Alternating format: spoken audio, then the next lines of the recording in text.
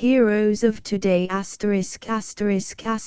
Heroes of Today. John Muir among his beloved trees. John Muir among his beloved trees. Heroes of Today. John Muir, John Burroughs, Wilfred Grenfell, Robert F. Scott, Samuel Pierpont Langley, Edward Trudeau, Bishop Rowe, Jacob Aruttis, Herbert C. Hoover, Rupert Brooke, George W. Goethals. By Mary R. Parkman, author of Heroines of Service, etc. Illustrated with photographs. New York, The Century Co. 1917. Copyright 1916, 1917. By The Century Company. Published September 1917. To my father. Forward. Once, when I had been telling a group of children some stories of the heroes of old, one of the number, who had always followed the tales with breathless interest, said, "Tell us the story of a hero of today." "There are no heroes today, no real heroes, are there?" put in another. "Oh, of course I know there are great men who do important things," he added, "but there isn't any story to what they do, is there? Anything like the daring deeds of the knights and Vikings, or of the American pioneers." Of course I tried to tell the children that the times in which we live bring out as true hero stuff as any time gone by. Nay, I grew quite eloquent in speaking of the many phases of our complex modern life, with its many duties, its new conscience, its new feeling of individual responsibility for the welfare of all. Then I told the stories of some of the heroes who are fighting in the patient modern way, not against flesh and blood with sword and spear, but against the unseen enemies of disease and pestilence, against the monster evils of ignorance, poverty and injustice. We decided that the modern Viking Jacob Aruttis had a story that was as truly adventurous as those of the plundering Vikings of long ago, that Dr. Grenfell, the strong friend of Labrador, had certainly proved that life might be a splendid adventure, and that the account of Captain Scott's noble conquest of every danger and hardship, and at the last of disappointment and defeat itself, was indeed an undying story. Joyously we followed the trail of that splendid hero of the heights, John Muir, and of that gentle lover of the friendly bypaths of nature, John Burroughs, and found that there was no spot in woods or fields, among mountains or streams, that did not have its wonder tale. The stories of those brave souls, like Edward Trudeau, the good physician of Saranac, and Samuel Pierpont Langley, the inventor of the heavier-than-air flying machine, who struggled undaunted in the face of failure for a success that only those who should come after them might enjoy, were particularly inspiring. From them we turned to the heroic figure of the prophet engineer General Goethals, who proved that faith and perseverance can truly remove mountains, and Herbert C. Hoover, master of minds and of men, whose great talent for organization and efficient management brought bread to starving millions. Carlyle has said that the history of what man has accomplished in this world is at bottom the history of the great men who have worked here. When the real history of our day is written, will it not be seen that some of its most important and significant chapters are those which have nothing to do with great cataclysms, such as the wars of nation against nation? Will it not be seen that the victories of peace are not only no less renowned than war, but that they are, in truth, the most enduring?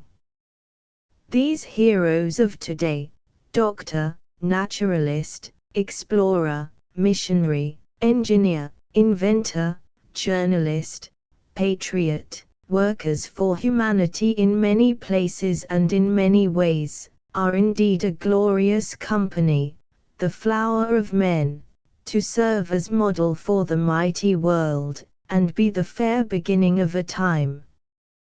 Contents chapter page I. The Laird of Skyland, John Muir 3 I. The Seer of Woodchuck Lodge, John Burroughs 31 I. The Deep Sea Doctor, Wilfred Grenfell 53 IV. The Captain of His Soul, Captain Scott 81 V. A Modern Viking, Jacob Ritis 105 via Pioneer of the Open, Edward L. Trudeau 1337 The Prophet Engineer, George Washington Goethals 1638 A Shepherd of the Great Country, Bishop Row 201 IX A Hero of Flight, Samuel Pierpont Langley 233 X A Poet Soldier, Rupert Brooke 263 She a Citizen of the World, Herbert C.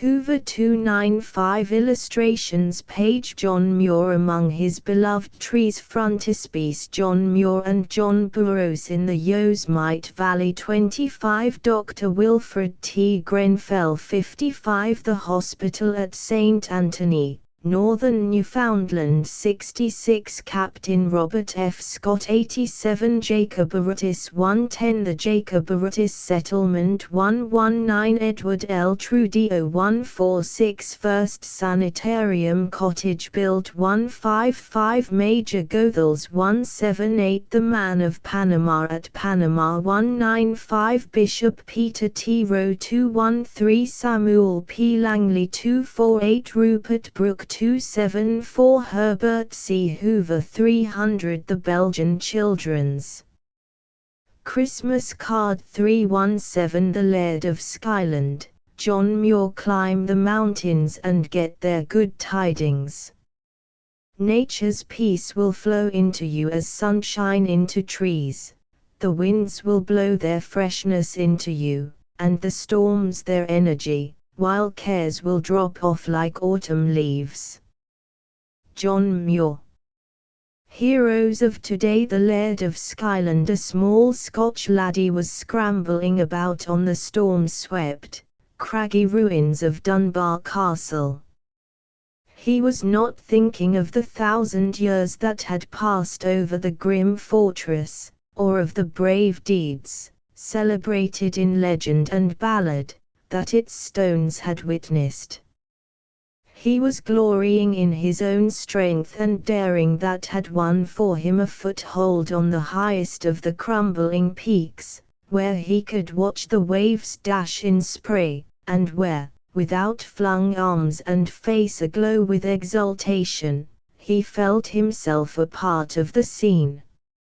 Sea, sky, rocks, and wild boy heart seemed mingled together as one.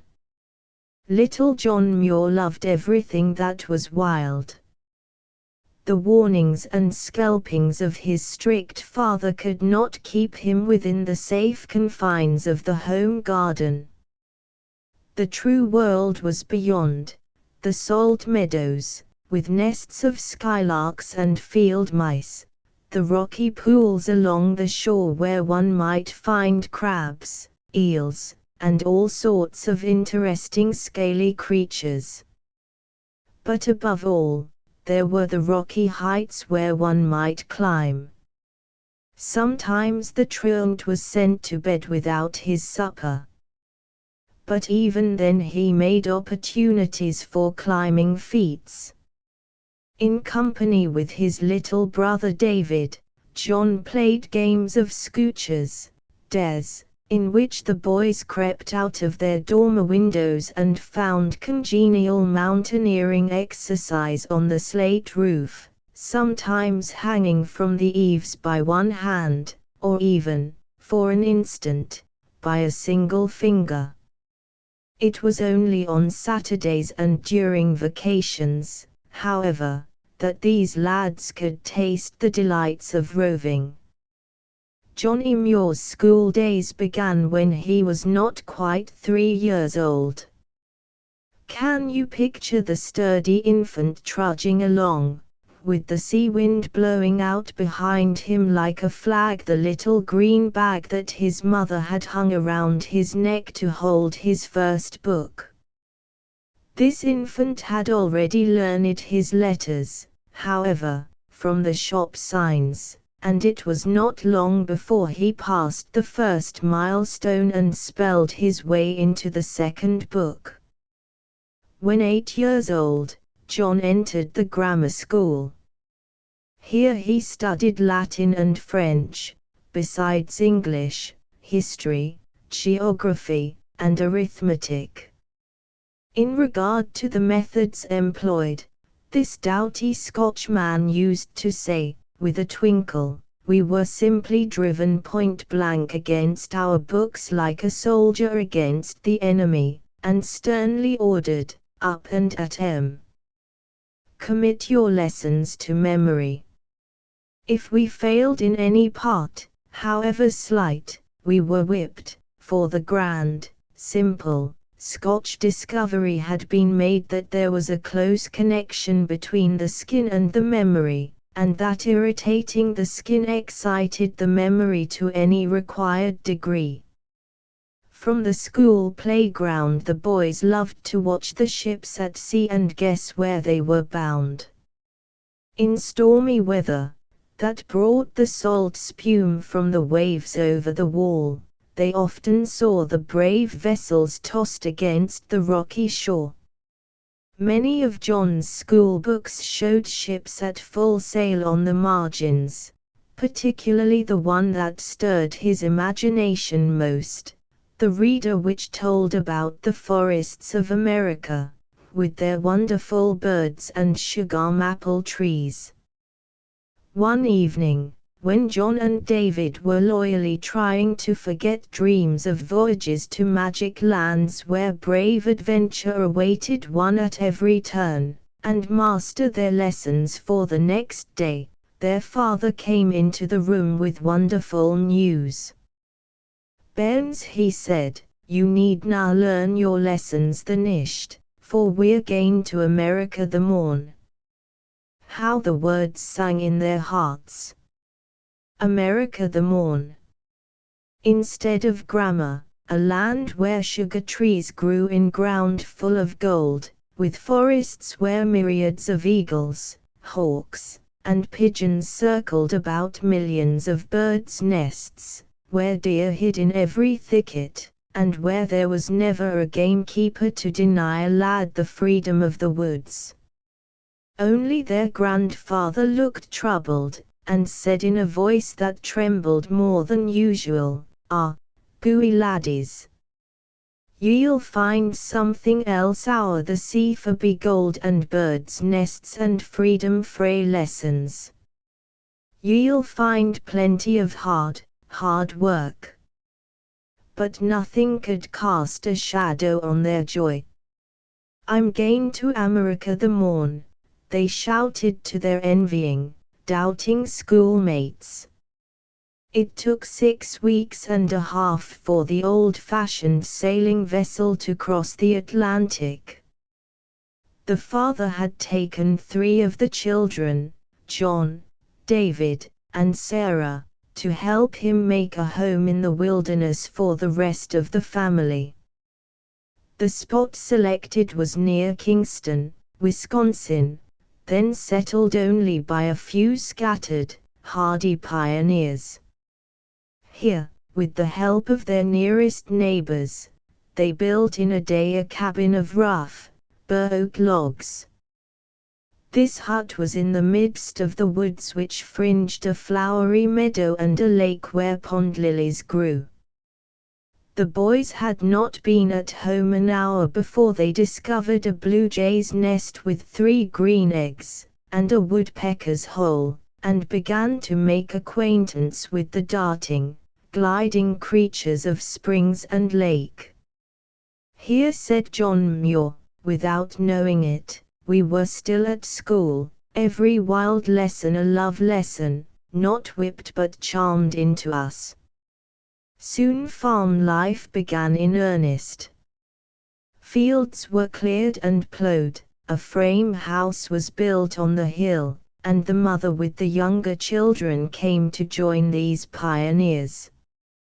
It would seem that the long days of unceasing toil, planting, hoeing, harvesting, splitting rails, and digging wells, that retarded the growth of the active lad would have completely quenched the flickerings of his wild, eager spirit. But he managed to absorb, in the most astonishing way, the lore of woods and fields and streams, until the ways of birds, insects, fishes, and wild plant neighbors were as an open book to him. It was not long before his alert mind began to hunger for a real knowledge of the books which in his childish days he had studied without understanding. He read not only the small collection of religious books that his father had brought with him from Scotland, but also every stray volume that he could borrow from a neighbor. When John was 15, he discovered that the poetry in the Bible, in Shakespeare, and in Milton could give something of the same keen joy that a Sunday evening on a hilltop made him feel, when sunset and rising moon and the hushed voices of twilight were all mingled in one thrilling delight. All beauty was one, he found. The noble lines echoed in his memory as he cradled the wheat and raked the hay. The precious opportunities for reading were stolen 5 minutes at a time when he lingered in the kitchen with book and candle after the others had gone to bed. Night after night his father would call with exasperated emphasis, "John, do you expect me to call you every night? You must go to bed when the rest do." One night as he descended on the boy with more than usual sternness, his anger was somewhat disarmed when he noticed that the book in question was a church history. "If you will read," he added, "get up in the morning. You may get up as early as you like." That night John went to bed wondering how he was going to wake himself in order to profit by this precious permission. Though his was the sound sleep of a healthy boy who had been splitting rails in the snowy woods, he sprang out of bed as if roused by a mysterious reveille long before daylight, and, holding his candle to the kitchen clock, saw that it was only 1 o'clock. 5 hours to myself, he cried exultingly. It is like finding a day for my very own.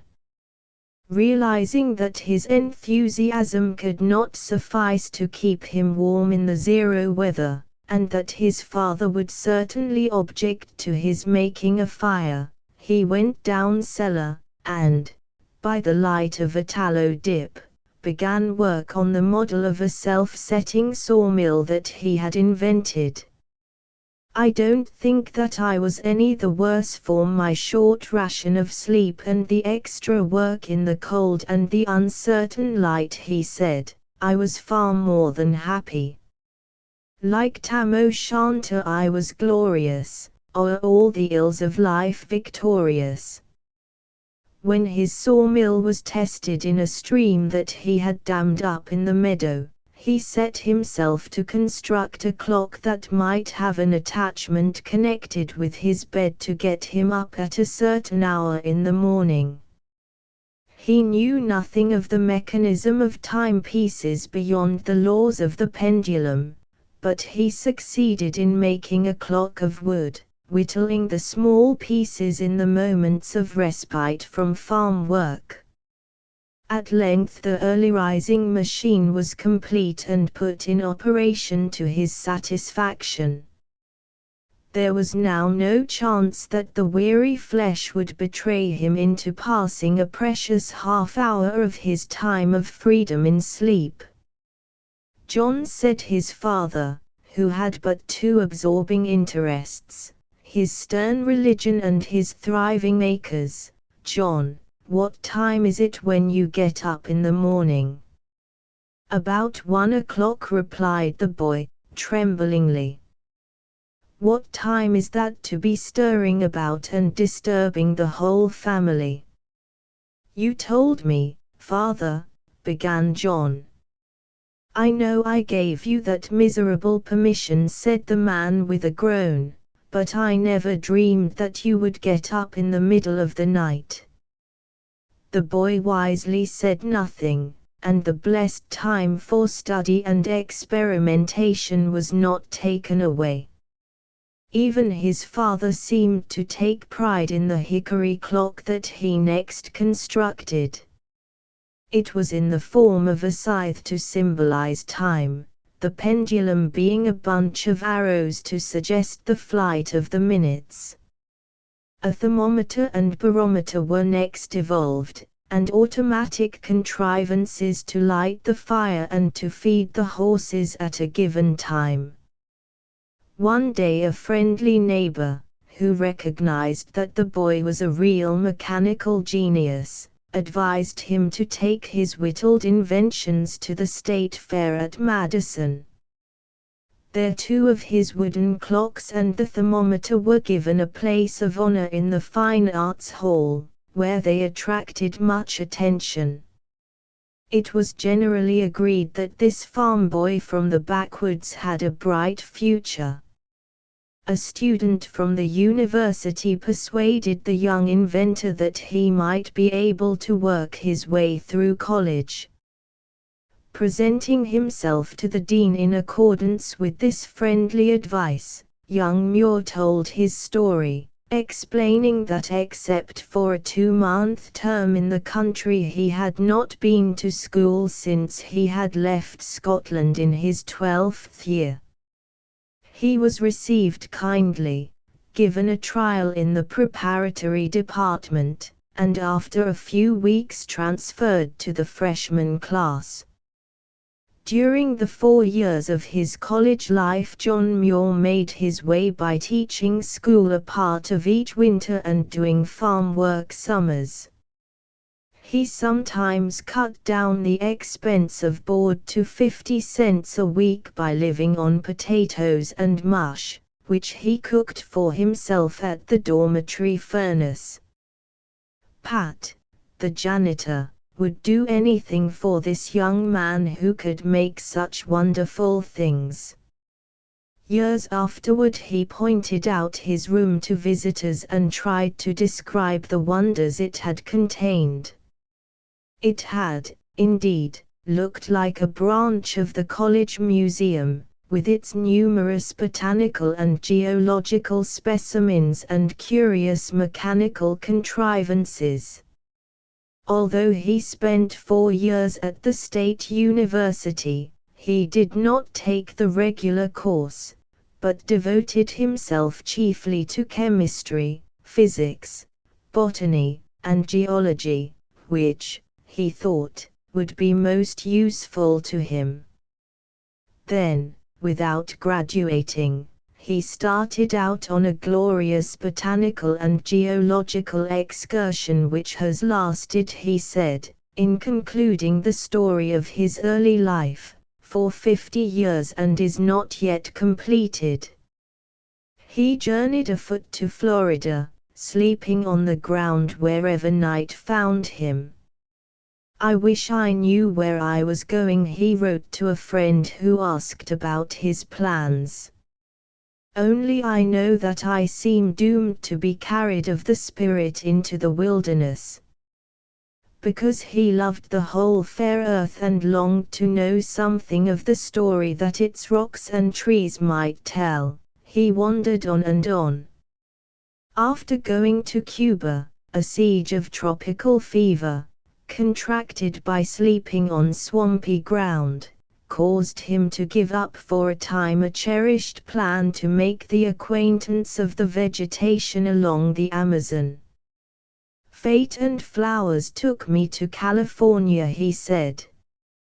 He found there his true Florida, land of flowers, and he found, also, what became the passion of his life and his life work, the noble mountains, the great trees, and the marvelous Yosemite.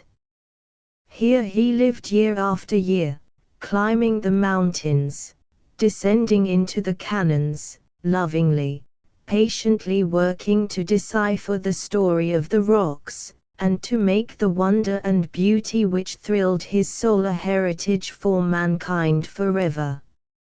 He lived 4 months at a time in the Yosemite Valley, whose marvels he knew in every mood of sunshine, moonlight, dawn, sunset, storm, and winter whiteness of frost and snow.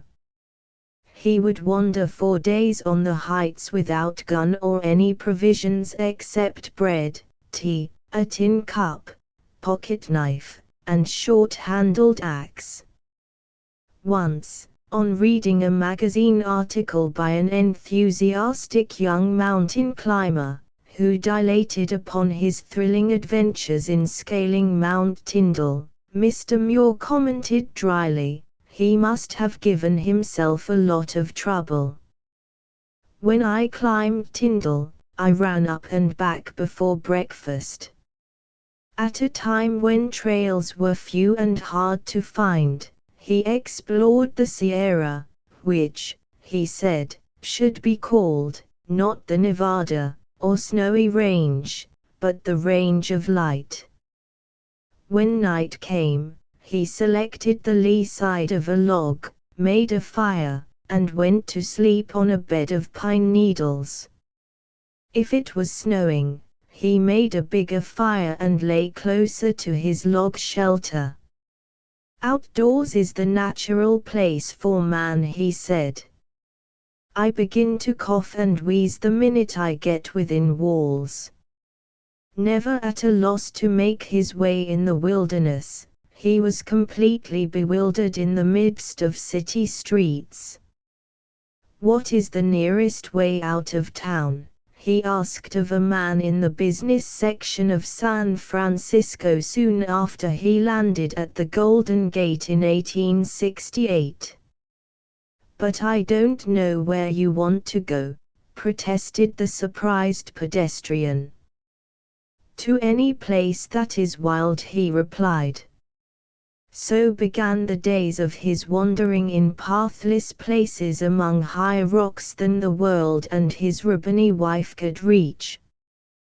"Climb the mountains, climb, if you would reach beauty," said John Muir, the wild, eager spirit of the lad who had braved scoldings and scalpings to climb the craggy peaks of Dunbar shining in his eyes. When his friends remonstrated with him because of the way he apparently courted danger, he replied, "A true mountaineer is never reckless. He knows, or senses with a sure instinct, what he can do. In a moment of real danger his whole body is eye, and common skill and fortitude are replaced by power beyond our call or knowledge." It was not entirely the passion for beauty that took this lover of the sublime aspects of nature up among the mountains and glaciers, up where God is making the world. It was also the passion for knowledge, the longing to know something of the tools the divine sculptor had used in carving the giant peaks and mighty canyons. "The marvels of Yosemite are the end of the story," he said. "The alphabet is to be found in the crags and valleys of the summits." Here he wandered about, comparing canon with canon, following lines of cleavage, and finding the key to every precipice and sloping wall in the blurred marks of the glaciers on the eternal rocks. Every boulder found a tongue, in every pebble he could hear the sound of running water. The tools that had carved the beauties of Yosemite were not, he concluded, those of the hidden fires of the earth, the rending of earthquake and volcanic eruption, but the slow, patient cleaving and breaking by mighty glaciers, during the eons when the Earth's surface was given over to the powers of cold, the period known as the Ice Age. There are no accidents in nature, he said.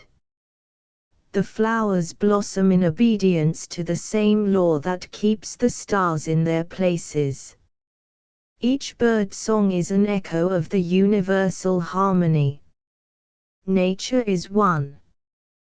Because he believed that nature reveals many of her innermost secrets in times of storm, he often braved the wildest tempests on the heights. He spoke with keen delight of the times when he had been magnificently snowbound in the Lord's mountain house. He even dared to climb into the very heart of a snow cloud as it rested on Pilot Peak, and it seemed that the experience touched the very springs of poetry in the soul of this nature lover.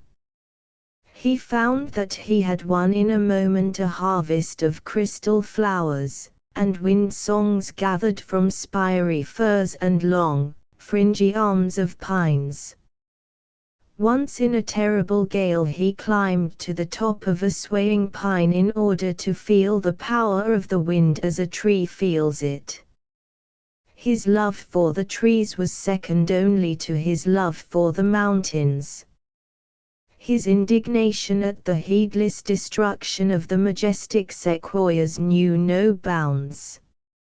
Through thousands and thousands of years God has cared for these trees, he said. He has saved them from drought, disease, avalanches, and 1,000 straining and leveling tempests and floods, but he cannot save them from foolish men. It was due mainly to his untiring efforts that the big trees of California, as well as the wonderful Yosemite Valley, were taken under the protection of the nation to be preserved for all the people for all time. He discovered the petrified forests of Arizona, and went to Chile to see trees of the same species which are no longer to be found anywhere in North America. He traveled to Australia to see the eucalyptus groves, to Siberia for its pines, and to India to see the banyan trees. When asked why he had not stopped at Hong Kong when almost next door to that interesting city, he replied, "There are no trees in Hong Kong." In order to make a livelihood that would permit him to continue his studies of nature in the mountains, Mr. Muir built a sawmill where he prepared for the use of man those trees that the Lord had felled. Here during the week he jotted down his observations or sketched, while he watched out of the tail of his eye to see when the great logs were nearing the end of their course. Then he would pause in his writing or sketching just long enough to start a new log on its way. Sometimes he undertook the work of a shepherd, and, while his mutton family of 1,800 ranged over 10 square miles, he found time for reading and botanizing.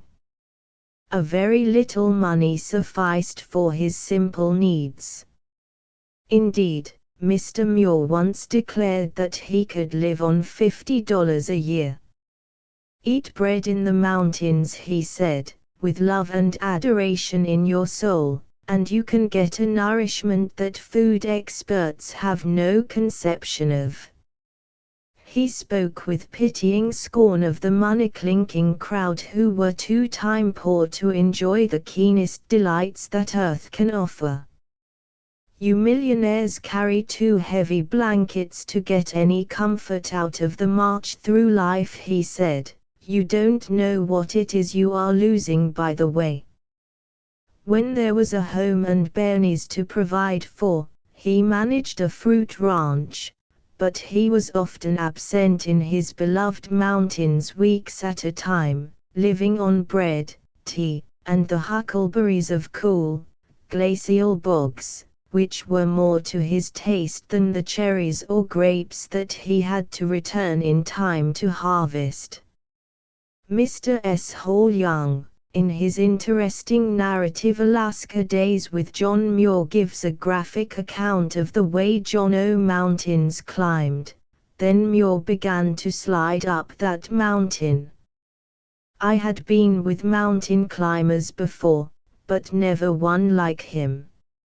A delope over the smoother slopes, a sure instinct for the easiest way into a rocky fortress, an instant and unerring attack, a serpent glide up the steep, eye, hand, and foot all connected dynamically, with no appearance of weight to his body, as though he had Stockton's negative gravity machine strapped on his back. In all his mountain climbing in the Sierras, the Andes, and the high Himalayas, he never knew what it was to be dizzy, even when standing on the sheerest precipice, or crossing a crevasse on a sliver of ice above an abyss of 4,000 feet. He said that his simple laws of health gave him his endurance and his steady nerves. But when we think of the wee laddie in Scotland, hanging from the roof by one finger, or balancing himself on a particularly sharp crag of the Black Headland at Dunbar, we believe that he was born to climb. I love the heights, he said, where the air is sweet enough for the breath of angels, and where I can feel miles and miles of beauty flowing into me. He never ceased to marvel at the people who remained untouched in the presence of nature's rarest loveliness. They have eyes and see not, he mourned, as he saw some sleek, comfortable tourists pausing a moment in their concern about baggage to point casually with their canes to the upper Yosemite Falls, coming with its glorious company of shimmering comets out of a rainbow cloud along the top of the cliff, and passing into another cloud of glory below. All of Mr. Muir's books, The Mountains of California, Our National Parks, My First Summer in the Sierra and the Yosemite, are splendid invitations to climb the mountains and get their good tidings. Climb, if you would see beauty, every page cries out. If I can give you a longing that will take you out of your rocking chairs and make you willing to forego a few of your so-called comforts for something infinitely more worthwhile, I shall have fulfilled my mission. Read his story of his ride on the avalanche from a ridge 3,000 feet high, where he had climbed to see the valley in its garment of newly fallen snow. The ascent took him nearly all day, the descent about a minute. When he felt himself going, he instinctively threw himself on his back, spread out his arms to keep from sinking, and found his flight in the Milky Way of snow stars the most spiritual and exhilarating of all modes of motion. In the Yosemite also, we learn how a true nature lover can meet the terrors of an earthquake. He was awakened at about 2 o'clock one moonlit morning by a strange, thrilling motion and exalted by the certainty that he was going to find the old planet off guard and learn something of her true nature. He rushed out while the ground was rocking so that he had to balance himself as one does on shipboard during a heavy sea. He saw Eagle Rock fall in 1,000 boulder fragments, while all the thunder he had ever heard was condensed in the roar of that moment when it seemed that the whole earth was, like a living creature, calling to its sister planets. "Come, cheer up," he cried to a panic-stricken man who felt that the ground was about to swallow him up. "Smile and clap your hands now that kind Mother Earth is trotting us on her knee to amuse us and make us good." He studied the earthquake as he studied the glaciers, the scarred cliffs, and the flowers, and this is the lesson that it taught him. All nature's wildness tells the same story. The shocks and outbursts of earthquakes, volcanoes, geysers, roaring waves, and floods, the silent uprush of sap in plants, storms of every sort, each and all, are the orderly, beauty-making love beats of nature's heart. Read about his adventure in a storm on the Alaska Glacier with the little dog, Stikine. You will note that he had eyes not only for the ice cliffs towering above the dark forest, and photo by F. P. Claytworthy, John Muir and John Burroughs in the Yosemite Valley, photo by F. P. Claytworthy, John Muir and John Burroughs in the Yosemite Valley for the mighty glacier with its rushing white fountains, but also for the poor beastie who was leaving blood prints on the ice when the man stopped to make him moccasins out of his handkerchief. As you read, you will not wonder that this man who could write about nature's loftiest moods could also write that most beautiful and truly sympathetic of all stories of dog life. The last years of John Muir's long career were, like the rest, part of the glorious botanical and geological excursion on which he set out when he left college. The names that he won: John O. Mountains, the psalmist of the Sierra, the father of the Yosemite, all speak of his work. Remembering that he found his fullest joy in climbing to the topmost peaks, we have called him the Laird of Skyland. Going to the mountains was going home, he said. The Muir Woods of Big Trees near San Francisco and Muir Glacier in Alaska are fitting monuments to his name and fame. But the real man needs no memorial.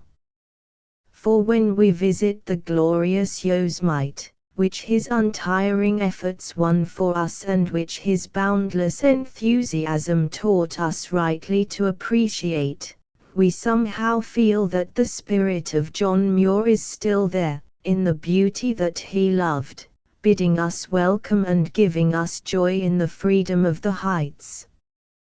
The seer of Woodchuck Lodge, John Burroughs. In every man's life we may read some lesson. What may be read in mine? If I see myself correctly, it is this: that the essential things are always at hand, that one's own door opens upon the wealth of heaven and earth, and that all things are ready to serve and cheer one. Life is a struggle, but not a warfare. It is a day's labor, but labor on God's earth, under the sun and stars with other laborers, where we may think and sing and rejoice as we work. John Burroughs. Some farm boys were having a happy Sunday in the woods, gathering black birch and wintergreens. As they lay on the cool moss, lazily tasting the spicy morsels they had found and gazing up at the patches of blue sky through the beeches, one of the boys caught sight of a small, bluish bird, with an odd white spot on its wing, as it flashed through the trembling leaves. In a moment it was gone, but the boy was on his feet, looking after it with eyes that had opened on a new world. So Deacon Wood's, the old familiar playground that he thought he knew so well, where blue jays, woodpeckers, and yellowbirds were everyday companions, contained wonders of which he had never dreamed. The older brothers knew nothing and cared nothing about the unknown bird. What difference did it make, anyway? But the little lad of 7 who followed its flight with startled, wondering eyes seemed to have been born again. His eyes were opened to many things that had not existed for him before. Do you remember the story of the monk of long ago who, while copying in his cell a page from the holy book, chanced to ponder on the words that tell us that 1,000 years in God's sight are but as a day? As the monk wondered and doubted how such a thing might be, he heard through his window the song of a strange, beautiful bird, and followed it through the garden into the woods beyond.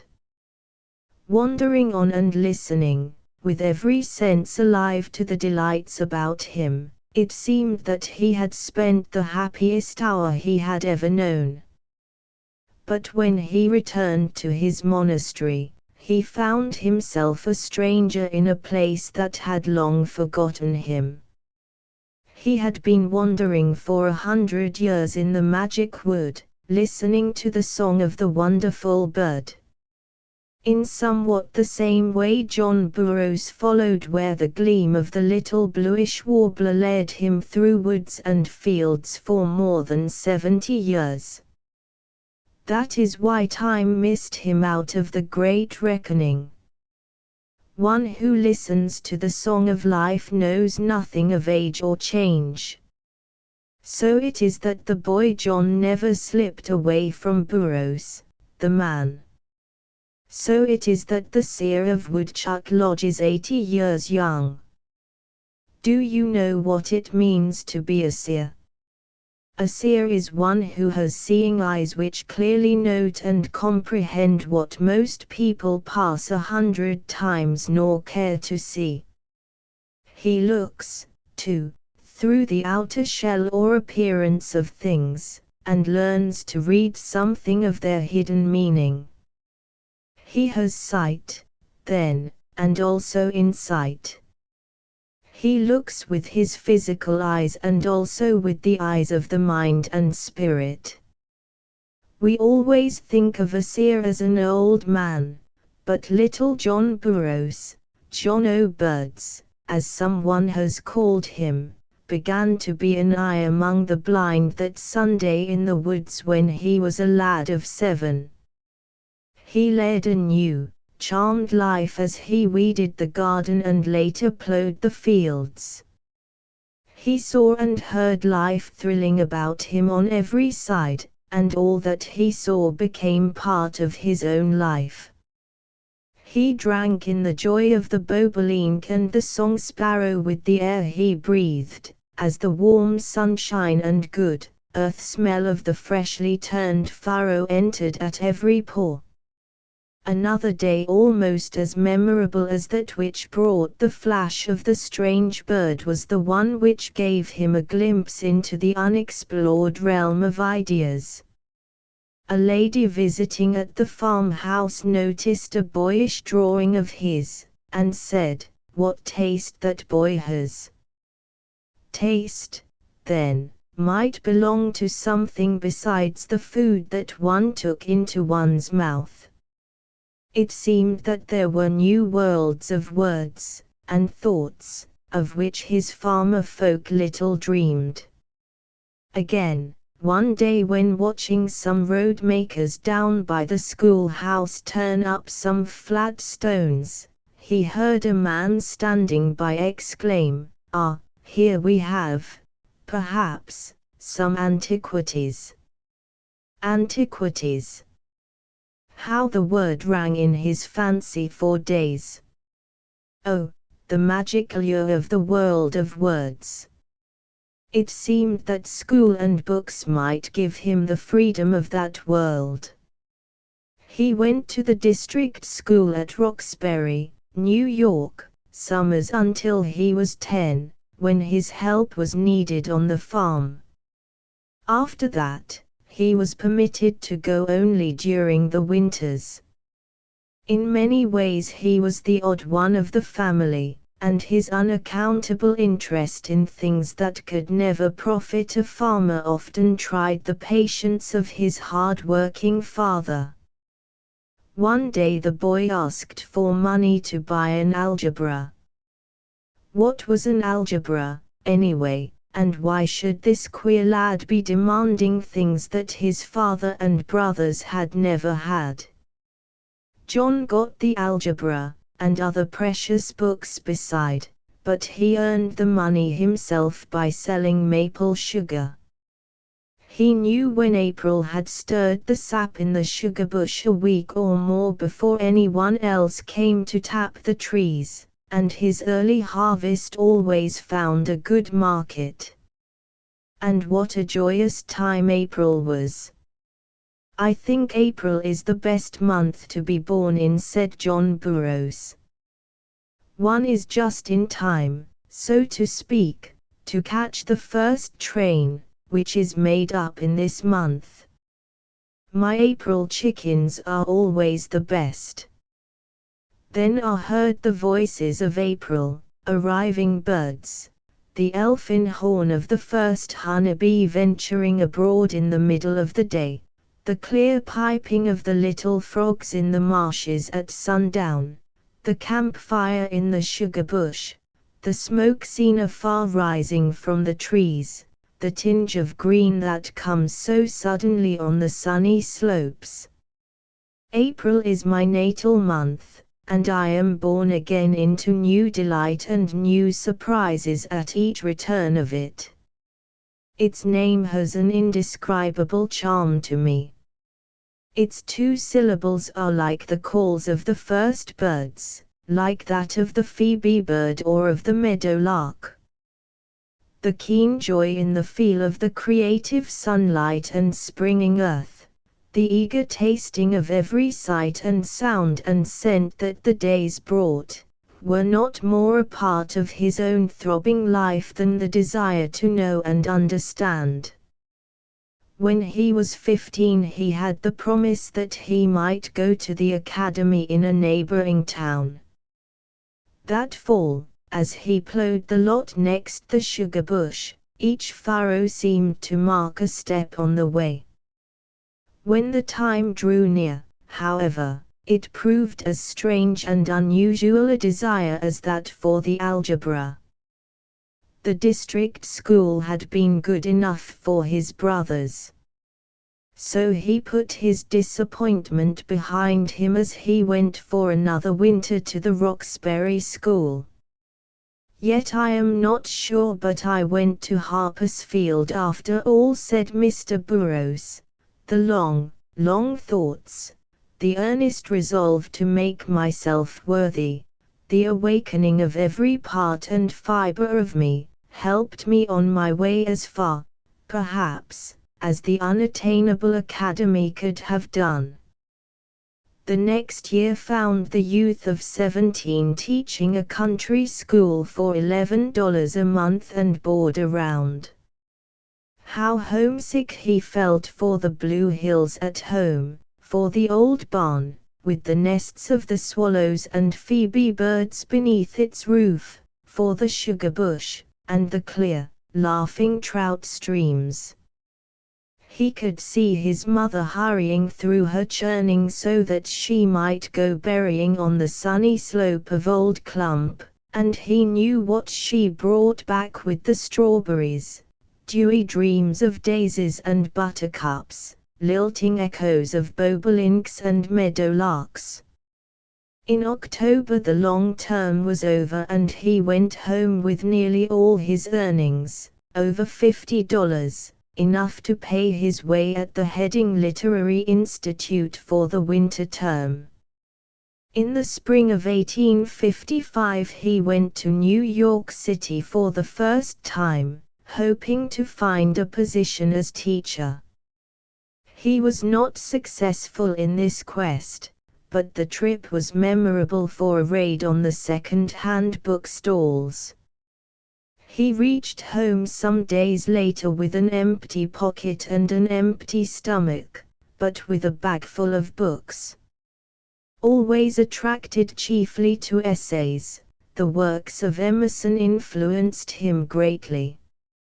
He absorbed their spirit as naturally and completely as he had absorbed the sights and sounds of his native hill country.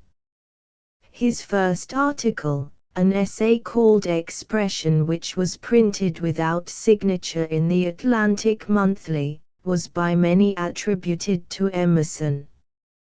Lowell, who was at that time editor of the Atlantic, told, with much amusement, that before accepting the contribution he had looked through all of Emerson's works expecting to find it and confound this plagiarizing Burroughs with a proof of his rascality. While teaching school near West Point, he one day found, in the library of the Military Academy, a volume of Audubon, and entered upon his kingdom. Here was a complete chart of that bird world which he had never ceased to long to explore since that memorable day when he had seen the little blue warbler. There was time, too, for long walks, time to live with the birds, to revive old ties as well as to make new friends. In speaking of his study of the birds, Mr. Burroughs once said, "What joy the birds have brought me! How they have given me wings to escape the tedious and deadly." Studied the birds? No, I have played with them, camped with them, summered and wintered with them. My knowledge of them has come to me through the pores of my skin, through the air I have breathed, through the soles of my feet, through the twinkle of the leaves and the glint of the waters. At once he felt a longing to write something of the joy he was gaining through this comradeship with his feathered friends. There was nothing that spoke of Emerson or any other model in his pages now. He had found his own path. He was following the little blue bird into a world of his own. A chance came to go to Washington to live. For several years, while working as a clerk in the Treasury, he spent all his spare moments with the birds. He knew what nests were to be found near Rock Creek and along Piney Branch. It seemed that he heard the news as soon as a flock of northbound songsters stopped to rest for a day or two in the Capitol grounds.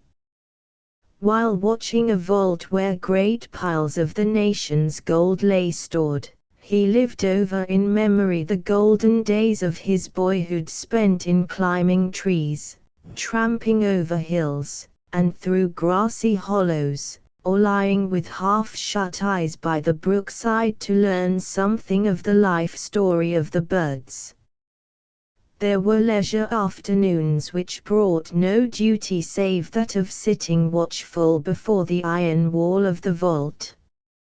At such times he often tried to seize some of the happy bits that memory brought, a twig here, a tuft there, and now a long, trailing strand, stray scraps of observation of many sorts, which he wove together into a nest for his brooding fancy. And we, too, as we read those pages, hear the wandering voice of the little bird of earth and sky, who wears the warm brown of one on his breast and the blue of the other on his wings. We see the dauntless robin atilt on the sugar bush, we catch the golden melody of the wood thrush, and the time of singing birds has come to our hearts. He has not only seeing eyes, but an understanding heart, this seer and lover of the birds, and so his bits of observation have meaning and value. He called the book in which these various bird papers were gathered together Wake Robin, the name of a wild flower that makes its appearance at the time of the return of the birds. This book was well named, not only because it suggested something of the spirit and feeling of the essays, but also because it was the herald of several other delightful volumes such as Signs and Seasons, Winter Sunshine, Birds and Poets. Do you remember how Emerson says in his poem Each and All? I thought the sparrow's note from heaven, singing at dawn on the alder bough. I brought him home in his nest at even. He sings the song, but it cheers not now, for I did not bring home the river and sky. He sang to my ear, they sang to my eye. When John Burroughs writes about the birds, he brings with their life and song the feeling of the perfect whole, the open fields, the winding river, the bending sky, and the cool, fragrant woods. For he always gives, with the glimpses of nature that he culls, something of himself, something of his own clear-seeing, open-hearted appreciation. The 10 years spent in Washington were memorable not only for his first success as a nature writer, but also for the experiences brought through the Civil War and his friendship with the good grey poet Walt Whitman. Years after, Mr. Burroughs said that his not having gone into the army was probably the greatest miss of his life. He went close enough to the firing line on one occasion to hear the ping of a rifle bullet overhead, and the thud it makes when it strikes the ground. Surely there should be enough of the spirit of his grandfather, who was one of Washington's Valley Forge veterans, to make a soldier. How well he remembered the old Continental's thrilling tales as they angled for trout side by side, greybeard and eager urchin of 9. How well he remembered the hair-raising stories of witches and ghosts that made many shadowy spots spook-ridden. He had learned to stand his ground in the woods at nightfall, and at the edge of the big black hole under the barn, and so to put to flight the spectres before and the phantoms behind. But when, that night on the battlefield, he saw a company of blue-coated men hurrying toward a line of rifle flashes that shone luridly against the horizon, he concluded that his grandfather had emptied the family powder horn in those revolutionary days, and that there was no real soldier stuff in the grandson. If his failure to enlist in the army was the greatest miss of his life, his friendship with Whitman was its greatest gain. They took to the open road together, the best of boon companions, and Burroughs came to know the poet as he knew the birds. His essay The Flight of the Eagle is one of the most spirited and heartfelt tributes that one great man ever paid another. One should, however, hear Mr. Burroughs talk about the poet and watch his kindling enthusiasm. He had been teaching us how to roast shad under the ashes of our campfire one day when a chance remark put him in a reminiscent mood. We all felt that evening as if we had come in actual touch with the poet.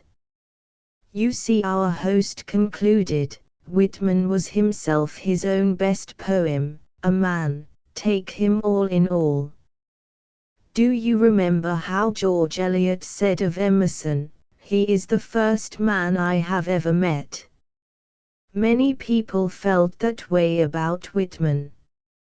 As I looked at Whitman's friend, I found myself thinking, surely here is a man, take him all in all, a man in whom the child's heart, the youth's vision, the poet's enthusiasm, the scientist's faithfulness, and the thinker's insight, are all wonderfully blended. After the years in Washington, his work as a bank examiner made Mr. Burroughs seek a place for his home near New York City. The spot selected was a small farm on the Hudson, not far from Poughkeepsie, which he called Riverby. Here, in his eager delight over the planting of his roof tree, he helped, so far as his time permitted, in the building, placing many of the rough-hewn stones himself. He tells with some relish a story of the Scotch mason, who, on looking back one evening as he was being ferried across to his home on the east shore of the river, saw, to his great anger, another man at work on his job. Returning in fury to see why he had been supplanted, he surprised the owner himself in the act of putting in place some of the stones for the chimney. "Weel, you are a handy malm," he exclaimed. The big river never appealed to Mr. Burrows, however, as the friendly Pepacton and the other silver-clear streams where he had caught trout as a boy. It brought too close the noise of the world, the fever of getting and spending. Besides, its rising and ebbing tides, its big steamers and busy tugs, its shad and herring, were all strange to him. His boyhood home had known nothing of these things.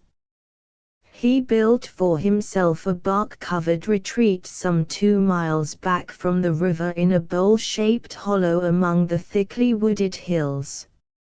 Slabsides, as he called this human bird's nest, was a 2-story shack of rough-hewn timbers. One of the greatest pleasures of life is to build a house for oneself, he said. There is a peculiar satisfaction even in planting a tree from which you hope to eat the fruit or in the shade of which you hope to repose. But how much greater the pleasure in planting the roof tree, the tree that bears the golden apples of hospitality. What is a man's house but his nest, and why should it not be nest-like, both outside and in, snug and well-feathered and modelled by the heart within? Many guests climbed the steep, rocky trail and enjoyed the hospitality of this retreat, among others President Roosevelt and his wife. The naturalist, whom Colonel Roosevelt affectionately called John, cooked the dinner himself, bringing milk and butter from his cave refrigerator, broiling the chicken, and preparing the lettuce, celery, and other vegetables which grew in the rich black mold of the hollow. As he prepared and served the meal with all the ease of a practiced camper, there was never a halt in the talk of these two great lovers of the outdoor world. If the poet sage who deplored that things are in the saddle, and ride mankind could have spent a day with John Burroughs, he would have found one man, at least, who never knew the tyranny of possessions, and so was never possessed by them. He is the type of the sane, happy human being who, while journeying through life, has taken time to live by the way. He knows the enchanting bypaths of existence, the friendly trails that wind over meadows and hills. I am in love with this world, he says. I have nestled lovingly in it. It has been home. I have tilled its soil, I have gathered its harvests, I have waited upon its seasons, and always have I reaped what I have sown. While I delved, I did not lose sight of the sky overhead. While I gathered its bread and meat for my body, I did not neglect to gather its bread and meat for my soul. Though the whole wide out of doors is home to John Burroughs, there is one spot that is more than any other the abiding place of his affections. This is the country of his childhood in the Catskills. Here he spends his summers now at Woodchuck Lodge, a cottage about half a mile from the old homestead. Here he is happy in a way that he can be nowhere else. The woods and fields are flesh of his flesh, the mountains are father and mother to him. A day with John Burroughs at Woodchuck Lodge will always seem torn from the calendar of ordinary living, a day apart, free, wholesome, and untouched by petty care. His world is indeed so full of a number of things that all who come within the spell of its serene content are as happy as kings. As he makes whistles of young shoots of dogwood for his small grandson, he tells of his school days, when necessity taught his hand the cunning to make his own pens, slate pencils, and inkwells. And they were a very good sort, too, he adds. Those were homemade days. I remember my homespun shirts, made of our own flax, yellow at first and as good as ever hair shirt could have been in the way of scratching pennants. All my playthings were homemade. How well I remember my trout lines of braided horsehair, and the sawmill in the brook that actually cut up the turnips, apples, and cucumbers that I proudly fed it. These, too, are homemade days of the best sort, we think, as we look about the rustic porch and chairs made of silvery birch, and at the silver-haired seer, surrounded by his grandchildren and the friends who gather about him with the happy feeling of being most entirely at home. "You like my chairs with the bark on," he says.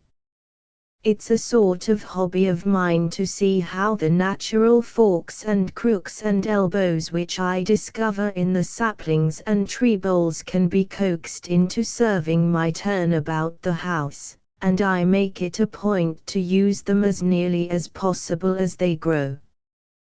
We sit on the porch at his feet, watching the chipmunks frisk along the fences and the woodchucks creep furtively out of their holes.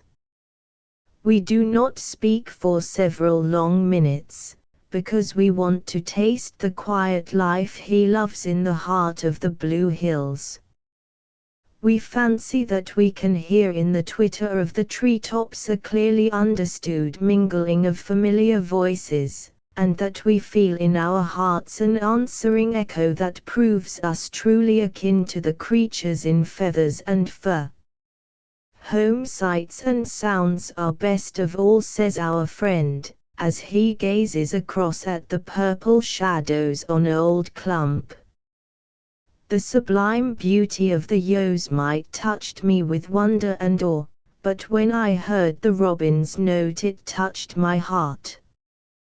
Bright Angel Creek in the Grand Canyon found its way into the innermost recesses of my consciousness in the moment when it reminded me of the trout stream at home.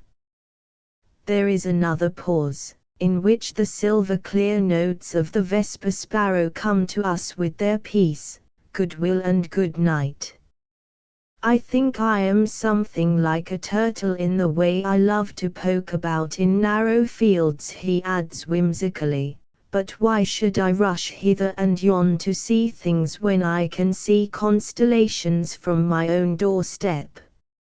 And so it is indeed true that the seer of Woodchuck Lodge can still find in a ramble among his own hills the land of wonder and beauty which he found as a boy when he followed the flash of the unknown bird, and in the glowing twilight of his years, with eyes that look into the heart and meaning of things, can, from his doorstep, trace constellations undreamed of by day.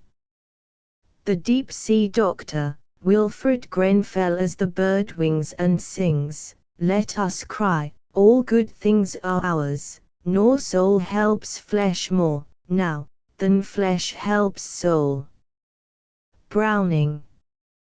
When people meet Dr. Grenfell, the good doctor who braves the storms of the most dangerous of all sea-coasts and endures the hardships of Arctic winters to care for the lonely fisherfolk of Labrador, they often ask, with pitying wonder, "How do you manage it, doctor, day in and day out through all the long months? It seems too much for any man to sacrifice himself as you do." "Don't think for a moment that I'm a martyr," replies Dr. Grenfell, a bit impatiently. "Why, I have a jolly good time of it. There's nothing like a really good scrimmage to make a fellow sure that he's alive, and glad of it. I learned that in my football days, and Labrador gives even better chances to know the joy of winning out in a tingling good tussle." Dr. Grenfell's face, with the warm color glowing through the tan, his clear, steady eyes, and erect, vigorous form, all testify to his keen zest in the adventure of life. Ever since he could remember, he had, he told us, been in love with the thrill of strenuous action. When a small boy, he looked at the tiger skin and other trophies of the hunt which his soldier uncles had sent from India, and dreamed of the time when he should learn the ways of the jungle at first hand. He comes of a race of strong men. One uncle was a general who bore himself with distinguished gallantry in the Indian Mutiny at Lucknow when the little garrison of 1,700 men held the city for 12 weeks against a besieging force 10 times as great. One of his father's ancestors was Sir Richard Grenville, the hero of the Revenge, who, desperately struggling to save his wounded men, fought with his one ship against the whole Spanish fleet of 53. Perhaps you remember Tennyson's thrilling lines, "And the stately Spanish men to their flagship bore him then, where they laid him by the mast, old Sir Richard caught at last, and they praised him to his face with their courtly foreign grace." Dr. Wilfred T. Grenfell, Dr. Wilfred T. Grenfell, but he rose upon their decks, and he cried, "I have fought for Queen and faith like a valiant man and true, I have only done my duty as a man is bound to do, with a joyful spirit I, Sir Richard Grenville, die." How these lines sang in his memory! Is it any wonder that the lad who heard this story as one among many thrilling tales of his own people should have felt that life was a splendid adventure? As a boy in his home at Parkgate, near Chester, England, he was early accustomed to strenuous days in the open. He knew the stretches of sand banks, the famous sands of Dee, with their deep, intersecting gutters where many curlews, mallards, and other water birds sought hiding. In his rocking home-made boat he explored from end to end the estuary into which the River Dee flowed, now and again hailing a fishing smack for a tow home, if evening fell too soon, and sharing with the crew their supper of boiled shrimps. He seemed to know as by instinct the moods of the tides and storm-vexed waves, which little boats must learn to watch and circumvent. He became a lover, also, of wild nature, birds, animals, and plants, and of simple, vigorous men who lived rough, wholesome lives in the open. Though he went from the boys' school at Parkgate to Marlborough College, and later to Oxford, he had at this time no hint of the splendid adventures that life offers in the realm of mental and spiritual activities. Rugby football, in which he did his share to uphold the credit of the university, certainly made the most vital part of this chapter of his life. It was not until he took up the study of medicine at the London hospital that he began to appreciate the value of knowledge because it enables one to do things. There was one day of this study time in London that made a change in the young doctor's whole life. Partly out of curiosity, he followed a crowd in the poorer part of the city, into a large tent, where a religious meeting was being held.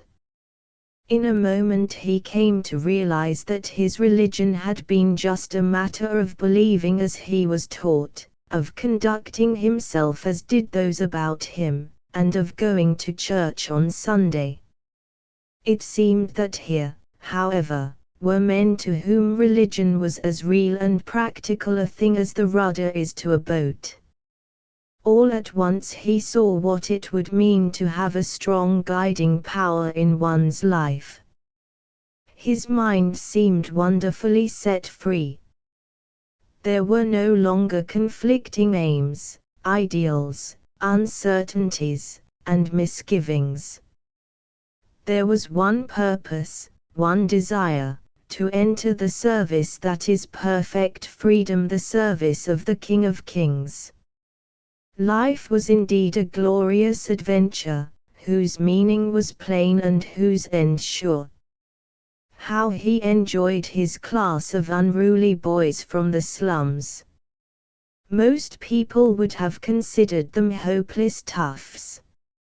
He saw that they were just active boys, eager for life, who had been made what they were by unwholesome surroundings. All they need is to get hold of the rudder and to feel the breath of healthy living in their faces, he said. He fitted up one of his rooms with gymnasium material and taught the boys to box.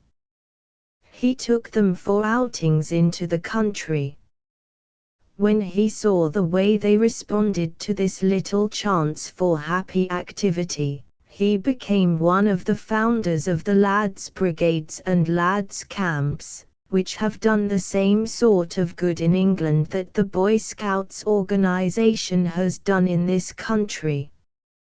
When he completed his medical course, the young doctor looked about for a field that would give chance for adventure and for service where a physician was really needed. I feel there is something for me besides hanging out my sign in a city where there are already doctors and to spare, he said.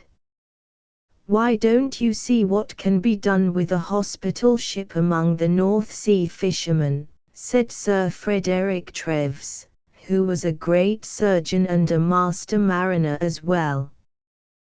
When Dr. Grenfell heard about how sick and injured men suffered for lack of care when on their long fishing expeditions, he decided to fall in with this suggestion. He joined the staff of the mission to deep-sea fishermen, and fitted out the first hospital ship to the North Sea fisheries, which cruised about from the Bay of Biscay to Iceland, giving medical aid where it was often desperately needed. When this work was well established, and other volunteers offered to take it up, Dr. Grenfell sought a new world of adventure. Hearing of the forlorn condition of the English-speaking settlers and natives on the remote shores of wind-swept Labrador, he resolved to fit out a hospital ship and bring them what help he could. So began in 1892 Dr. Grenfell's great work with his schooner Albert, in which he cruised about for 3 months and ministered to 900 patients, who, but for him, would have had no intelligent care. Can you picture Labrador as something more than a pink patch on the cold part of the map? That strip of coast northwest of Newfoundland is a land of sheer cliffs broken by deep fjords, like much of Norway. Rocky islands and hidden reefs make the shores dangerous to ships in the terrific gales that are of frequent occurrence. But this forbidding, wreck-strewn land of wild, jutting crags has a weird beauty of its own. Picture it in winter when the deep snow has effaced all inequalities of surface and the dark spruces alone stand out against the gleaming whiteness. The fjords and streams are bound in an icy silence which holds the sea itself in thrall, Think of the colors of the moonlight on the ice, and the flaming splendor of the northern lights. Then picture it when summer has unloosed the land from the frozen spell. Mosses, brilliant lichens, and bright berries cover the rocky ground. The evergreens stand in unrivaled freshness, and gleaming trout and salmon dart out of the water, where great icebergs go floating by like monster fragments of the crystal city of the frost giants, borne along now by the Arctic current to tell the world about the victory of the sun over the powers of cold in the far north. When Dr. Grenfell sailed about in the Albert that first summer, the people thought he was some strange, big-hearted madman, who bore a charmed life. He seemed to know nothing and care nothing about foamy reefs, unfamiliar tides and currents, and treacherous winds. When it was impossible to put out in the schooner, he went in a whaleboat, which was worn out, honorably discharged from service, after a single season. The people who guarded the lives of their watercraft with jealous care shook their heads. Truly, the man must be mad. His boat was capsized, swamped, blown on the rocks, and once driven out to sea by a gale that terrified the crew of the solidly built mailboat. This time he was reported lost, but after a few days he appeared in the harbor of St. John's, face aglow, and eyes fairly snapping with the zest of the conflict. "Sure, the Lord must keep an eye on that man," said an old skipper, devoutly. It was often said of a gale on the Labrador coast, "That's a wind that'll bring Grenfell." The doctor, impatient of delays, and feeling the same exhilaration in a good stiff breeze that a lover of horses feels in managing a spirited thoroughbred, never failed to make use of a wind that might help send him on his way. What sort of people are these to whom Dr. Grenfell ministers? They are, as you might think, simple, hardy men, in whom ceaseless struggle against bleak conditions of life has developed strength of character and capacity to endure. Besides the scattered groups of Eskimos in the north, who live by hunting seal and walrus, and the Indians who roam the interior in search of furs, there are some 7,000 or 8,000 English-speaking inhabitants widely scattered along the coast. In summer as many as 30,000 fishermen are drawn from Newfoundland and Nova Scotia to share in the profit of the cod and salmon fisheries. All of these people were practically without medical care before Dr. Grenfell came. Can you imagine what this meant? This is the story of one fisherman in his own words: "I had a poisoned finger. It rose up and got very bad. I did not know what to do, so I took a passage on a schooner and went to Halifax. It was 9 months before I was able to get back, as there was no boat going back before the winter. It cost me $75, and my hand was the same as useless, as it was so long before it was treated." Another told of having to wait 9 days after shooting his hand before he could reach a doctor, and he had made the necessary journey in remarkably good time at that. He did not know if he ought to thank the doctor for saving his life when it was too late to save his hand. What can a poor fisherman do without a hand? The chief sources of danger to these people who live by the food of the sea are the uncertain the hospital at St. Anthony, northern Newfoundland, the hospital at St. Anthony, northern Newfoundland winds and the treacherous ice floes. When the ice begins to break in spring, the swift currents move great masses along with terrific force. Then woe betide the rash schooner that ventures into the path of these ice rafts. For a moment she pushes her way among the floating pans or cakes of ice.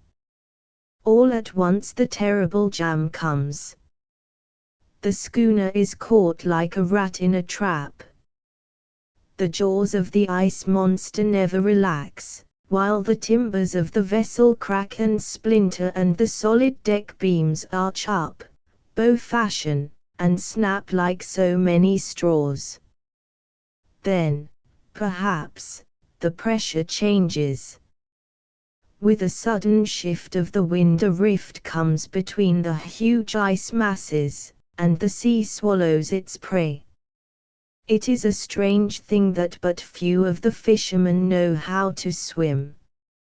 You see, we has enough o' the water without going to bother wi' it when we are ashore, one old skipper told the doctor in explanation. The only means of rescue when one finds himself in the water is a line or a pole held by friends until a boat can be brought to the scene.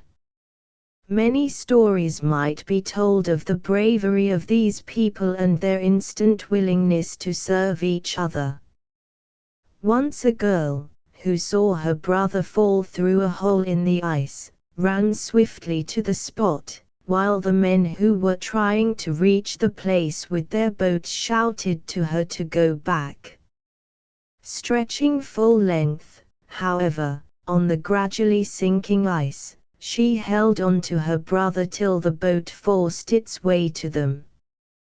Perhaps the most terrible experience that has come to the brave doctor was caused by the ice floes. It was on Easter Sunday in 1908 when word came to the hospital that a boy was very ill in a little village 60 miles away. The doctor at once got his komatik or dog sledge in readiness and his splendid team of 8 dogs, who had often carried him through many tight places. Bryn, the leader, was the one who could be trusted to keep the trail when all signs and landmarks were covered by snow and ice. There were also Doc, Spy, Jack, Sue, Jerry, Watch, and Moody, each no less beloved for his own strong points and faithful service. It was while crossing an arm of the sea, a 10-mile run on salt-water ice, that the accident occurred.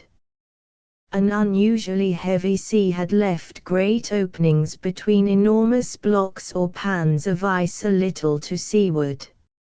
It seemed, however, that the doctor could be sure of a safe passage on an ice bridge, that the rough was firmly packed, while the stiff sea breeze was making it stronger moment by moment through driving the floating pans toward the shore. But all at once there came a sudden change in the wind.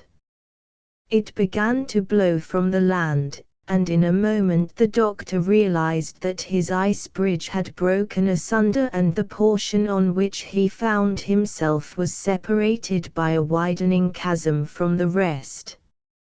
He was adrift on an ice pan. It all happened so quickly that he was unable to do anything but cut the harness of the dogs to keep them from being tangled in the traces and dragged down after the sled. He found himself soaking wet, his sledge, with his extra clothing, gone, and only the remotest chance of being seen from the lonely shore and rescued. If only water had separated him from the bank, he might have tried swimming, but, for the most part, between the floating pans was slob ice, that is, ice broken into tiny bits by the grinding together of the huge masses. Night came, and with it such intense cold that he was obliged to sacrifice 3 of his dogs and clothe himself in their skins to keep from freezing, for coat, hat, and gloves had been lost in the first struggle to gain a place on the largest available pan of ice. Then, curled up among the remaining dogs, and so, somewhat protected from the bitter wind, he fell asleep. When daylight came, he took off his gaily-colored shirt, which was a relic of his football days, and, with the leg bones of the slain dogs as a pole, constructed a flag of distress. The warmth of the sun brought cheer, and so, even though his reason told him that there was but the smallest chance of being seen, he stood up and waved his flag steadily until too weary to make another move. Every time he sat down for a moment of rest, Doc came and licked his face and then went to the edge of the ice, as if to suggest it was high time to start. At last Dr. Grenfell thought he saw the gleam of an oar. He could hardly believe his eyes, which were, indeed, almost snow-blinded, as his dark glasses had been lost with all his other things. Then, yes, surely there was the keel of a boat, and a man waving to him. In a moment came the blessed sound of a friendly voice. Now that the struggle was over, he felt himself lifted into the boat as in a dream. In the same way he swallowed the hot tea which they had brought in a bottle. This is what one of the rescuers said, in telling about it afterward. When we got near UN, it didn't seem like tea was the doctor. He looked so old and his face such a queer color. He was very solemn like when us took UN and the dogs in TH boat. TH first thing he said was how wonderful sorry he was o getting into such a mess and giving we TH trouble o coming out for UN. Then he fretted about the BY was going to see, it being too late to reach UN, and us to UN his life was worth more en the BY, for he could save others. But he still fretted. They had an exciting time of it, reaching the shore. Sometimes they had to jump out and force the ice pans apart, again, when the wind packed the blocks together too close, they had to drag the boat over. When the bank was gained at last and the doctor dressed in the warm clothes that the fishermen wear, they got a sledge ready to take him to the hospital, where his frozen hands and feet could be treated. There, too, the next day the sick boy was brought, and his life saved. Afterward, in telling of his experience, the thing which moved the doctor most was the sacrifice of his dogs. In his hallway a bronze tablet was placed with this inscription: to the memory of 3 noble dogs Moody Watch Spy whose lives were given for mine on the ice April 21 St. 1908. Wilfred Grenfell. In his old home in England his brother put up a similar tablet, adding these words, "Not one of them is forgotten before your Father which is in heaven." Besides caring for the people himself, Dr. Grenfell won the interest of other workers, doctors, nurses, and teachers. Through his efforts, hospitals, schools, and orphan asylums have been built. Of all the problems, however, with which this large-hearted, practical friend of the deep-sea fisherman has had to deal in his Labrador work, perhaps the chief was that of the dire poverty of the people. It seemed idle to try to cure men of ills which were the direct result of conditions under which they lived.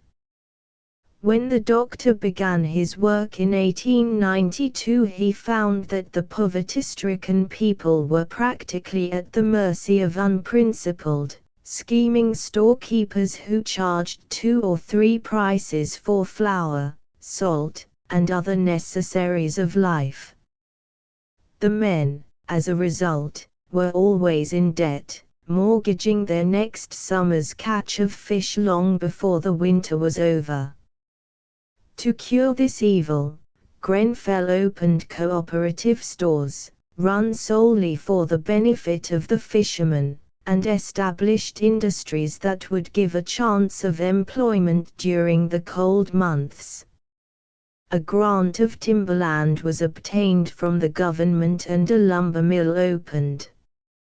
A schooner building yard, and a cooperage for making kegs and barrels to hold the fish exported, were next installed. This made it possible to gather together the people, who were formerly widely scattered because dependent on food gained through hunting and trapping. This made it possible, to carry out plans for general improvement, schools for the children and some social life. 2 small jails, no longer needed in this capacity, were converted into clubs, with libraries and games. Realizing the general need for healthful recreation, the doctor introduced rubber footballs, which might be used in the snow. The supply of imported articles could not keep pace with the demand, however. All along the coast, young and old joined in the game. Even the Eskimo women, with wee babies in their hoods, played with their brown-faced boys and girls, using sealskin balls stuffed with dry grass. Knowing that Labrador can never hope to do much in agriculture, as even the cabbages and potatoes frequently suffer through summer frosts, the doctor tried to add to the resources of the country by introducing a herd of reindeer from Lapland, together with 3 families of lass to teach the people how to care for them. Reindeer milk is rich and makes good cheese. Moreover, the supply of meat and leather they provide is helping to make up for the falling off in the number of seals, due to unrestricted hunting. The transportation afforded by the reindeer is also important in a land where rapid transit consists of dog sledges. Dr. Grenfell has himself financed his various schemes, using, in addition to gifts from those whom he can interest, the entire income gained from his books and lectures. He keeps nothing for himself but the small salary as mission doctor to pay actual living expenses. All of the industrial enterprises, cooperative stores, sawmills, reindeer, fox farms, are deeded to the Deep Sea Mission, and become its property as soon as they begin to be profitable.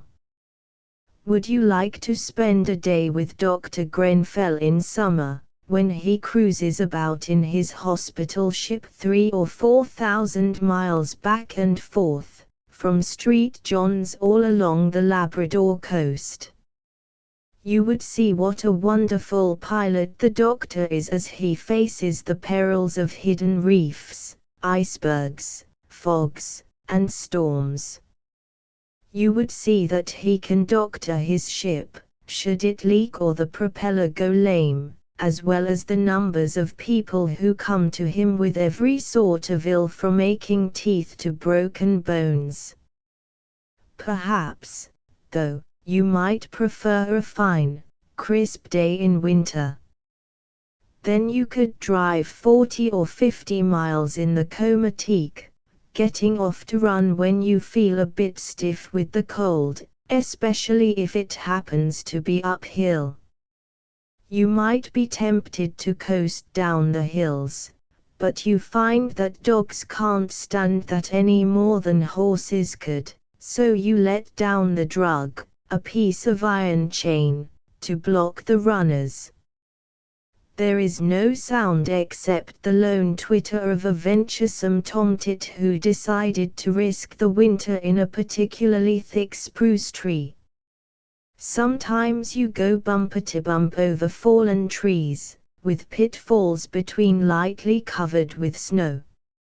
Sometimes the dogs bound ahead eagerly over smooth ground where the only signs of the times are the occasional tracks of a rabbit, partridge, fox, or caribou.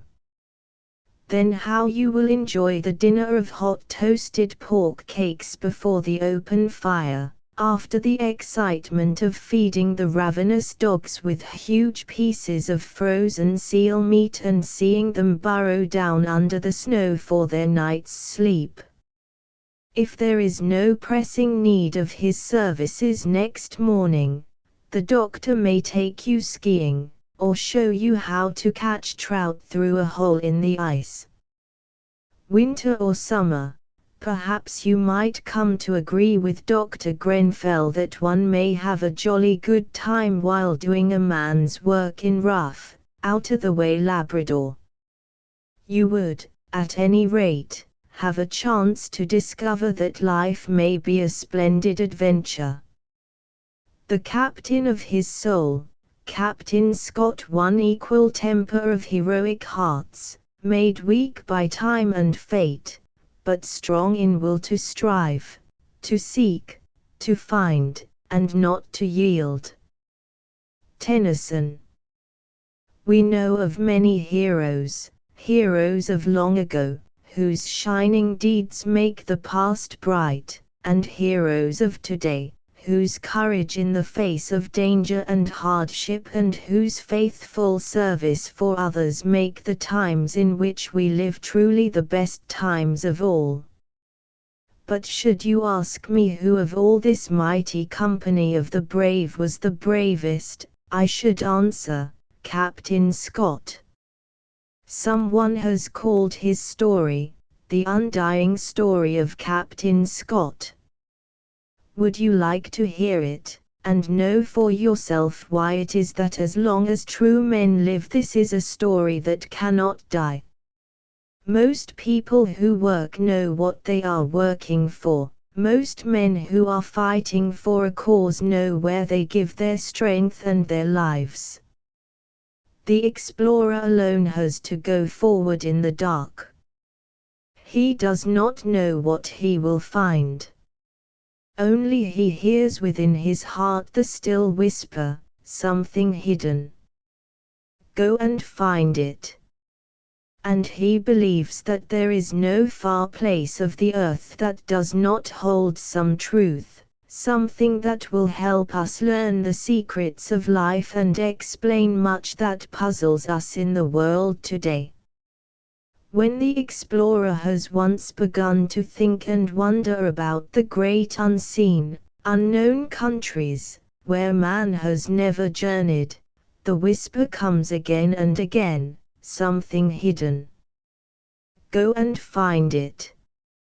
People sometimes say to the explorer, there is no sense of going to those strange lands where you cannot live. No good nor gold ever yet came from no man's land.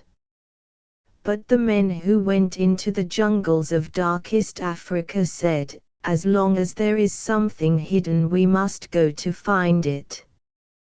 And the men who went into the still, white, frozen lands of the north said, there is no truth that can stay untouched. When we know the secrets of the north and the south, we shall the better understand the east and the west. The whisper, something hidden, came to Robert Falcon Scott when he was a little boy in Devonshire, England. Con, as he was called, never tired of hearing the tales of Sir Walter Raleigh, and of Sir Francis Drake, who sailed the seas and found a new world for England and sent his drum back to Devon, where it was hung on the old sea wall to show that the great days of the past would surely live again. "You must take my drum," Drake said, "to the old sea wall at home, and if ever you strike that drum," he said, "why, strike me blind, I'll come. If England needs me, dead or living, I'll rise that day. I'll rise from the darkness under the sea 10,000 miles away." The Devonshire men were sure that the brave spirit of Drake would come back in some true English heart whenever the time of need came.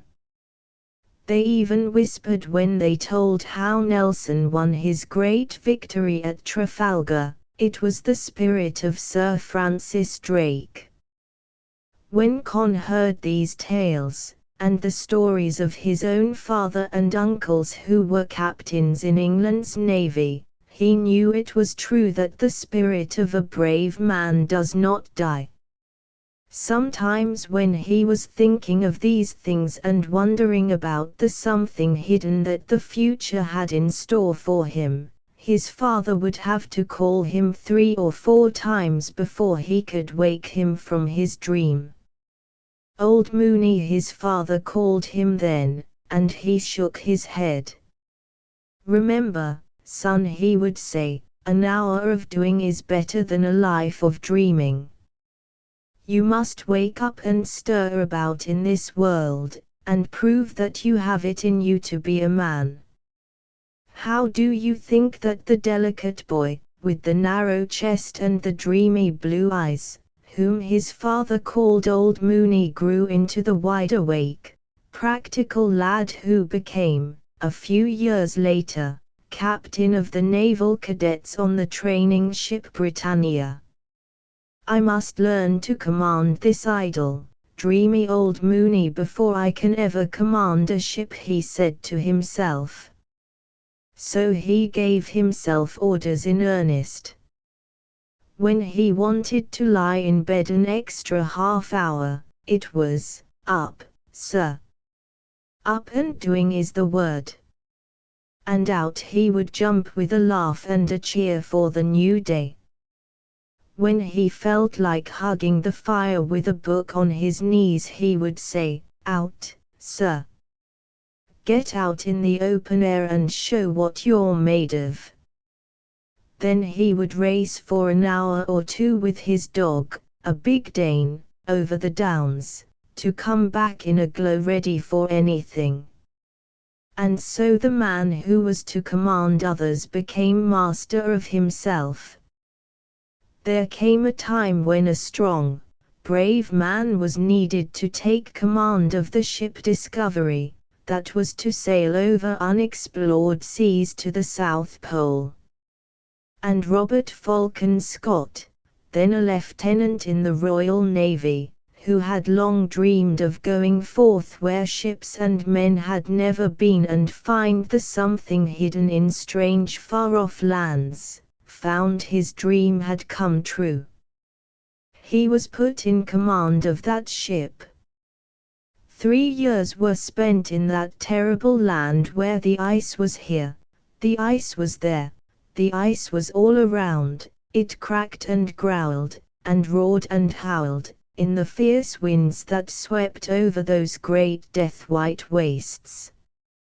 After this time of hardship and plucky endurance, it was hard to have to return without having reached the South Pole.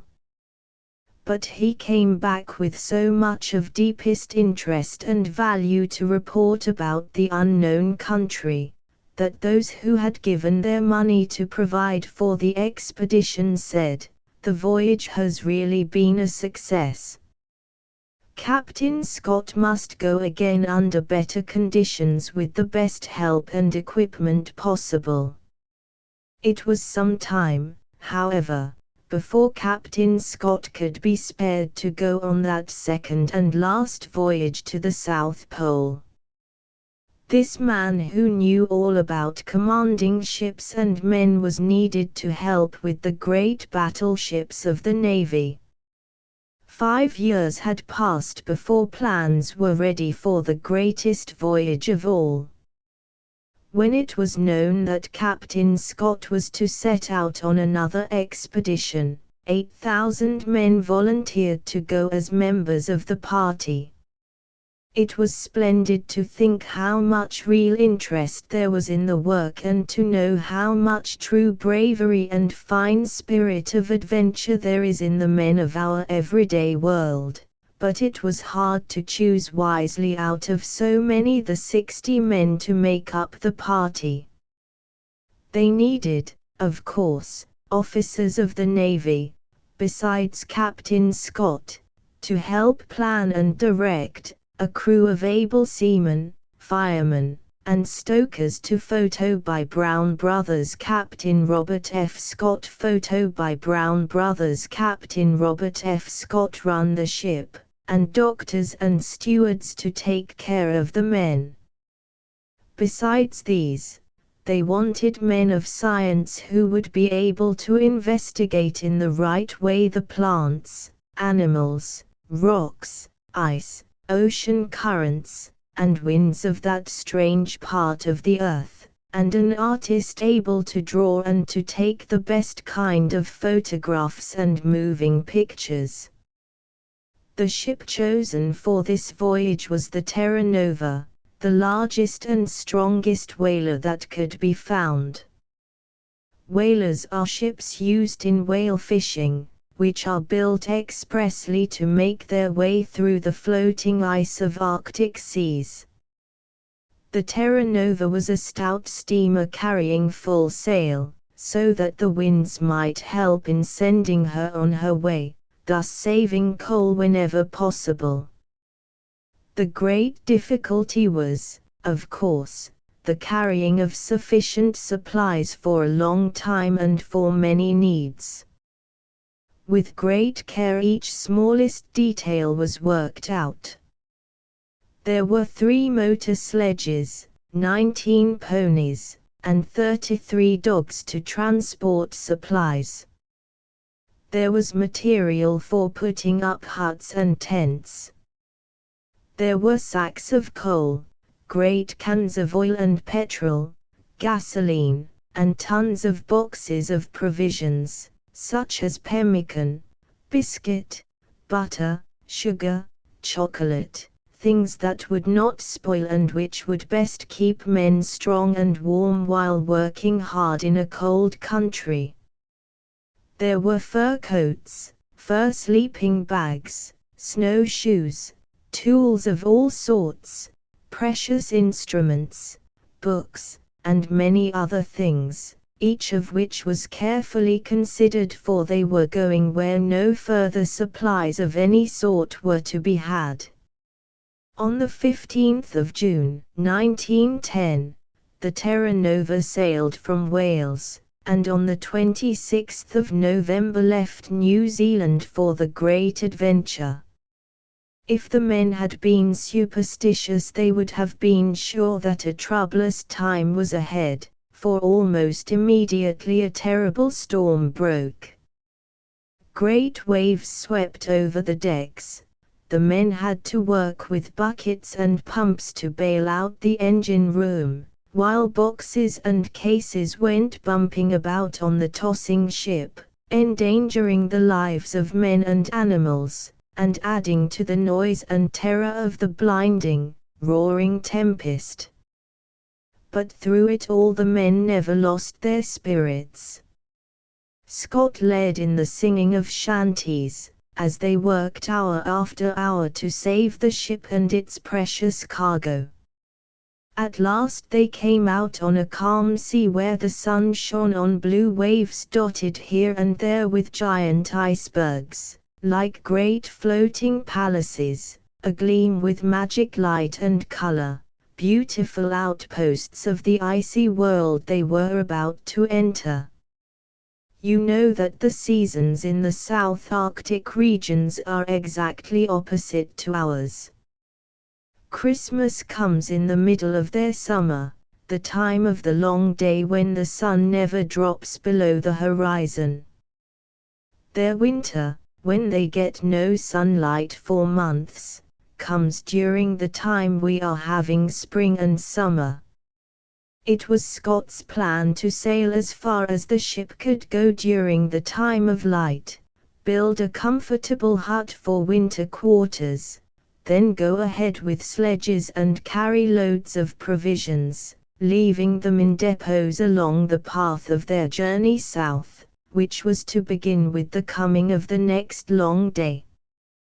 Patient watchfulness, not only by the man in the crow's nest, but on the part of all hands, was needed to guide the ship through the great masses of ice that pressed closer and closer about, as if they longed to seize and keep it forever in their freezing hold. At last in January they came within sight of Mount Terror, a volcano on Ross Island, which marked the place where they must land. It was strange and terrible, but most beautiful, to see the fire rise from that snowy mountain in the great white world they had come to explore. The ship could go no farther south because there stretched away from the shore of the island the Great Ice Barrier, an enormous ice cap rising above the sea 50 or 60 feet and extending for 150,000 square miles. Scott came, you remember, knowing well what lay before him. To reach the South Pole he must travel from his winter camp on Ross Island, 424 miles over the barrier, climb 125 miles over a monster glacier, and then push his way over 353 more miles of rough ice on a lofty, wind-swept plain. The whole journey southward and back to the winter hut covered about 1,850 miles. As they could not count at most on more than 150 days in the year when marching would be possible, this meant that they must make over 10 miles a day during the time of daylight. Scott knew how hard this must be in that land of fierce winds and sudden blizzards, when the blinding, drifting snow made all marching out of the question. But there was nothing of the dreamer about him now. He carefully worked out his plans and prepared for every emergency. After finding a good place to land and build the hut for the winter camp where it would be sheltered from the worst winds, they spent 8 days unloading the ship, which then sailed away along the edge of the barrier with a part of the men, to find out how things were to the east of them. Captain Scott and his men had an exciting time, I can tell you, carrying their heavy boxes and packing cases across the ice to the beach.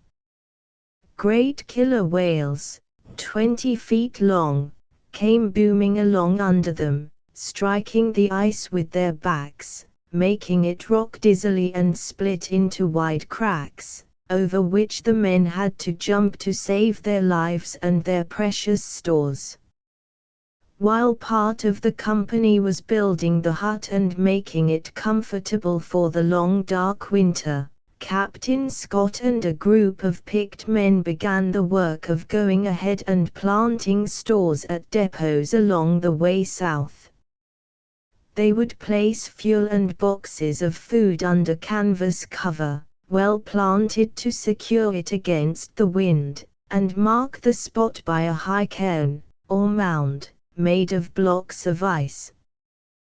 This mound was topped with upright skis or dark packing boxes, which could be seen as black specks miles away in that white world. At intervals along the trail they would erect other cairns to mark the way over the desert of snow. Then back they went to the hut and the winter of waiting before the march. How do you suppose they spent the long weeks of darkness? Why, they had a wonderful time. Each man was studying with all his might about the many strange things he had found in that land. Wilson, who was Scott's best friend, gave illustrated lectures about the water birds he had found near there, the clumsy penguins who came tottering upright in the face of his camera as if they were anxious to have their pictures taken.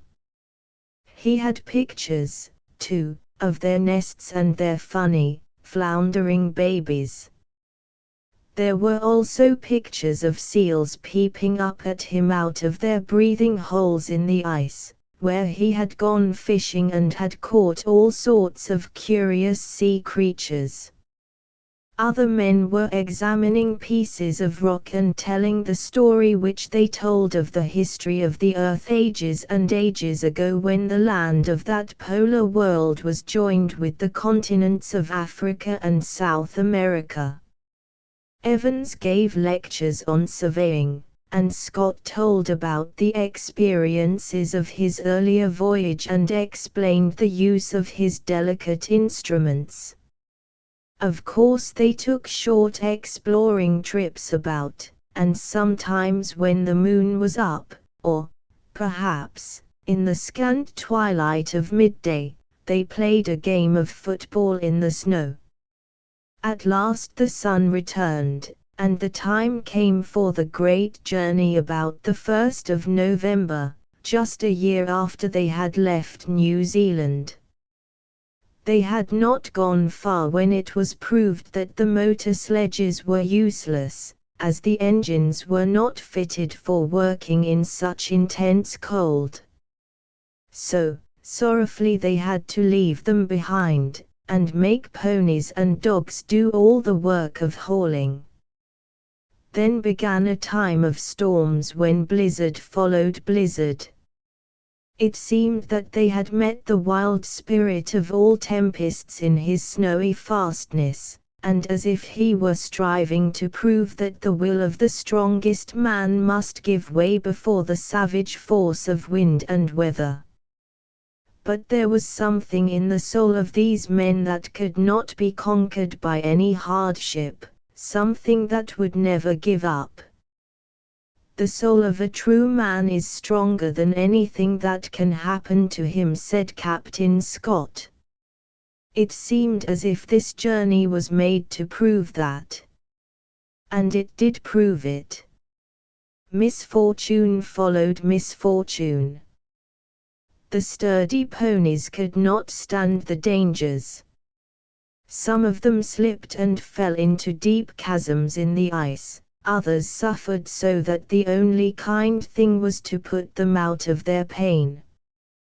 The men went along then up the fearful climb across the glacier, with just the help of the dogs who pulled the sledges carrying provisions. One of the men became very ill, which delayed them further. And ever the dreadful wind raged about them. They reached a point about 170 miles from the pole on New Year's Day. Here Scott decided to send 2 members of his party back with the sick man and the dog sledge. They were, of course, disappointed, but realized it was for the best. After leaving part of their provisions in a new depot to feed them on the way back, Captain Scott and 4 men, Wilson, Oates, Bowers, and Evans, went on the last march to the pole with lighter loads which they dragged on a hand sledge. This is what Scott wrote in the letter sent back by his men, a last note from a hopeful position. I think it's going to be all right. We have a fine party going forward and all arrangements are going well. How did the way seem to the men who still went on and on, now in the awful glare of the sun on the glistening ice, now in the teeth of a terrific gale? Here are some lines written by Wilson which may tell you something of what they felt. The silence was deep with a breath like sleep as our sledge runners slid on the snow, and the fateful fall of our fur-clad feet struck mute like a silent blow. And this was the thought the silence wrought, as it scorched and froze us through, for the secrets hidden are all forbidden till God means man to know. We might be the men God meant should know the heart of the barrier snow, in the heat of the sun, and the glow, and the glare from the glistening flow, as it scorched and froze us through and through with the bite of the drifting snow. But still they pushed on, carrying supplies and their precious instruments, together with the records of their observations and experiences, until at last the goal was reached. The South Pole at last. But here after all they had dared and endured, another great trial awaited them just at the moment of seeming success. There at the goal toward which they had struggled with such high hopes was a tent and a mound over which floated the flag of Norway. The Norse explorer, Amundsen, had reached the pole first. A letter was left telling of his work of discovery. He had happened on a route shielded from the terrific winds against which Scott had fought his way mile by mile, and had arrived at the pole a month earlier. Now, indeed, Scott showed that the soul of a brave man is stronger than anything that can happen to him. Cheerfully he built a cairn near the spot to hold up their Union Jack, which flapped sadly in the freezing air as if to reproach them with not having set it as the first flag at the farthest south of the earth.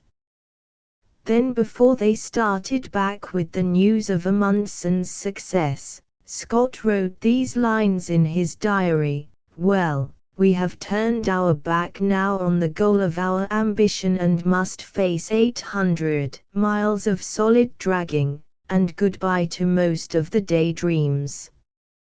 But it was for Scott to show the world that defeat might be turned into the greatest victory of all. When you hear anyone say that a man is too weak or fearful to bear hardship and ill success to the end, think of Captain Scott and say, the brave soul is stronger than anything that can happen. On he struggled, on and on, though delayed again and again by blizzards that raged about in the most terrible fury, as if determined to make this little party give up the fight. At last they came, weak and nearly frozen, for the supplies of food and fuel had run short, almost within sight of a provision camp where comfort and plenty awaited them. At this moment came the most terrible storm of all, that lasted for more than a week. One morning Lieutenant Oates, who was ill and feared that his friends might lose their last chance of reaching safety by staying to care for him, walked out into the blizzard with these words: "I am just going outside and maybe some time." Scott wrote that they realized he was walking to his death and tried to dissuade him, but knew it was the act of a brave man and an English gentleman. "We all hope to meet the end with a similar spirit," he added. A little later Scott wrote in his diary, "Every day we have been ready to start for our depot 11 miles away, but outside the door of the tent it remains a scene of whirling drift. I do not think we can hope for any better things now. We shall stick it out to the end, but we are getting weaker, of course, and the end cannot be far." 8 months after, when a rescue party succeeded in reaching the tent, they found the bodies of Wilson and Bowers lying with their sleeping bags closed over their heads. Near them was Captain Scott, with the flaps of his sleeping bag thrown back. Under his shoulder were his notebooks and letters to those at home, which he had written up to the very last when the pencil slipped from his fingers. His thought in dying was not for himself but for those that would be left to grieve. On the spot where they died, their friends left the bodies of these brave men covered with the canvas of their tent, and over them they piled up a great cairn of ice in which was placed a wooden cross made of snowshoes. On the cross were carved these words of a great poet, which no one better than Captain Scott had made living words: to strive, to seek, to find, and not to yield. Now we can see why this tale of Captain Scott is truly an undying story. As long as true hearts beat, those words will find an echo, and also those other words which he so nobly proved by his life and death. The soul of a brave man is stronger than anything that can happen to him. A modern Viking, Jacob Brutus, I doubt no doubts, I strive, and shrive my clay, and fight my fight in the patient modern way. Sidney Lanier. Would you like to hear about a Viking of our own time?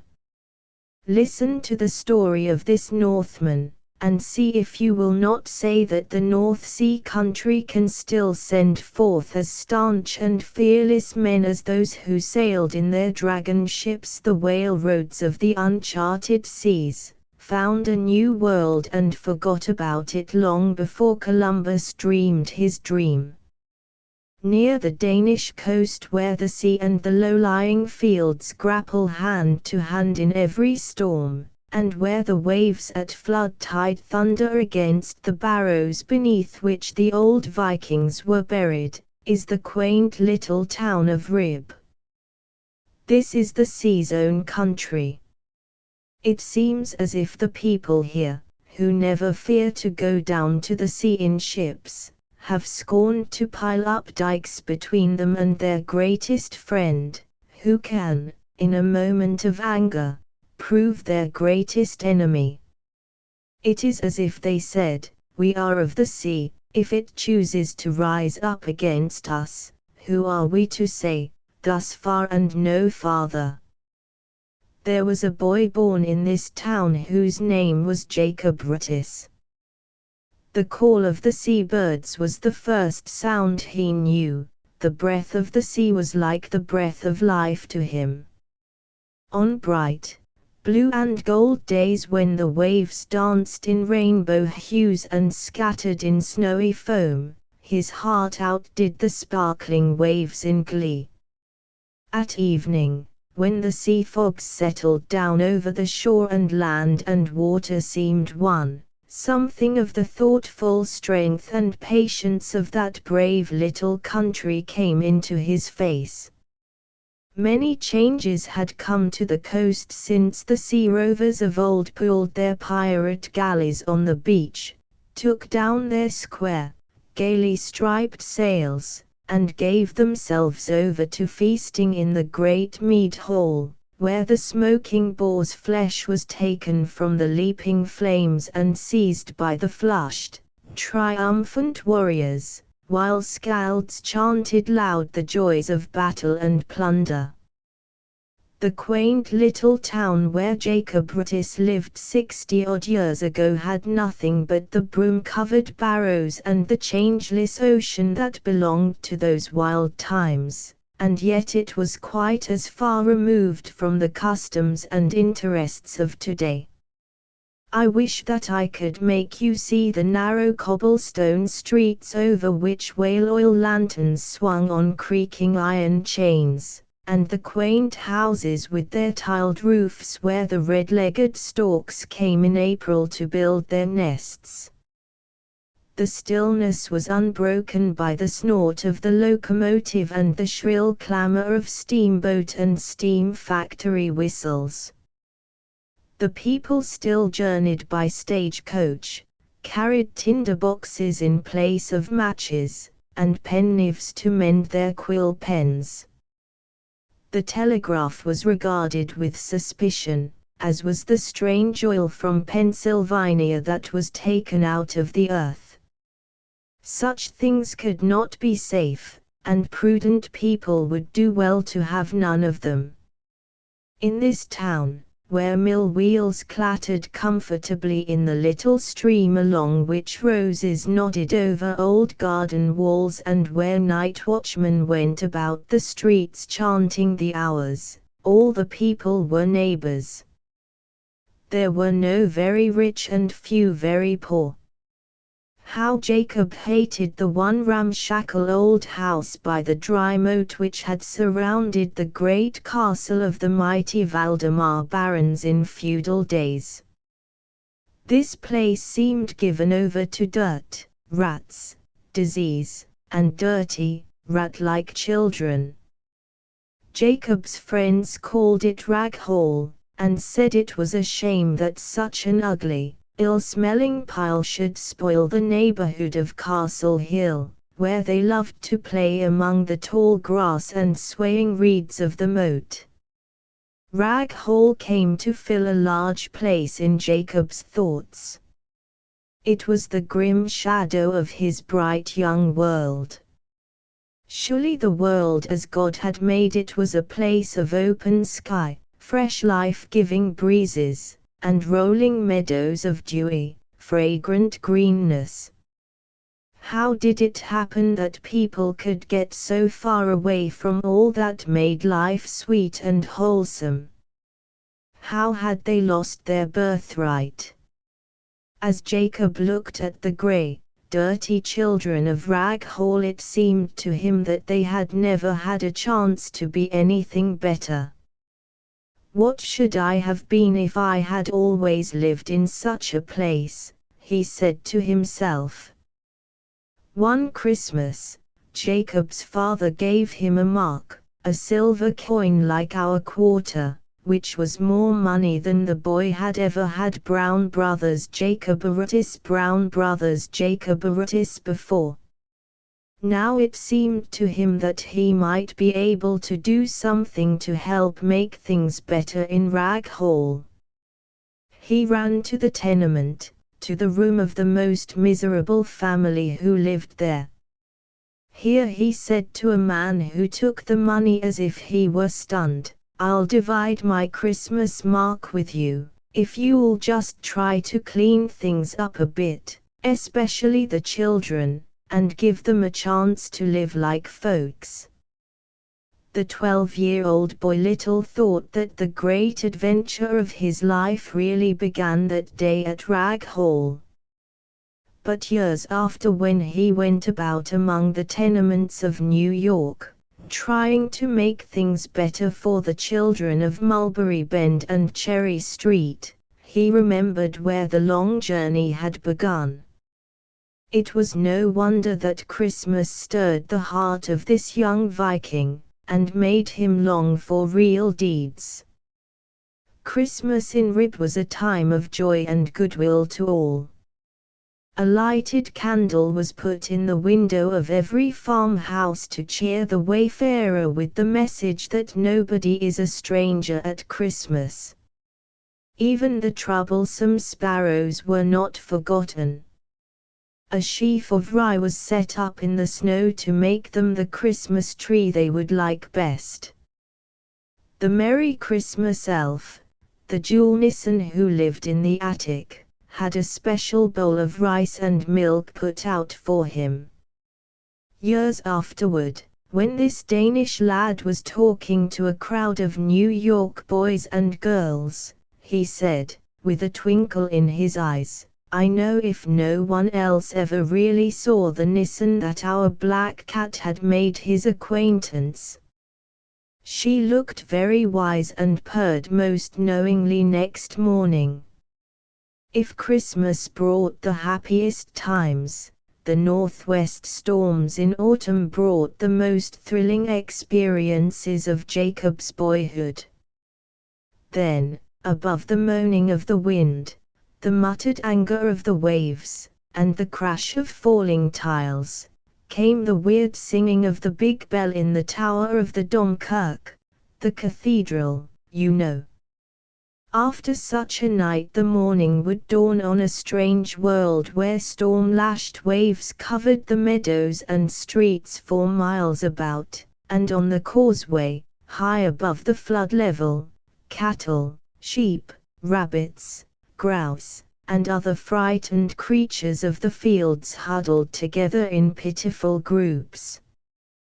One night, when the flood had risen before the mail coach came in and the men of the town feared for the lives of the passengers, Jacob went out with the rescue party to the road where the coach must pass. Scarcely able to stand against the wind, he struggled along on the causeway where, in pitchy blackness, with water to his waist and pelting spray lashing his face like the sting of a whip, he groped along, helping to lead the frightened horses to the lights of the town 100 yards away. It was hard that night to get warmed through, but the boy's heart glowed, for had not the brusque old Amtmand, the chief official of the country, seized him by the arm and said, while rapping him smartly on the shoulders with his cane, as if, in other days, he would have knighted him, "Strong boy, be a man yet." Jacob's father, who was master of the town school, was keenly disappointed when this alert, promising son declared his wish to give up the ways of book learning and master the carpenter's trade. The boy felt that building houses for people to live in would be far better than juggling with words and all the unreal problems with which school and schoolbooks seemed to deal. Thinking that it would be useless to try to force his son into a life distasteful to him, the father swallowed his disappointment and sent him to serve his apprenticeship with a great builder in Copenhagen. The boy should, he determined, have the best start in his chosen calling that it was in his power to give him. Soon after his arrival in the capital, Jacob went to meet his student brother at the palace of Charlottenburg, where an art exhibition was being held. Seeing that he was a stranger and ill at ease, a tall, handsome gentleman paused on his way up the grand staircase and offered to act as guide. As they went on together, the gentleman asked the boy about himself and listened with ready sympathy to his eager story of his life in the old town, and what he hoped to do in the new life of the city. When they parted, Jacob said heartily, "People are just the same friendly neighbors in Copenhagen that they are in Little Rib, jolly good Danes everywhere, just like you, sir." The stranger smiled and patted him on the shoulder in a way more friendly still. Just at that moment they came to a door where a red-liveried lackey stood at attention. He bowed low as they entered and Jacob, bowing back, turned to his new friend with a delighted smile. "There is another example of what I mean, sir," he said. "Would you believe it, now, that I have never seen that man before?" The gentleman laughed, and, pointing to a door, told Jacob he would find his brother there. While the boy happily recounted his adventures, particularly the story of his kindly guide, the handsome gentleman passed through the room and nodded to him with his twinkling smile. "There is my jolly gentleman," said Jacob, as he nodded back. His brother jumped to his feet and bowed low. "Good gracious," he said, when the stranger had passed out. "You don't mean to say he was your guide?" "Why, boy, that was the king." So Jacob learned that in Denmark even a king, whom he had always thought of as wearing a jeweled crown and a trailing robe of velvet and ermine held by dainty silken pages, could go about in a plain blue overcoat like any other man, and be just as simple and neighborly. In Copenhagen the king of his fairy book world was a neighbor, too. Hans Christian Andersen was a familiar figure on the streets at that time. Jacob and his companions often met him walking under the lindens along the old earthen walls that surrounded the city. "Isn't he an ugly duck, though?" said Jacob one evening, as the awkward old man, with his long, ungainly neck and limbs and enormous hands and feet, came in sight. Then the merry young fellows strung themselves along in Indian file, each in turn bowing low as he passed, and saying with mock reverence, "Good evening, Herr Professor." But when the gentle old man, with the child's heart, seized their hands in his great grasp and thanked them delightedly, they slunk by shamefacedly, and, while they chuckled a little, avoided meeting each other's eyes. For in their hearts they loved the old man whose stories had charmed their childhood, and they knew that the spirit within the lank, awkward body was altogether lovely. All the time that Jacob was working with hammer and saw, he was, like that first Jacob of whom we read, serving for his Rachel. From the time he was a clumsy lad of 12 he knew that his playmate Elizabeth, with the golden curls and the fair, gentle looks, was the princess of his own fairy tale. Like all good fairy tales, it simply had to turn out happily. When his apprenticeship was over and he had learned all about building houses for people to live in, he hurried at once to Rib to build his own house. It seemed, however, that nobody realized that he was the hero who was to marry the princess. Why, Elizabeth's father owned the one factory in town, and they lived in a big house, which some people called a castle. Small chance that he would let his pretty daughter marry a carpenter. Since working faithfully for long, busy years had not brought him to his goal, Jacob threw aside his tools and decided to seek his fortune in a new country. In America, surely, a true man might come into his own. The days of high adventure were not dead. He would win fame and fortune, and then return in triumph to the old town, and to Elizabeth.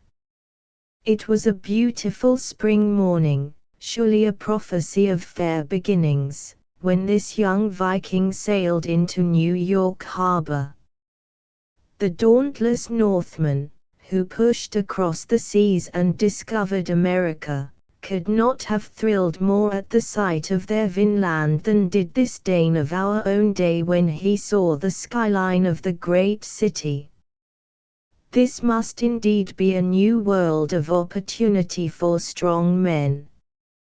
It took only a day of wandering about the crowded streets, however, to convince this seeker that a golden chance is as hard to find in the New York of today as gold was in those disillusioning days of the early explorers. The golden chance, it seemed, was to be won, if at all, as is the precious metal, only after intelligent prospecting and patient digging. How utterly alone he felt in that crowd of hurrying strangers. Very different it all was from his cozy little country where everyone was a neighbor, even the king himself. The Jacob Artis Settlement, Henry Street, New York. The Jacob Artis Settlement, Henry Street, New York out of sheer loneliness and the desire to belong to somebody. He threw in his lot with a gang of men who were being gathered together to work in a mining camp on the Allegheny River. Perhaps the West was his promised land, and Pennsylvania would be a start on the way. The young carpenter was set to work building houses for the workers in the mines. He could not content himself, however, in this shut-in country. To one used to the vastness of a level land stretching as far as I could see, it seemed as if the hills and forests hedged him in on every side, as if he could not breathe. To ease the restlessness of his homesick spirit, he determined to try his fortune at coal mining. One day was enough of that. In his inexperience he failed to brace the roof properly, and a great piece of rock came down on him, knocking the lamp from his cap and leaving him stunned and in utter darkness. When at last he succeeded in groping his way out, it was as if he had come back from the dead. The daylight had never before seemed so precious. Nothing could have induced him to try coal mining again. At this time, 1870, news came of the war between Germany and France. It was expected, moreover, that Denmark would come to the assistance of the French, since only a few years before, in 1864, Germany had seized some of the choicest territory of the little North Sea Kingdom, Schleswig-Holstein, the section through which the important Kiel Canal has been built. Every Dane longed to avenge the wrong. Jacob Brutus at once left his tools and his work. He would win glory as a soldier. He reached New York with but a single cent in his pocket, only to find that no one was fitting out volunteer companies to send to France. Here he was longing to offer his life for the cause, and it was treated like a worthless trifle. Clothes and every cherished possession that his little trunk contained were soon pawned to pay for food and a roof over his head. There followed months when the young man wandered about the great city, homeless, hungry, vainly seeking employment. Too proud to beg, he yet accepted night after night a plate of meat and rolls which a French cook in a large restaurant handed him from a basement window. It seemed as if that was a part of the debt France owed her would-be soldier. He was part of a weary army of discouraged men hunting for work. He knew what it meant to sleep on park benches, in doorways, in empty wagons, and even on the flat stone slabs of a graveyard. There were, in New York, friends of his family who might have helped him, but he was too proud to make himself known in his present sorry plight. He even destroyed the letters to them, lest in a moment of weakness he might be tempted to appeal to their charity. This time of hardship, however, was destined to bear fruit. Jacob Brutus came to know the shadows of the great city, all the miserable alleys and narrow courts of the East Side slums. Then and there, weak and starving though he was, the boy who had given his Christmas money to help Rag Hall vowed that he would someday work to remove those plague spots from the city's life. How true it is, he said, that one half of the world doesn't know how the other half lives. If they only knew, things would be different. At last the chance for which he had been longing came. Hearing that a new reporter was wanted by the News Association, he applied for the position. After looking the haggard applicant over for a moment doubtfully, the editor was moved to give him a trial. The starving man was sent to report a political banquet. When he turned in his copy at the office, the editor said briefly, "You will do. Take that desk and report at 10 every morning, sharp." So began his life as a reporter. Perhaps you know something of his success as a newspaper man. He knew how to gather news, and he knew how to find the words that make bare facts live. The days and nights of privation had been rich in experience. He was truly a part of all that he had met. Something of his intimate acquaintance with all sorts and conditions of existence, something of his warm, understanding sympathy for every variety of human joy and sorrow, crept into his work. Besides, the young man had boundless enthusiasm and tireless industry. "That chap just seems to eat work," said his fellow reporters. One day a very special letter came from Denmark, which told him that his gentle Elizabeth was quite convinced that he was indeed the prince of her life story. So, as it turned out, he didn't have to make a fortune before he was able to bring her to share his home in New York. With her it seemed that he brought the best of the old life into the new, brought the moonlight, starlight, firelight, brought the sunshine of his people. The only homesick times that he knew now were the days when his work as a reporter took him to the streets of the miserable tenements. All his soul cried out against these places where the poor, the weak, and the wicked, the old, the sick, and helpless babies were all herded together in damp, dingy rooms where the purifying sunlight never entered. During his years of wandering in search of work he had gained an intimate knowledge of such conditions. He knew what poverty meant and how it felt. Afterward, when he saw this hideous squalor, he shared it. These people were his neighbors.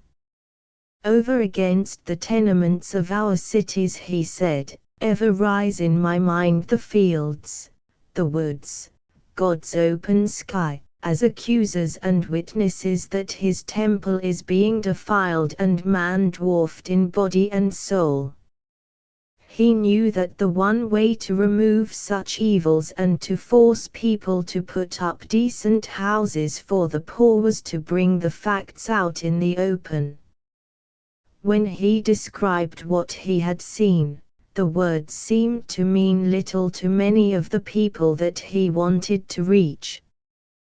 Then he hit upon the plan of taking pictures.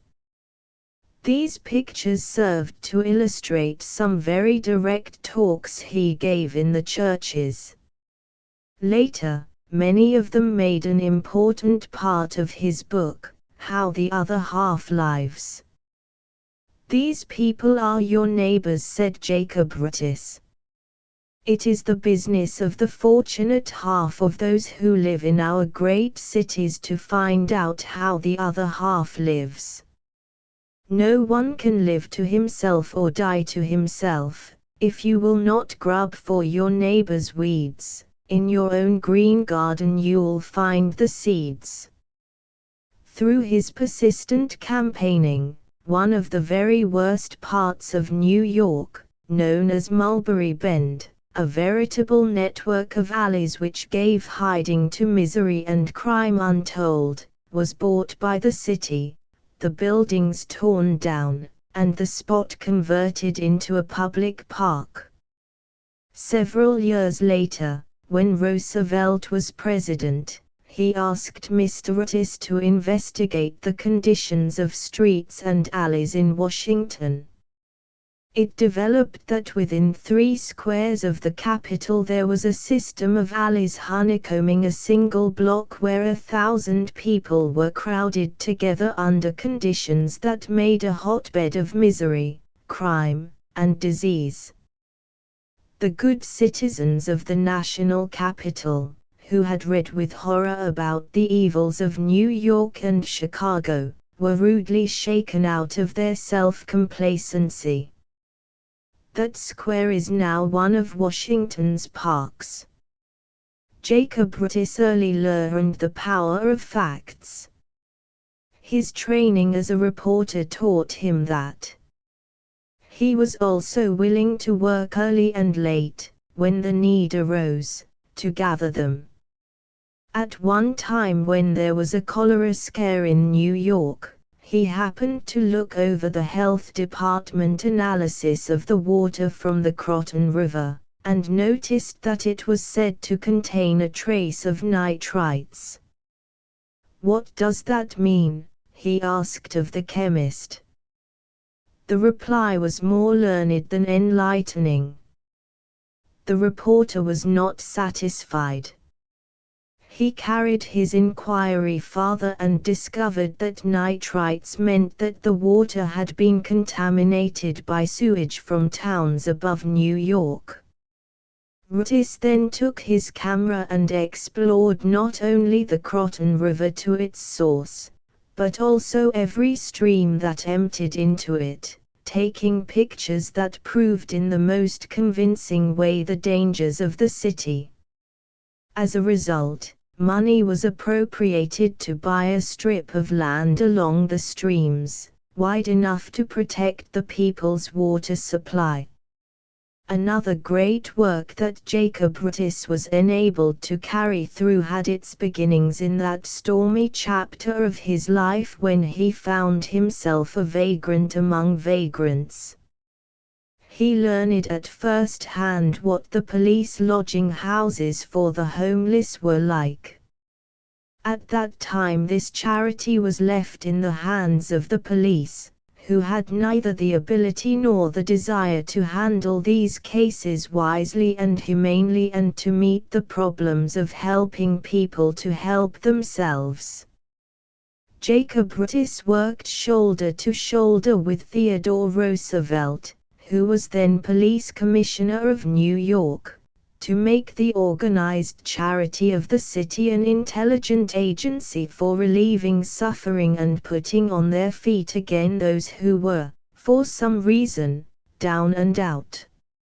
Many were brought back to wholesome living through the realization that they had neighbors who cared. In the same way he worked for parks and playgrounds for the children. He saw that the city spoils much good human material. "We talk a great deal about city toughs," he says in his autobiography. "In 9 cases out of 10 they are lads of normal impulses whose possibilities have all been smothered by the slum. With better opportunities they might have been heroes." Many honors came to Jacob Otis. He was known as a boss reporter. His books gave him a nationwide fame.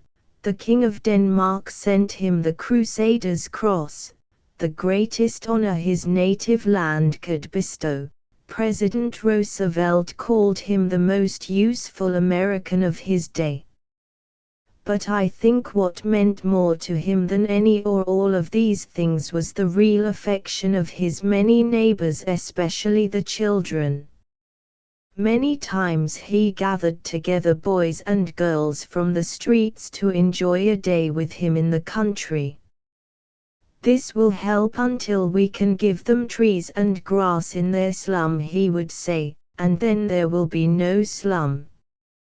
His eyes grew very tender as he added, "No, there will be no slum, it will be a true city, beautiful, and the fairest blossoms there will be the children." Otis called the story of his life, The Making of an American. While his life was in the making, he helped to make many others. He was in truth a maker of Americans. Do you not think that he lived a life as truly adventurous as the Vikings of old, this Viking of our own day?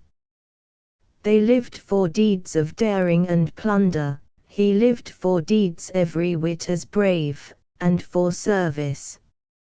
A pioneer of the open, Edward L. Trudeau, toiling hands of mortals. Oh, unwearied feet, traveling ye know not whither. Soon, soon, it seems to you, you must come forth on some conspicuous hilltop, and but a little way further, against the setting sun, descry the spires of El Dorado. Little do ye know your own blessedness, for to travel hopefully is a better thing than to arrive, and the true success is to labor. Stevenson, El Dorado.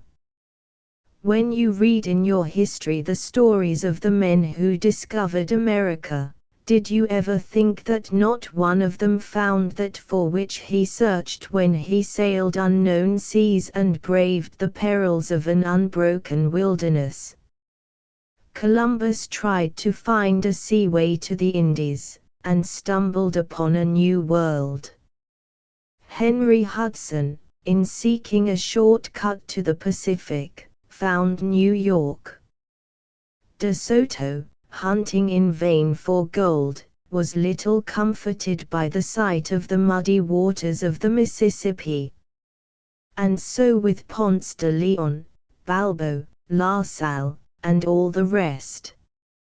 Each journeyed in search of one thing and found another. Nor did any of these discoverers know what he had found.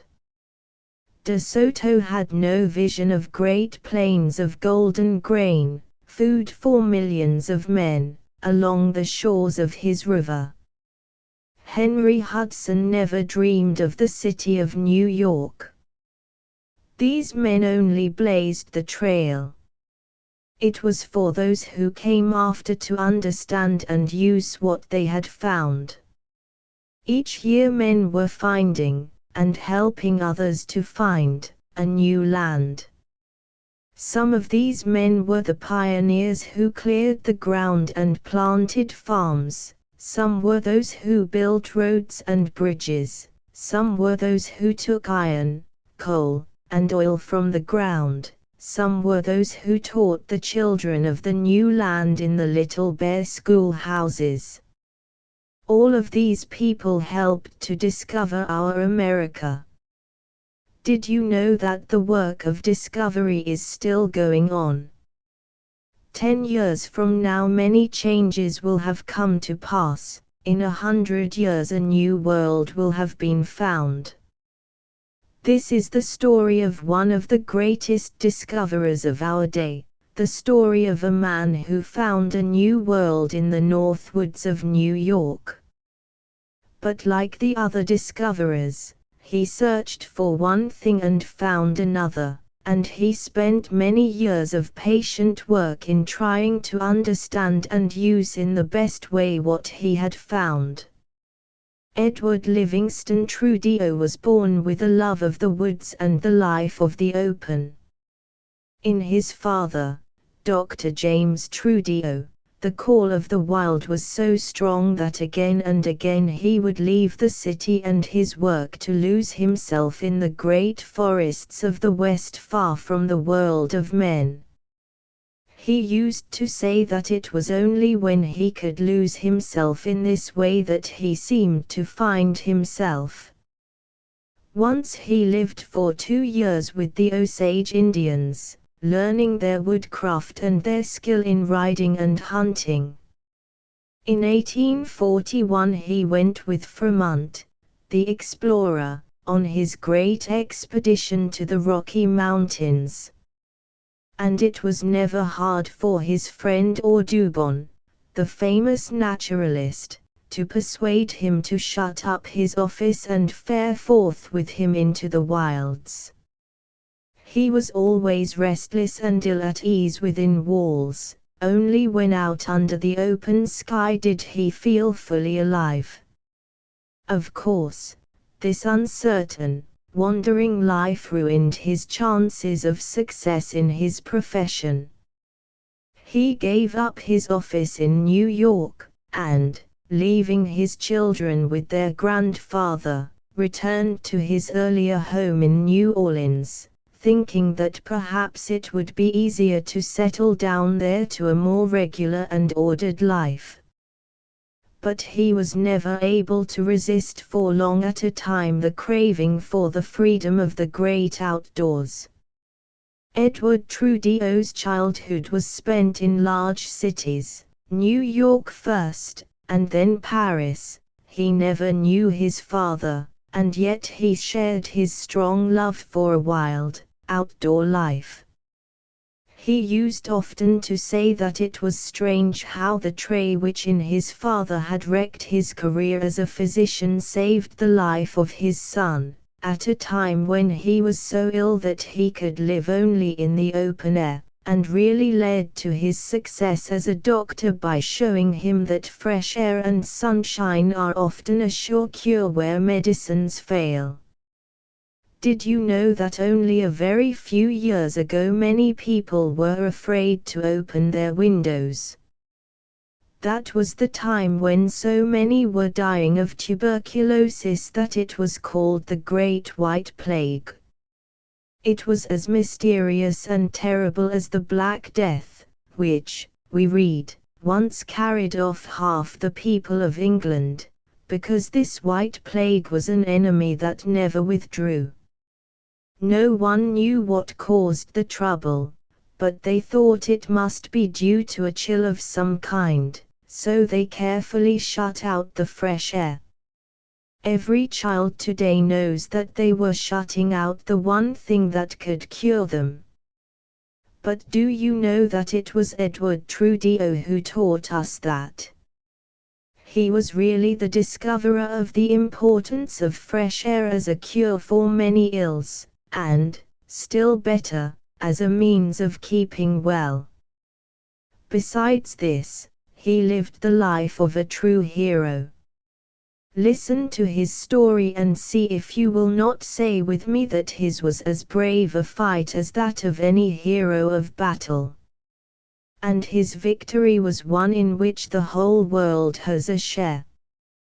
Though Edward Trudeau was born with his father's love of the open, most of his early life, as we have said, was spent in big cities. When he was a child of 3, his grandfather, Dr. Berger, a French physician who had earned renown not only in his own country but also in New York, took him and his older brother to Paris, where they lived for 15 years. Here he was like a wood bird in a cage, looking at a strange life and strange people through the bars. Sometimes the bits of life he saw were very gay and fascinating, for this was the time of the Second Empire, when the capital was always a-flutter over some occasion of royal pomp or brilliant celebration.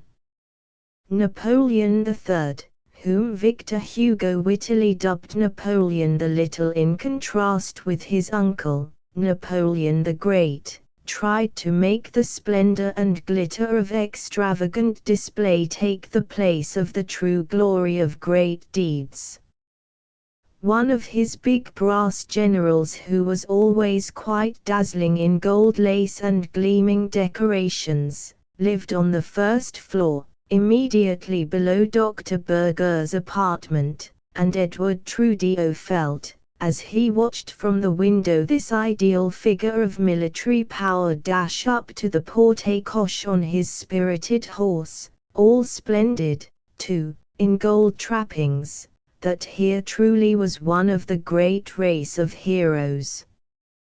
He trembled with delight when the great man took notice of his small, hero-worshipping self, and they became friends after a fashion. But General Bazaine was, as events proved, much more within his capabilities when sitting tall on a prancing, gold-caparisoned horse at a royal review of the troops than when leading the forces of France against the German army. When the Franco-Prussian War came in 1870, it was largely through his tactical blunders, and cowardly treachery, perhaps, that Sedan was surrounded and the French army obliged to surrender to the victorious Germans.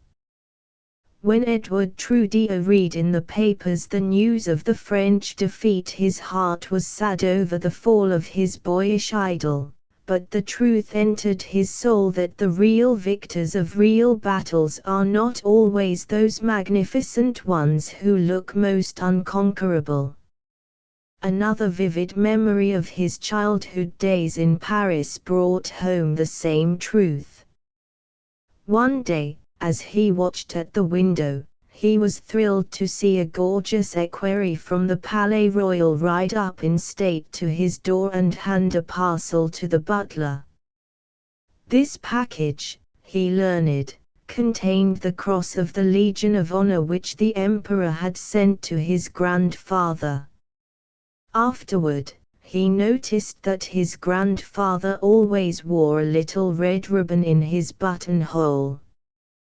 But when the small boy questioned him in regard to the reason for his wearing the decoration, he only smiled quizzically and said, "Pour faire parler les curieux, mon enfant," to give the curious a chance to talk, my child. As for himself, this modest French physician preferred to let his deeds alone speak of what he had done. The small boy who could scarcely remember the time when he did not live in France and whose relatives were all French did not forget for a moment that he was an American. The toy boats which he sailed in the fountains of the Tuileries all bore the stars and stripes. And his favorite playmates at the Lycée Bonaparte, where he went to school, were hardy American boys whose parents were living in Paris. During the years at the French school, the vague, inner yearning for a freer, more natural life, found vent in many pranks and covert rebellion not only against the class routine, but also, more openly, against the established order of things on the playground. Here some of the delicately aristocratic French boys were much disconcerted by the blunt and wholly effectual way in which Edward Trudeau and his chums, the Livingston lads, settled questions by argument straight from the shoulder. When he returned to New York at 18, Edward could speak only broken English, but he felt so truly American that he wondered why his cousins laughed when he said, "Zeddy English is so hard a language to pronunciate." Then came his wonder years in which he tried, with a deep, unsatisfied longing after he knew not what, to find his proper niche in life. Something of the memory of the stirring day when the American lads in Paris had thrilled over the news of the capture of the privateer Alabama by the United States cruiser Kearsarge off the coast of France led him to think that he wanted to enter the Navy. So he went to a preparatory school at Newport, as the United States Naval Academy had been, on account of the war, removed from Annapolis to that city, together with the historic old ship Constitution, which furnished quarters for the cadets. At the very moment when he was prepared to enter the academy, fate decided otherwise. His only brother, Francis, whose delicate health had always been a cause of much anxiety, became alarmingly ill. Though Edward was several years younger, he had always, as far back as he could remember, tried, at school and on the playground, to take care of this frail brother. He learned to know by the signs of the paling face and blue lips when the weak heart was missing its proper beat, and he was always at hand to say, "Steady, old fellow, steady. Let's drop out of the game and rest up a bit." Most of the thrashings that he had dealt out to the school bullies were given on his brother's account.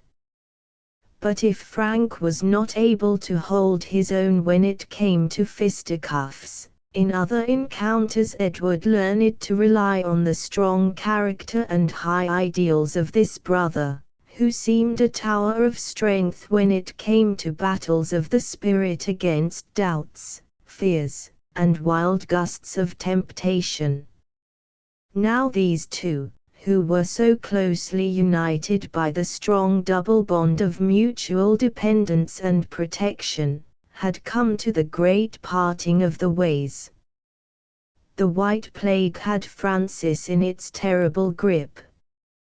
During the last months of the hopeless struggle Edward watched with him night and day, drinking strong green tea to keep himself awake, and, by the doctor's orders, carefully keeping all the windows closed, since the outside air was supposed to aggravate the painful cough. The man who was to cure many by the simple means of fresh air learned his first lesson in that sick room where he watched the one he loved best struggle for breath, and where he himself caught the seeds of the dread disease. This first great sorrow was really the first stage on his great journey of discovery, the discovery of a new world of life, restored to many who believed that they were nearing the valley named of the shadow. But how often is it true that the seeker after El Dorado searches for one thing and finds another? How often must the fortunate ones who at last arrive at the great goal travel by ways they know not? Edward Trudeau had not yet found his life work. He studied for a few months at the School of Mines before he realized that he was not destined to be an engineer. This was but one of many false starts. Indeed, his early path was strewed with so many bits of wreckage from his spasmodic trials and failures that when one of his friends announced to a group at the Union Club that he had entered the College of Physicians and Surgeons, a fellow member said, "I bet $500 he never graduates." And not one of the companions who knew and loved him so well was ready to take up the bet. These merry companions of his youth, who thought they knew Edward Trudeau better than he knew himself, loved him well, for he ever had the gift of friendship with man and beast.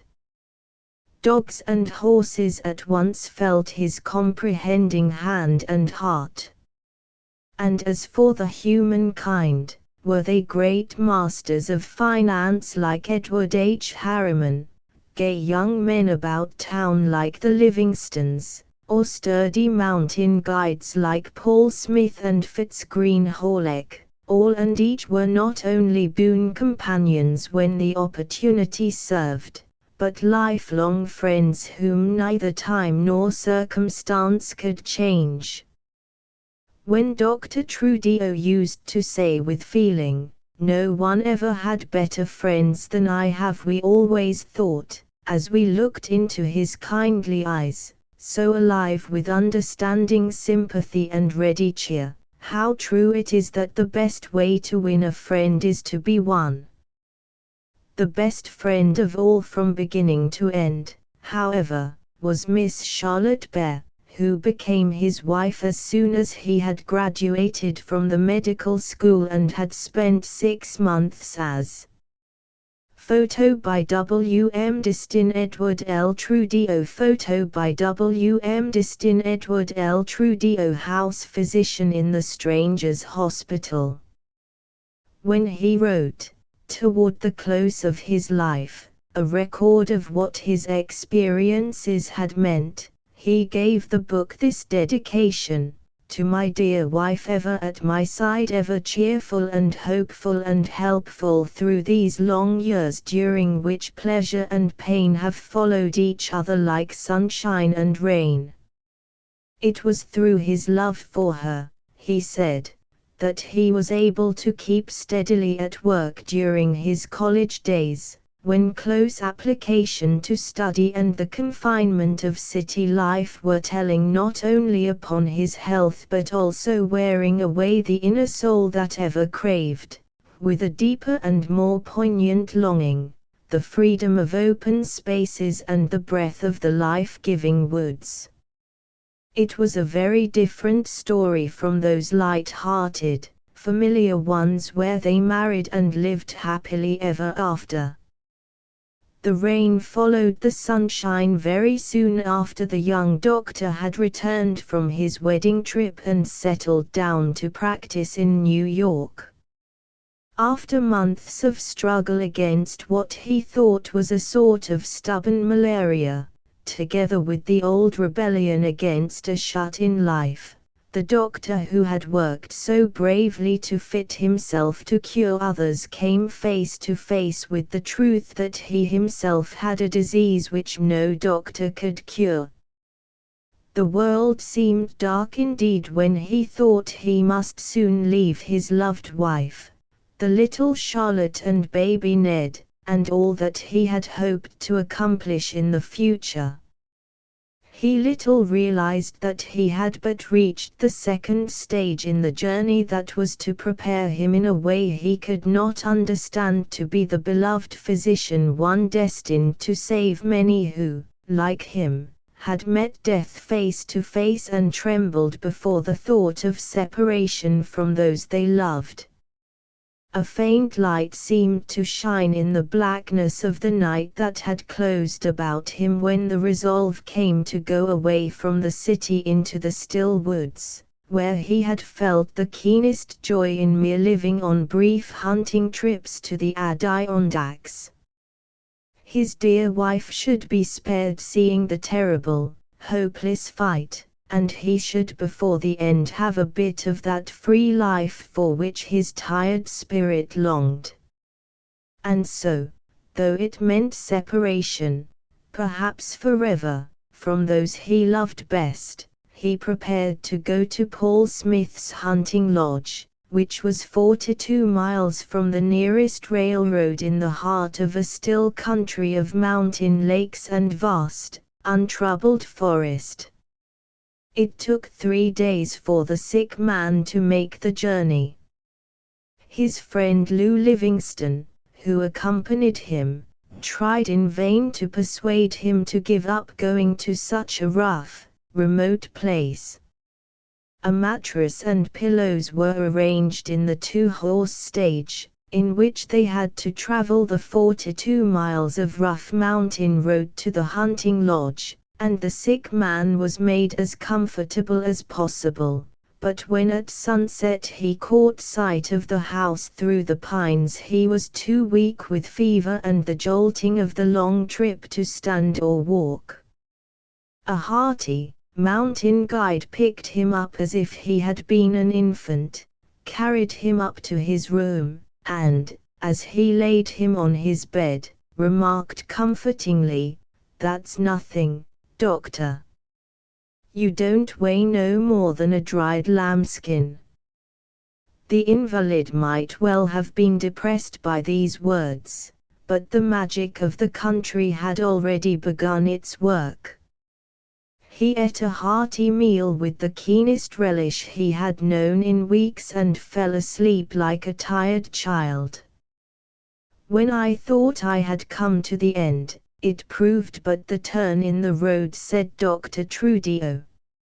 I went to the mountains to die. I found there the beginning of a new life. As the weeks passed and left him not losing ground, but actually gaining day by day, the truth gradually dawned upon him that fresh air and rest were doing what doctors despaired of.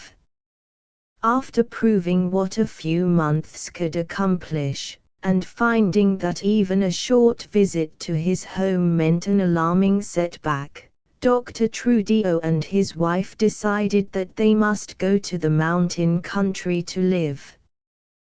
Can you imagine what spending a winter in the Adirondacks meant at that time, when the only houses were hunting lodges and the cabins of the guides? Once, when making the journey to their winter quarters, the family was caught in a blizzard. When the sweat of their struggling horses was turned to a firm casing of ice and they all had hard work to keep faces and ears from freezing, they left the cutter, put blankets on the horses, wrapped the children in buffalo robes and buried them in the snow, while the men tramped ahead and made a track up the hill for the weary horses. At last, when it was clear that the animals could go no farther, Paul Smith set off to the hut of a guide for fresh horses. As he left the little family buried in the snow, he said with his hearty laugh which seemed to put new life in the anxious travelers, "Doctor, don't you know Napoleon said, the dark regions of Russia is only fit for Russians to inhabit." Altogether these Napoleons were 3 days making the journey through the snow to their winter haven at Paul Smith's hunting lodge.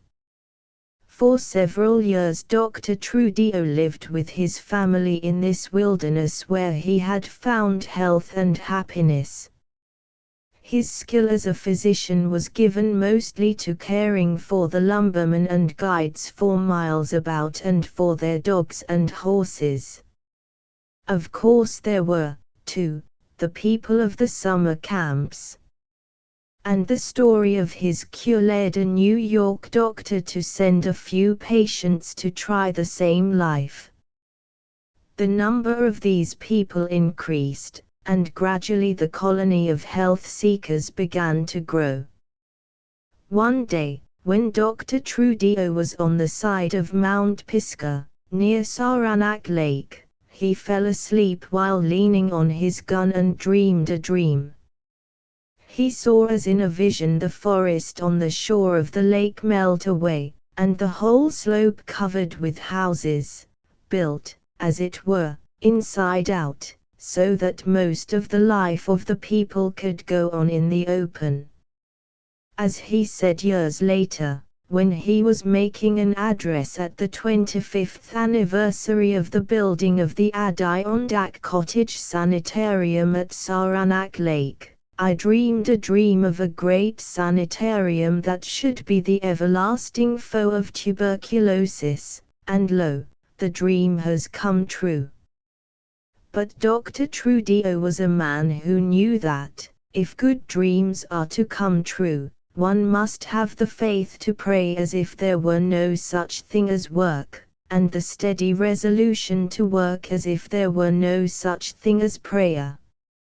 Much faith and much hard work went into the beginnings of that city of the sick near Lake Saranac. There was the time of small things, when the chosen spot, with its scant grass and huge boulders, looked more like a pasture for goats than a building site. Faith, however, can not only move mountains, it can turn them into building material. Faith, too, can move the hearts of men and make many work together as one for a great cause. The guides whose families the beloved physician had tended without price gave 16 acres on the sheltered plateau where he had seen his dream city arise. "We shall build not a great hospital where many are herded together, but cottages where those who seek refuge here may each have his zone of pure air and something of the rest and freedom of home," said Dr. Trudeau. He talked to his friends, he talked to friends of his friends, to all who would pause in their busy lives to listen. His glowing faith kindled enthusiasm in other hearts. Day by day, not only through the large gifts of the few who could give much, but also through the small gifts of the many who could give but little, the fund grew. The doctor's dream became a reality. When we hear the stories of the heroes of old, the men of might, the grand of soul, does it seem as if our little day gives no chance for great deeds? Look at the beloved physician of Saranac, with his frail body, his cheerful smile, his unconquerable hope. See him going about with loving care among those whom life seemed to have broken and cast aside. See him in his little laboratory struggling hour after hour, through weeks and months and years, with no apparatus save that of his own contriving, with no training in scientific method, to lure the germs of the white plague within the field of his microscope, and force them to give up the secret of their terrible power. Surely there is no heroism greater than that of such brave, patient labor against all odds, against all ills, in spite of sorrow and loss and the fear of failure. I like to picture this hero, with his genius for taking pains, at work over his test tubes when his famous patient, Robert Louis Stevenson, came to visit the laboratory. Dr. Trudeau held out a little tube of liquid with the words, "The first of the sanitarium cottages built in 1885, known as the Little Red." The first of the sanitarium cottages built in 1885, known as the Little Red. Here is our enemy fairly entrapped at last. This little scum is consumption, the cause of more human suffering than anything else.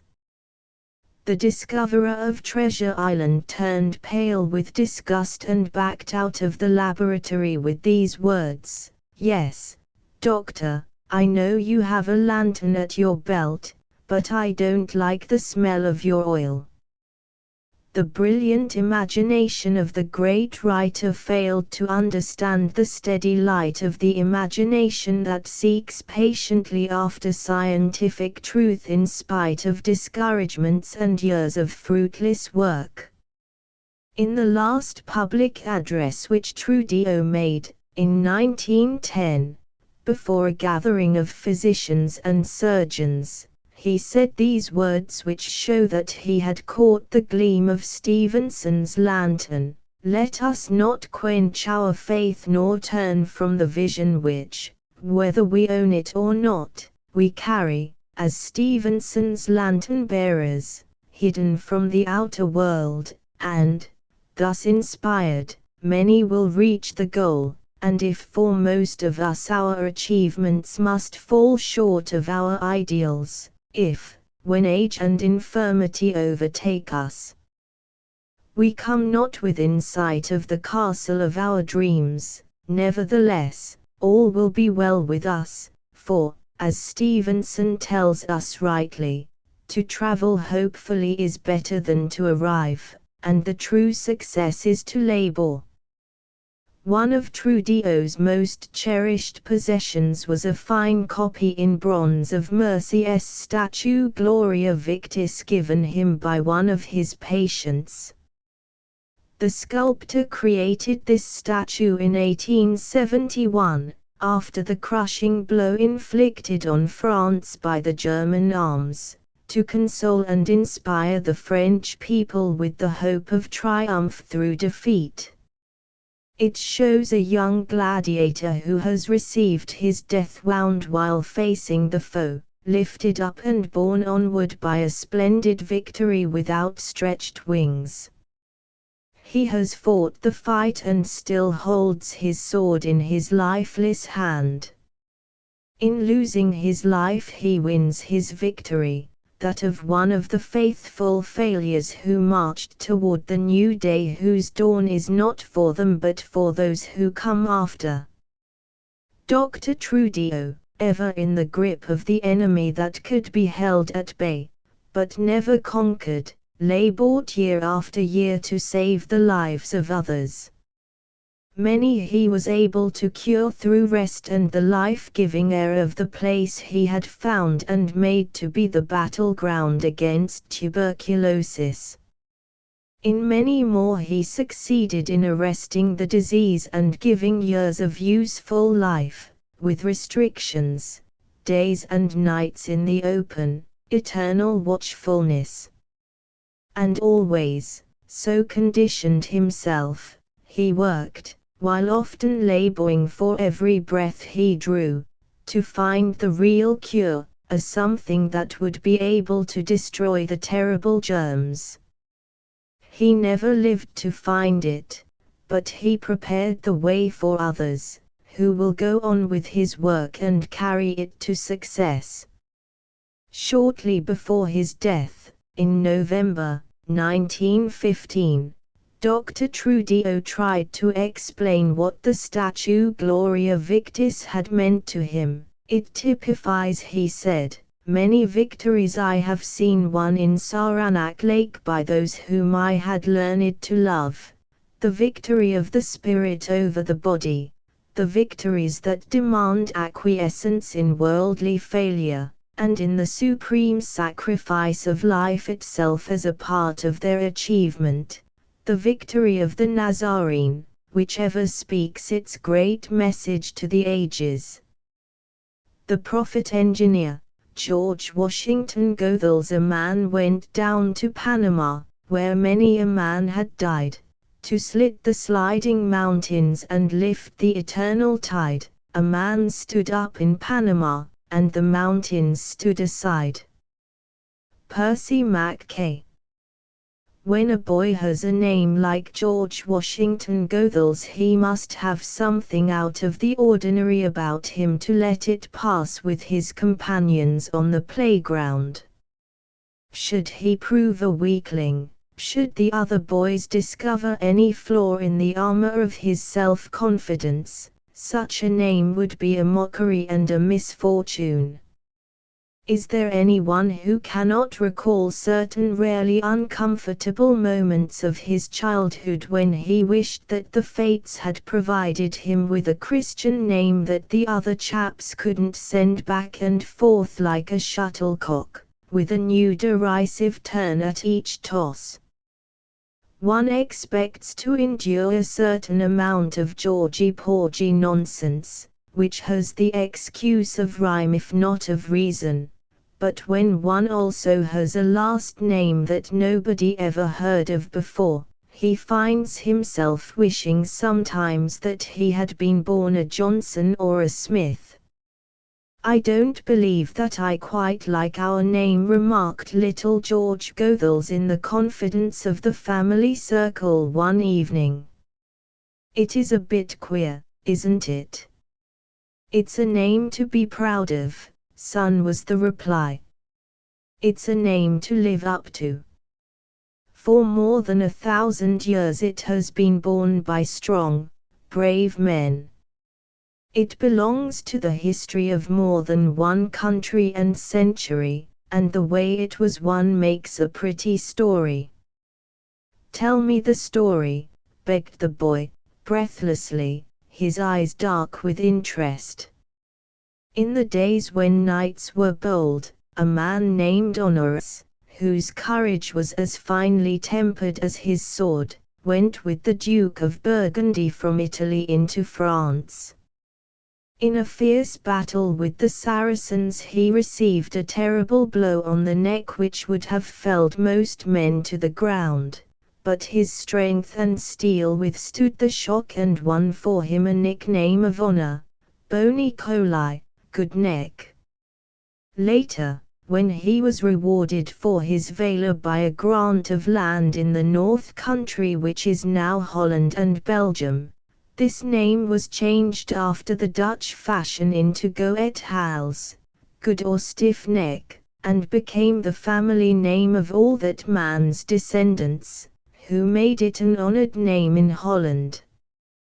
When your ancestors came to America, they hoped that it would become an honored name in the new country, and it must be your part to help bring that to pass. The boy's eyes grew thoughtful. For more than 1,000 years it has been the name of brave men, he repeated to himself. But it is an American name now, isn't it? He added anxiously. Yes, son, it is just as American as it can be made, his father returned with a laugh. We call it G-Thars. There is nothing more truly American than a thing that has go, you know, and we've given you the name of the first American to go with it. I'll show that an American Goethals can be as brave as any Dutch one, George boasted. Strong hearts and brave deeds speak for themselves, son, he was reminded, and they are understood everywhere, whether the people speak Dutch, English, or Chinese. As the boy's school days went by, it seemed that he had made that truth his own. In his studies he showed that common sense and thoroughness are better than mere dash and brilliancy. On the playground he let others do the talking, content to make his reply when he had his turn at the bat, or not at all. And the knightly baron of old who won the name of Goodneck could not have held up his head and faced his world with a stronger and more resolute bearing than did this American schoolboy. To those who knew him it was no surprise when he entered West Point, and it was no surprise to anyone when he graduated second in his class. Of course, he wouldn't be first, one of his classmates said. That would have been too showy for GW. I don't know anyone to whom just the honor of a thing means less.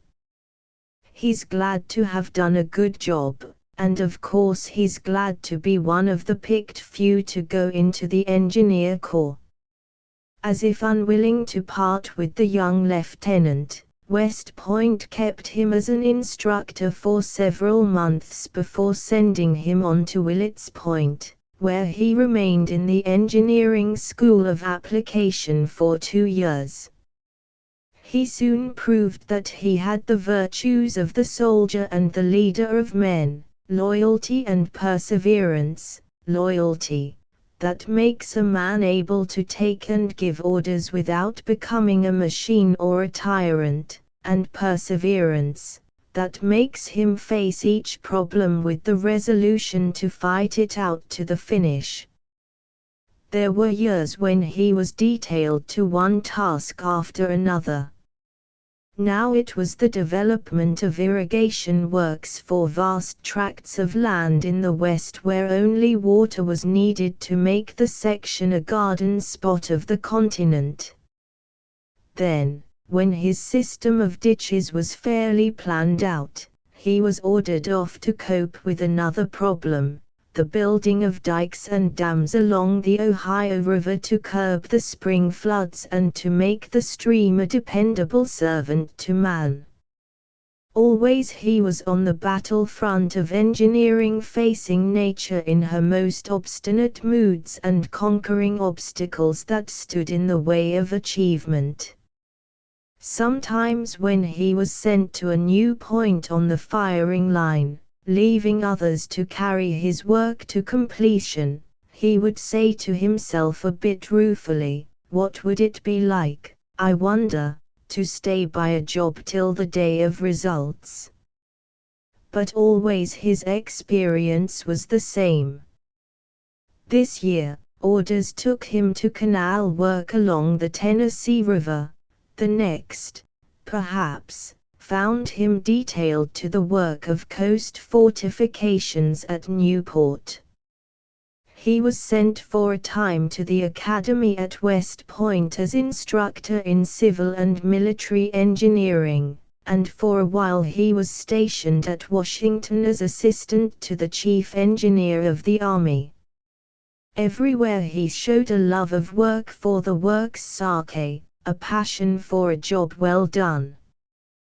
But what was rarer still, he showed a reach of understanding that was as broad as his practical grasp was firm.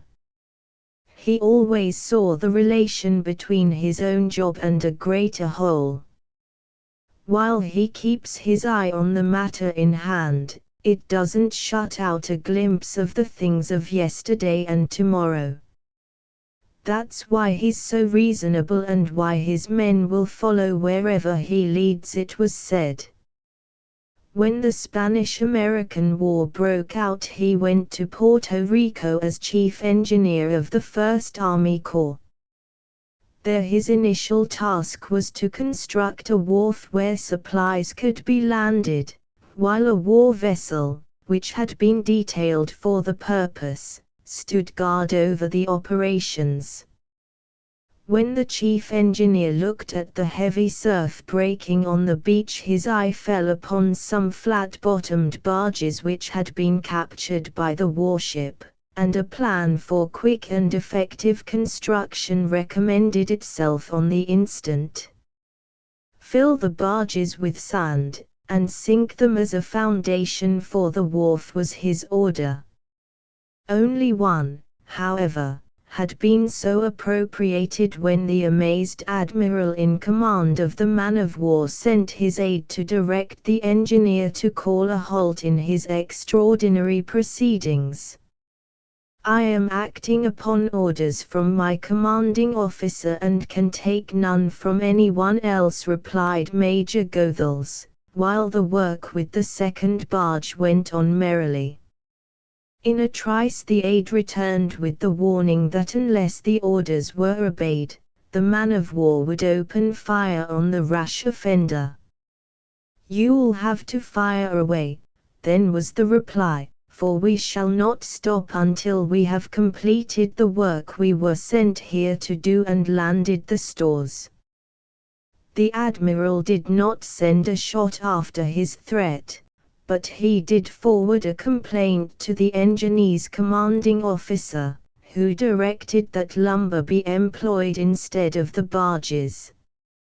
Major Goethals sent back the reply that there was no lumber to be had, and, while the offended admiral darkly threatened a court-martial, completed the wharf.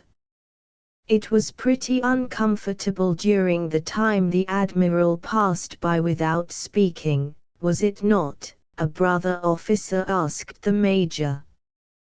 "Well, we landed the supplies," returned the engineer, quietly, as if that was the only thing that mattered after all. As usual, he was content to let results speak for themselves.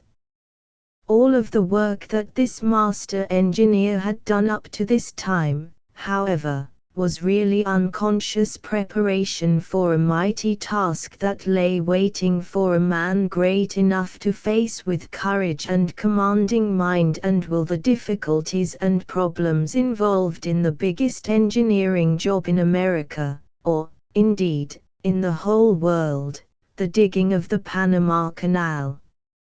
Ever since Columbus made his 4 voyages in the vain hope of finding a waterway between the West and the East, ever since Balbo, silent upon a peak in Darien, gazed out over the limitless expanse of the Pacific, it had seemed as if man must be able to make for himself a path for his ships across the narrow barrier of land that nature had left there as a challenge to his powers. At first it seemed that it must be as simple as it was necessary to cut a canal through 40 miles of earth, but time showed that the mighty labors of Hercules were but child's play compared to this.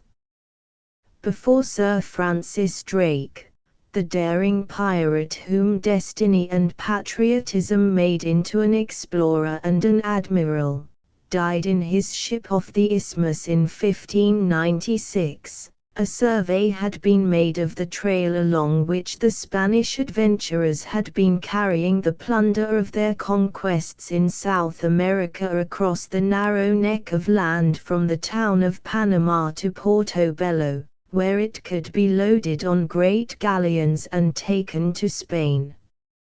For 3 centuries men of different nations, Spain, France, Colombia, and the United States, made surveys and considered various routes for a canal, but when they came face to face with the project at close range, the tropical jungle and the great rocky hills put a check on their ventures before they were begun. In 1875, however, when the Suez Canal was triumphantly completed by the French Canal Company, it seemed as if Count de Lesseps, the hero of this enterprise, might well be the man to pierce the New World isthmus. Blinded by his brilliant success, the venerable engineer, de Lesseps was at this time 75 years old, undertook the leadership of a vast enterprise to dig a similar canal across Panama. A canal was a canal, an isthmus was an isthmus.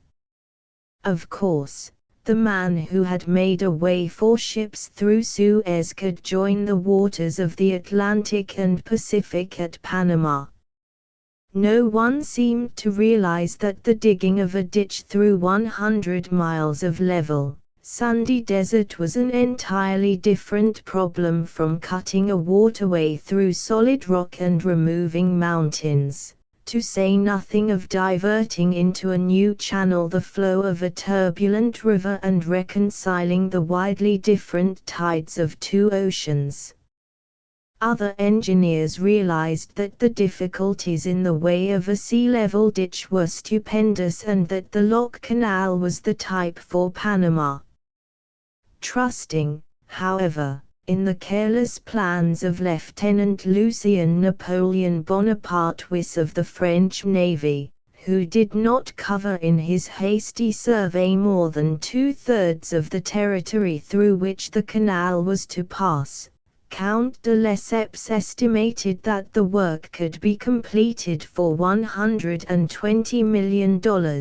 And promised that in 6 years the long-sought waterway to the Pacific and the East would be open.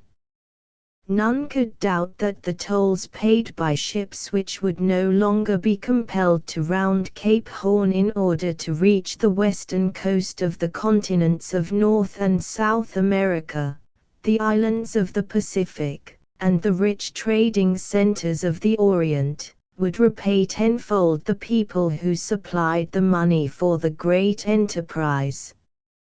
Trusting in the magic name of the engineer who had brought glory to France and wealth to those who had supported his Suez venture, thousands of thrifty people throughout France offered their savings in exchange for stock in the Canal Company.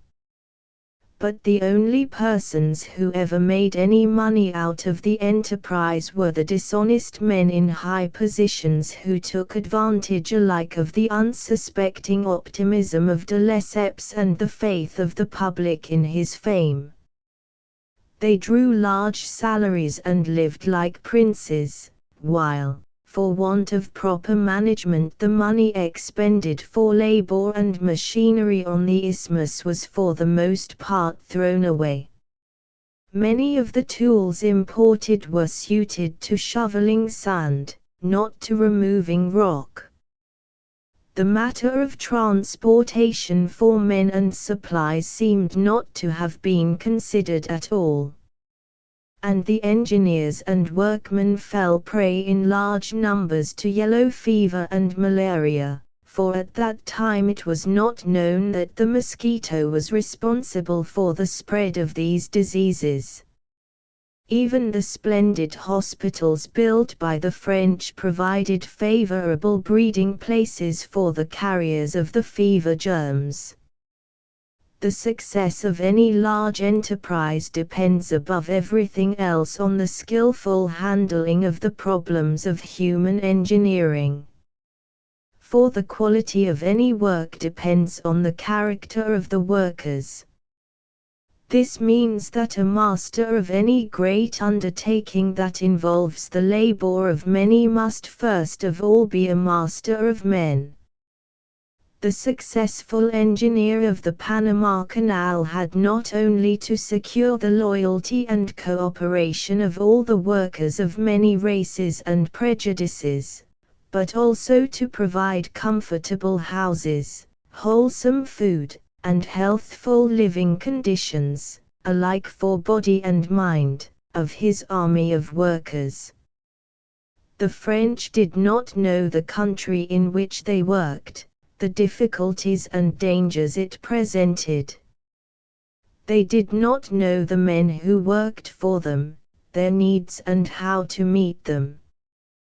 They did not know the men they worked with, their inefficiency and graft and how to forestall them. The de Lesseps enterprise was, therefore, doomed to failure. After expending $260 million, more than twice as much as the entire cost of Suez, in 9 years, less than a quarter of the canal was dug and the chief problems, presented by the unruly Chagres River and the floods of the rainy season, were still untouched. This is not the place to describe the disorderly retreat of the French forces, who hastily abandoned work and workers, tools and machines, like so much wreckage of a hopeless disaster. Some of the rascals and swindlers were punished, many others escaped. The aged de Lesseps, acclaimed as a hero yesterday, denounced as a traitor today, died of a broken heart. Thousands of poor people lost their little savings and with them their hope of comfort in their old age.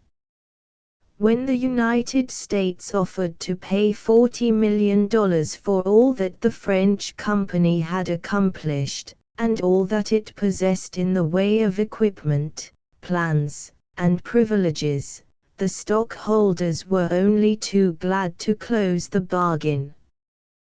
The whole story of how the United States went about this world job makes one of the most interesting chapters of our history.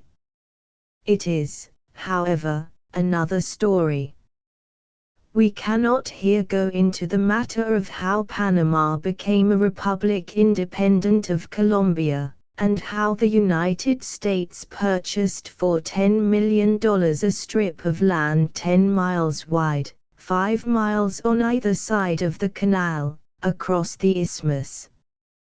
This canal zone is as much the territory of the United States as the parade ground at West Point. The ports of Balbo and Cristobal are Underwood and Underwood Major Goethals, as chairman of the Isthmian Canal Commission, Washington, D.C., 1908. Underwood and Underwood Major Goethals, as chairman of the Isthmian Canal Commission, Washington, D.C., 1908. American, and the United States holds the right to enforce sanitary regulations in the cities of Panama and Colon at either end of the canal and to preserve order when the Panama authorities prove unequal to the task.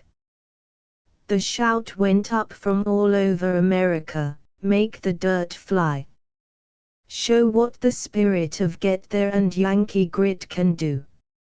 Of course, the temptation to produce immediate results was great. But the clear-seeing men in control said, there must be no headlong rush this time. We will be content to make haste slowly and take steps to prevent the evils that have defeated those who have gone before.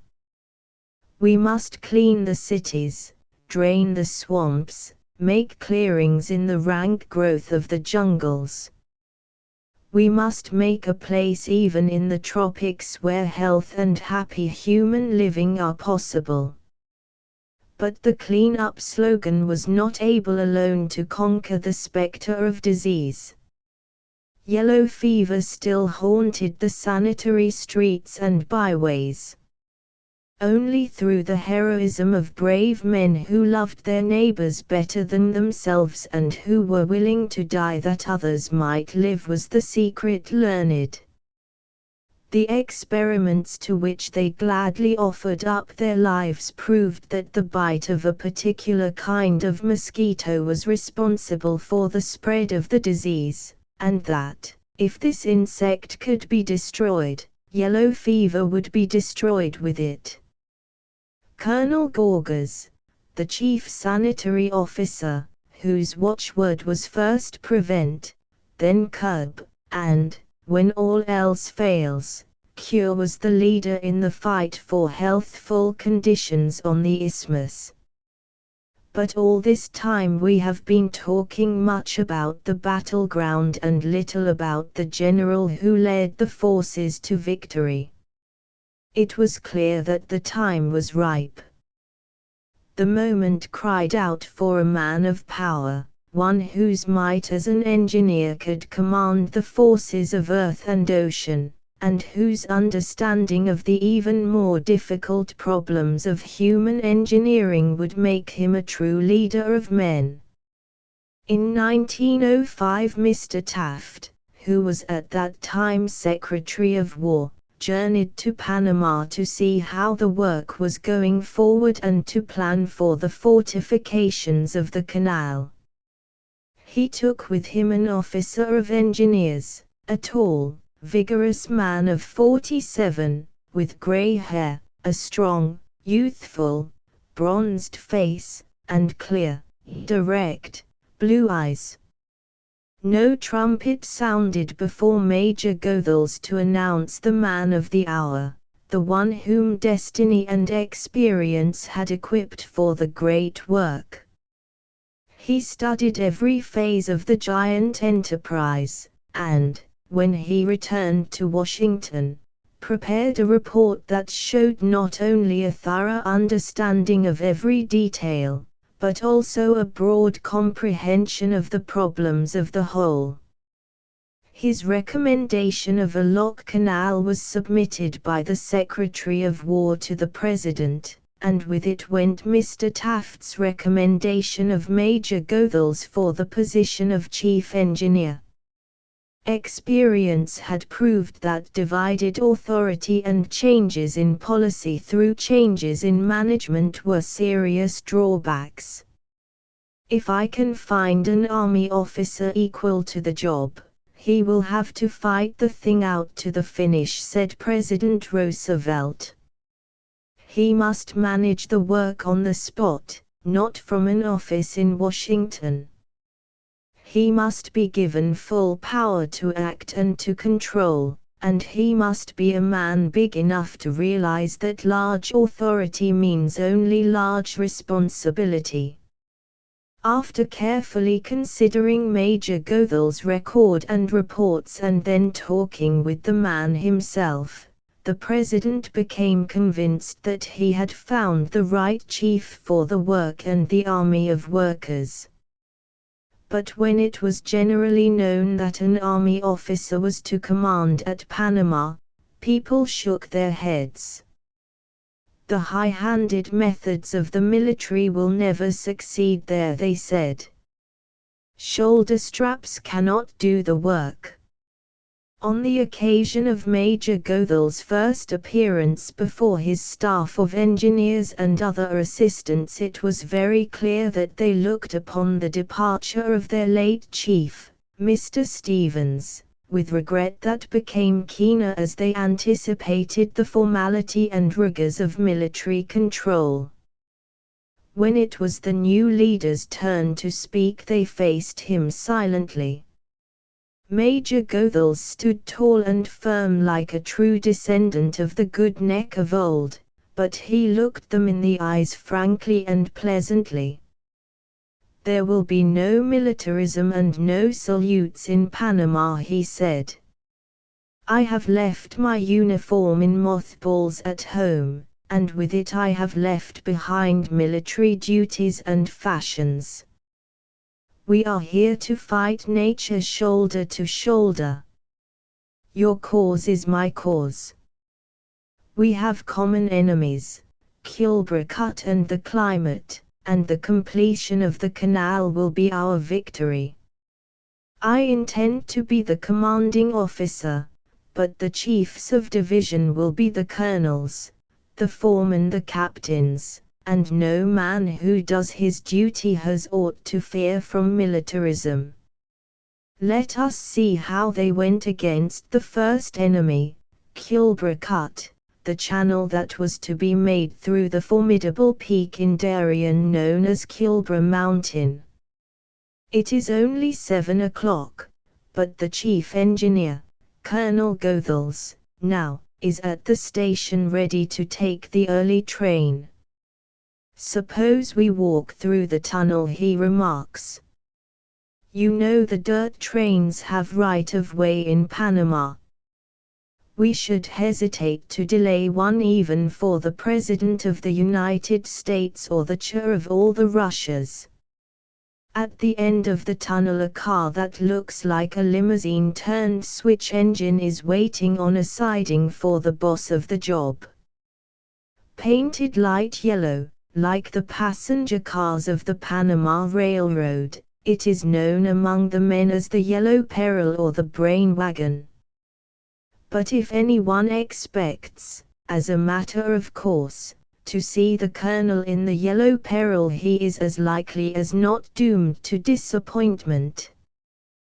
The chief engineer drops off, now to see men drilling holes for dynamite, now to watch the loading of the dirt trains from the great steam shovels.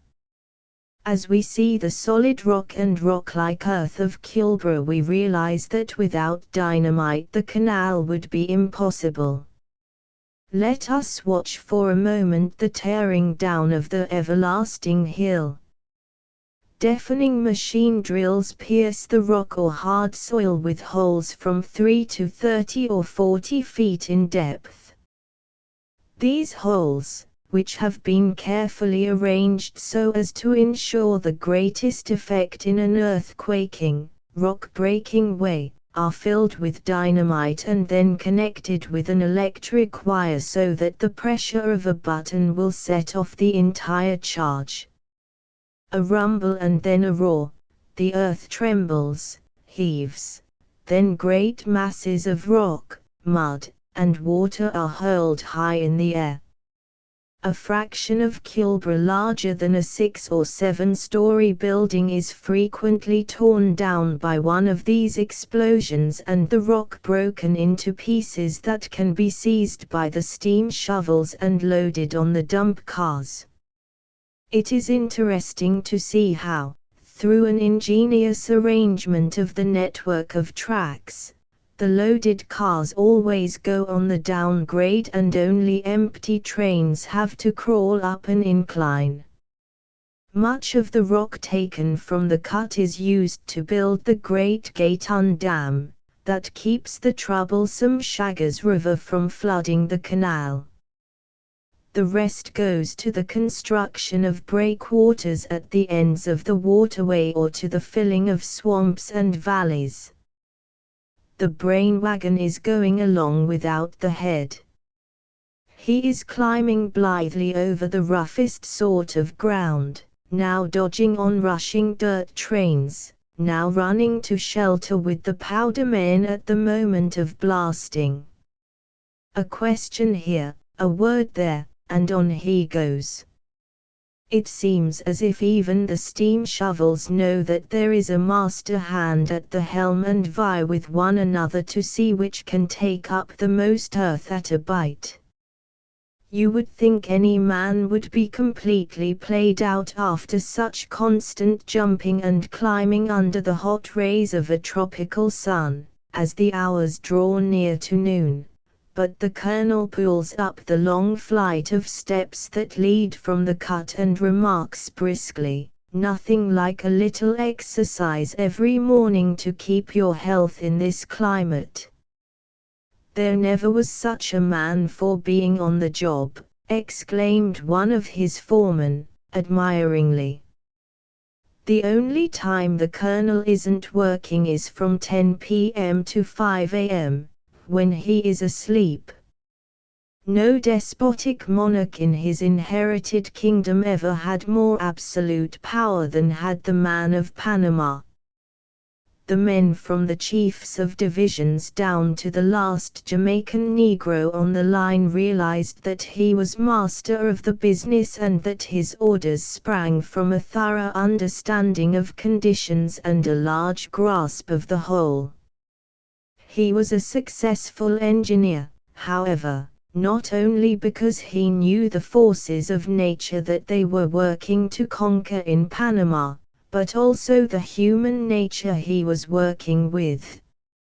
He knew that no chain is stronger than its weakest link, and that no matter how perfect his plans and how powerful his huge machines and engines, the success he strove for would depend first of all on the character and the cooperation of the workers. The real engineer must above all feel the vital importance of the human side of engineering work, he declared. The man who would move mountains and make the flow of rivers serve human ends must first be a master of human construction. He knew that if there were to be able and willing workers in Panama, they must be provided with the means of comfortable and contented living. It was not enough to defeat death in the form of plague and fever, it was necessary to make life worthwhile. For man could not live by work alone in a land of swamps and jungles. Houses with screened porches, with gardens, and all the comforts and conveniences to be found at home were provided for the 5,000 American engineers, clerks, and foremen. Ships with cold storage equipment brought food supplies from New York or New Orleans, and every morning a long train of refrigerator cars steamed across the isthmus carrying fresh provisions to all the hotels, town commissaries, and camps. "You needn't pity us because we live in the zone," said Mrs. Smith. "We get just as good meat and green vegetables as you can in market and at wholesale prices. Our house is rent-free, with furniture, linen, and silverware provided. We have electric lights and a telephone. We even have ice cream soda and the movies." The man of Panama knew that all work and no play would not only make Jack a dull boy, but also a poor workman. Recreation buildings were provided where one could enjoy basketball, squash, bowling, or read the latest books and magazines. There were clubs for men and for women, band concerts, and a baseball league. The colonel not only gave time and thought to the things that kept us contented and fit, one of the engineers said, but he always had time for everybody who felt he wanted a word with him. The man who was handling the biggest job in the world nevertheless seemed to think it was worthwhile to consider the little troubles of each man who came along. Have you heard the song they sing in Panama? Don't hesitate to state your case, the boss will hear you through. It's true he's sometimes busy, and has other things to do, but come on Sunday morning, and line up with the rest, you'll maybe feel some better with that grievance off your chest. See Colonel Goethals, tell Colonel Goethals, it's the only right and proper thing to do. Just write a letter, or, even better, arrange a little Sunday interview. The Colonel's Sunday mornings were remarkable occasions. You might see foregathered there the most interesting variety of human types that could be found together anywhere in the world: English, Spanish, French, Italians, turbaned coolies from India, and American Negroes. One man thinks that his foreman does not appreciate his good points. Another comes to present a claim for an injury received on a steam shovel. Mrs. A declares with some feeling that she is never given as good cuts of meat as Mrs. B enjoys every day. Another housewife doesn't see why, if Mrs. F can get bread from the hospital bakery, she can't as well, because she, too, can appreciate a superior article. Of course, many of the things are trivial and even absurd, said the Colonel, but if somebody thinks his little affair important, of course it is, to him. And that is the point, isn't it? He feels better when he has had it out, and if it makes the people any happier in their exile to have this court of appeal, that is not a thing to be despised. Besides, first and last, I come to understand many things that are really important from any point of view. He is the squarest boss I ever worked for, declared one of the locomotive engineers, and I'll tell you the grafters don't have any show with him. He had a whole cargo of meat sent back the other day because it wasn't above suspicion. I happen to know, too, that he turned back a load of screening on a prominent business house who thought that they could save a bit on the copper, that for a government order it would never be noticed if it was not quite rust-proof. The canal was finished not only in less time than had ever been thought possible, but also with such honest and efficient administration of every detail that nowadays, when the statement is sometimes made that no great public enterprise can be carried through without more or less mismanagement and jobbing, the champion of Uncle Sam's business methods retorts, "Look at Panama." The Colonel's quiet mastery in moments of stress was perhaps the most interesting phase of his human engineering. The representatives of a labor union threaten a strike unless he orders the release of one of their number who has been convicted of manslaughter. "When will we get our answer?" asked the spokesman. "You have it now," replied Colonel Goethals. "You said that if the man was not out of the penitentiary by 7 this evening you would all quit. By calling up the penitentiary you will learn that he is still there. That is your answer. It is now 10 minutes past 7. But, Colonel, you don't want to tie up the whole work," protested the leader. "I am not proposing to tie up the work, you are doing that," was the reply.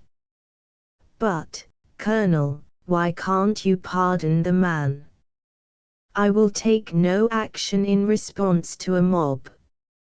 As for your threat to leave the service, I wish to say that every man of you who is not at his post tomorrow morning will be given his transportation to the United States, and there will be no string to it. He will go out on the first steamer and he will never come back." There was only one man who failed to report the following day, and he sent a doctor's certificate stating that he was too ill to be out of bed. Human engineering was especially called into play when the man of Panama faced committees of inquiry and investigation from Congress. A pompous politician once demanded in a challenging tone and with a sharp eye on the Colonel, How much cracked stone do you allow for a cubic yard of concrete? 1 cubic yard was the reply.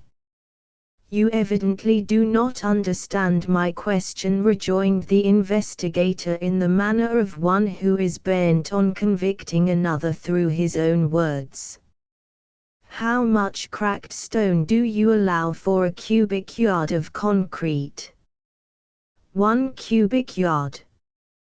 But you don't allow for the sand and concrete. The implied accusation was spoken with grave emphasis. Those go into the spaces among the cracked stone, was the unruffled reply. The smile that went around the room was felt rather than heard, but the pompous politician had no further questions. This master of men, who was never known to yield his ground when he had once taken a stand, was always a man of few words. He preferred to let acts and facts do the talking. You know, Colonel Goethals, said a prominent statesman on one occasion, a great many people think we are never going to carry this job through to the finish.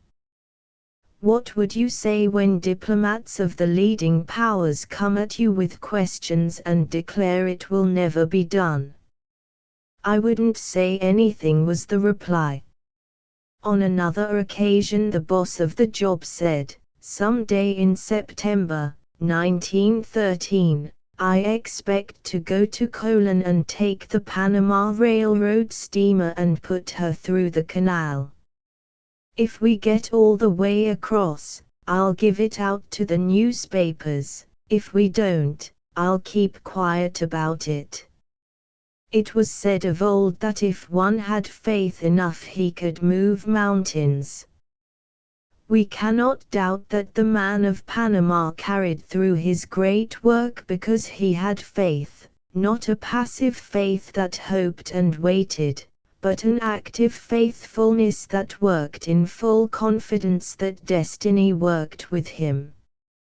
And this faith and loyalty was a living power that enkindled like faithfulness in those who worked with him. The man of Panama is General Goethals now, but when any admirer would imply that his generalship, his administration and human engineering, was the chief factor in the success of the great work, he invariably replies that he was but one man of many working shoulder to shoulder in a common cause. The simple greatness of the prophet engineer and leader of men was shown in the words with which he accepted the medal of the National Geographic Society. The canal has been the work of many, and it has been the pride of Americans who have visited the isthmus to find the spirit which has. Photo by Brown Brothers. The Man of Panama at Panama. Photo by Brown Brothers. The Man of Panama at Panama animated the forces. Every man was doing the particular part of the work that was necessary to make it a success.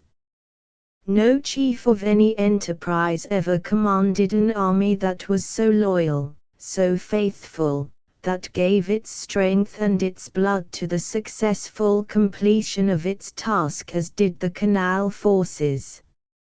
And so in accepting the medal and thanking those who confer it, I accept it and thank them in the name of every member of the canal army. Since the completion of the canal, its master builder has been called to serve his country in more than one great crisis. At the time of the threatened railroad strike in the fall of 1916, he was made chairman of the Commission of Three appointed by President Wilson to investigate the working of the 8-hour law for train operators, which was the subject of dispute between the managers of the roads and the men who ran the freight trains. In March 1917, he was selected by Governor Edge of New Jersey to serve as advisory engineer on the construction of the new $15 million highway system of that state. A shepherd of the great country, Bishop Rolove is a bodily shape, and Christian works are no more than animate faith and love, as flowers are the animate spring tide. Longfellow.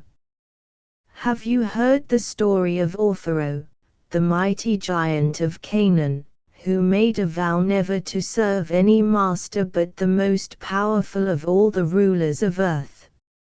As my strength is great, so shall my service be great, he said, and my king must be one who stands in fear of no man. He wandered over all lands, looking in vain for the greatest monarch, for each king plainly stood in dread of some other power. At length, however, he was told by a holy hermit that the King of Kings was an invisible Lord who reigned through love in the hearts of men. "How can I serve him?" asked Orfeo. "You must fast and pray," answered the hermit. "Nay," cried Orfeo, "not so. For I should then lose my strength, which is all that I have to bring to his service." For a moment the holy hermit prayed silently to be given wisdom. Then his face shone as if from a light within. "There is a river over which many poor people must cross," he said, "and there is no bridge. The current is often so swift and treacherous at the ford that even the strongest are swept from their feet and lost. With your great strength you could help one and all to safety. It would be a work of love, meet service for the Lord of love." And so Orfeo, the giant, built him a little hut by the side of the stream and dwelt there all his days, lending his strength to all who needed it in the name of the unseen king whom he served. It is said that one night in a wild storm a little child came praying to be carried across. Now, for the first time, Orfeo knew what weakness and faltering meant.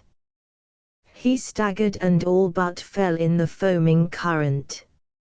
"Oh, little child," he cried out as he stumbled, panting and spent, to the farther bank, "never before have I borne such a weight. I felt as if I were carrying the whole world on my shoulders." "And well you might, strong one," said the child, "for you have this night carried the Master whom you serve. Henceforth your name shall be not Orfeo but Christopher, which means one who has carried Christ." And the good giant was called Saint Christopher from that day. You have perhaps seen pictures of him, for more than one great artist has tried to paint the story of his faithful service of love. We are going to hear today the story of a strong man of our own time, who, like Orfeo of old, vowed to serve with his strength the greatest master of all, the King of Kings. The tale of his life began the 20th of November, 1856, when Peter Trimble Rowe was born in Toronto, Canada. He was a tall, sturdy lad, who early learned to laugh at cold weather and strenuous days in the open. The more wintry it was without, the more glowing the warmth within his hardy, alert body. If you had met him as he returned from a holiday afternoon spent on snowshoes, your pulses would have throbbed in sympathy with his happy, tingling vigor. You would have felt as if you had warmed both hands before the fire of life. He had bright Irish eyes, a ready Irish laugh, and the merry heart that belongs with them. His heart was, moreover, as warm as it was glad. He laughed with people, not at them, and he had a quick understanding of their troubles and difficulties as well as of the fun that lay near the surface of things. This means that his heart caught the beat of other hearts, and that he early learned the lessons that love alone can teach. It was while he was still a student that he decided what his life work must be. Man cannot live by bread alone. These words had a very vital meaning for him. There were many in the world, he knew, who spent all their days struggling for bread, as if that alone could satisfy their longing for life. Very simply he said to himself, I must use my strength to help where help is most needed. I must go to the far-off, frontier places where people live and die without light and without hope. As soon as he had graduated from Trinity College, Toronto, and was ordained a minister of the church, he went as missionary to an Indian tribe on the northern shore of Lake Huron. In caring for this wild, neglected flock, the young shepherd needed all his splendid, vigorous health and hardihood. He went around in summer drought and winter storm, often sleeping by a campfire or in an Indian wigwam, in order that he might bring the light of a new hope into the dark lives of these first Americans. The Indians have learned little good from the white men or from civilization, he said ruefully. They have acquired some of our weaknesses and diseases, that is about all. He longed to bring to them in exchange for the old free life in their vast forests and broad prairie country, a new freedom of the spirit that should enable them to understand and use the good things in the white man's world. Do you think that he tried to do this through preaching? He really did not preach at all. He lived with the people and talked to them as a friend who was ready to share what he had with others on the same trail. Do you remember Emerson's much-quoted challenge, "My dear sir, what you are speaks so loud that I cannot hear what you are saying." What a person is will always be heard above what he says. In the case of Mr. Rowe, the strong, self-reliant, sympathetic, kindly spirit of the man ever talked with a direct appeal to his people. He tramped and hunted, canoed and fished with them, and shared with them the fortunes of the day around the evening campfire. No one had a cheerier word or a heartier laugh. They were ready to hear all that he had to tell them of the things that make life happier and better, and of the master he served, who loved his red children no less than the white. When the work was well underway on the Indian reservation, the young man accepted the call to a new field at Sault Ste. Marie, Michigan. Here he had again the challenge and inspiration of pioneer work. There were 6 members of his church when he took charge. When, 10 years later, he left his flock to another pastor, it numbered 250. He had, moreover, pushed out into the surrounding country and established missions at several different points. He was sure that his strength and endurance, his power to conquer cold, fatigue, and other unfriendly conditions, should be used in the greatest cause of all, in going to seek and save those that are lost in the wild places of the earth. I love battling with wind and weather and pulling against the stream, he used to say. I was born tough, and it's only common sense to put such natural toughness to some real use. So it was that, like Saint Christopher, he was resolved to serve his king with his strength. In 1895, when a bishop was wanted to take charge of the great unexplored field of all Alaska, scattered white men who had gone there for fish, furs, or gold, Indian tribes in the vast, trackless interior, and Eskimos in the far north within the Arctic Circle, people said without hesitation, "Mr. Rowe is the man to go as shepherd to that country." A bishop, you know, is an overseer, one who is responsible for the welfare of the people of a certain district or diocese, as it is called. He is a sort of first shepherd, who has general charge of all the flocks, churches and missions, and who tries to provide for those that are without care. The man to undertake this work in Alaska would have to be one of the hardy, patient explorer missionaries, like Father Marquette, who in 1673 traveled in a birch canoe through the Great Lakes and along the Mississippi, ministering to the Indians and making a trail through the New World wilderness. Alaska is an Indian word which means the great country. It is, indeed, not one but many lands.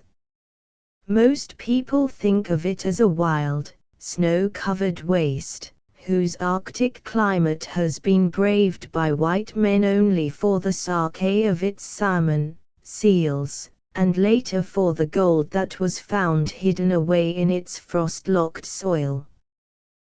The country along the Pacific coast is warmed by the Japan Current just as the British Isles are by the Gulf Stream, and its climate is milder in winter and cooler in summer than that of New England.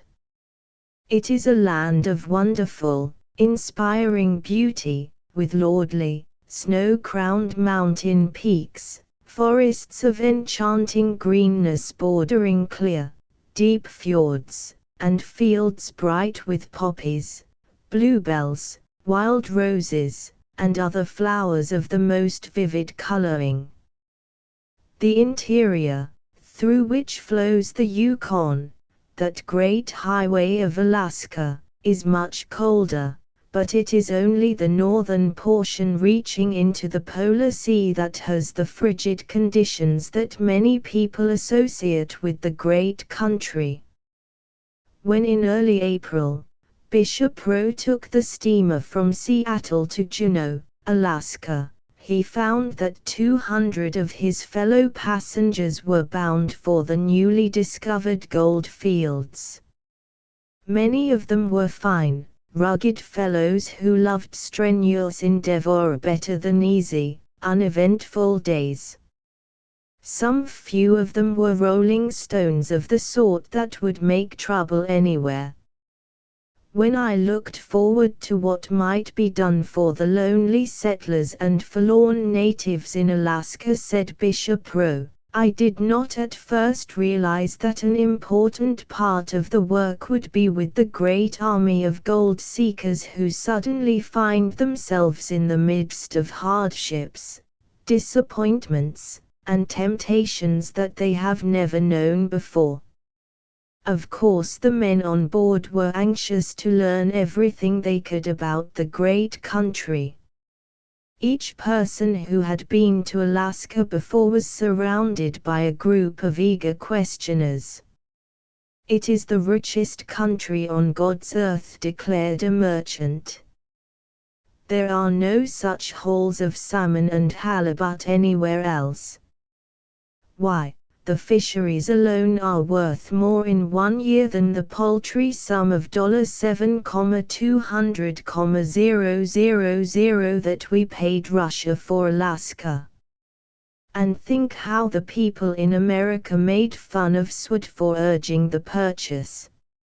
Said it was fit for nothing but a polar bear picnic grounds.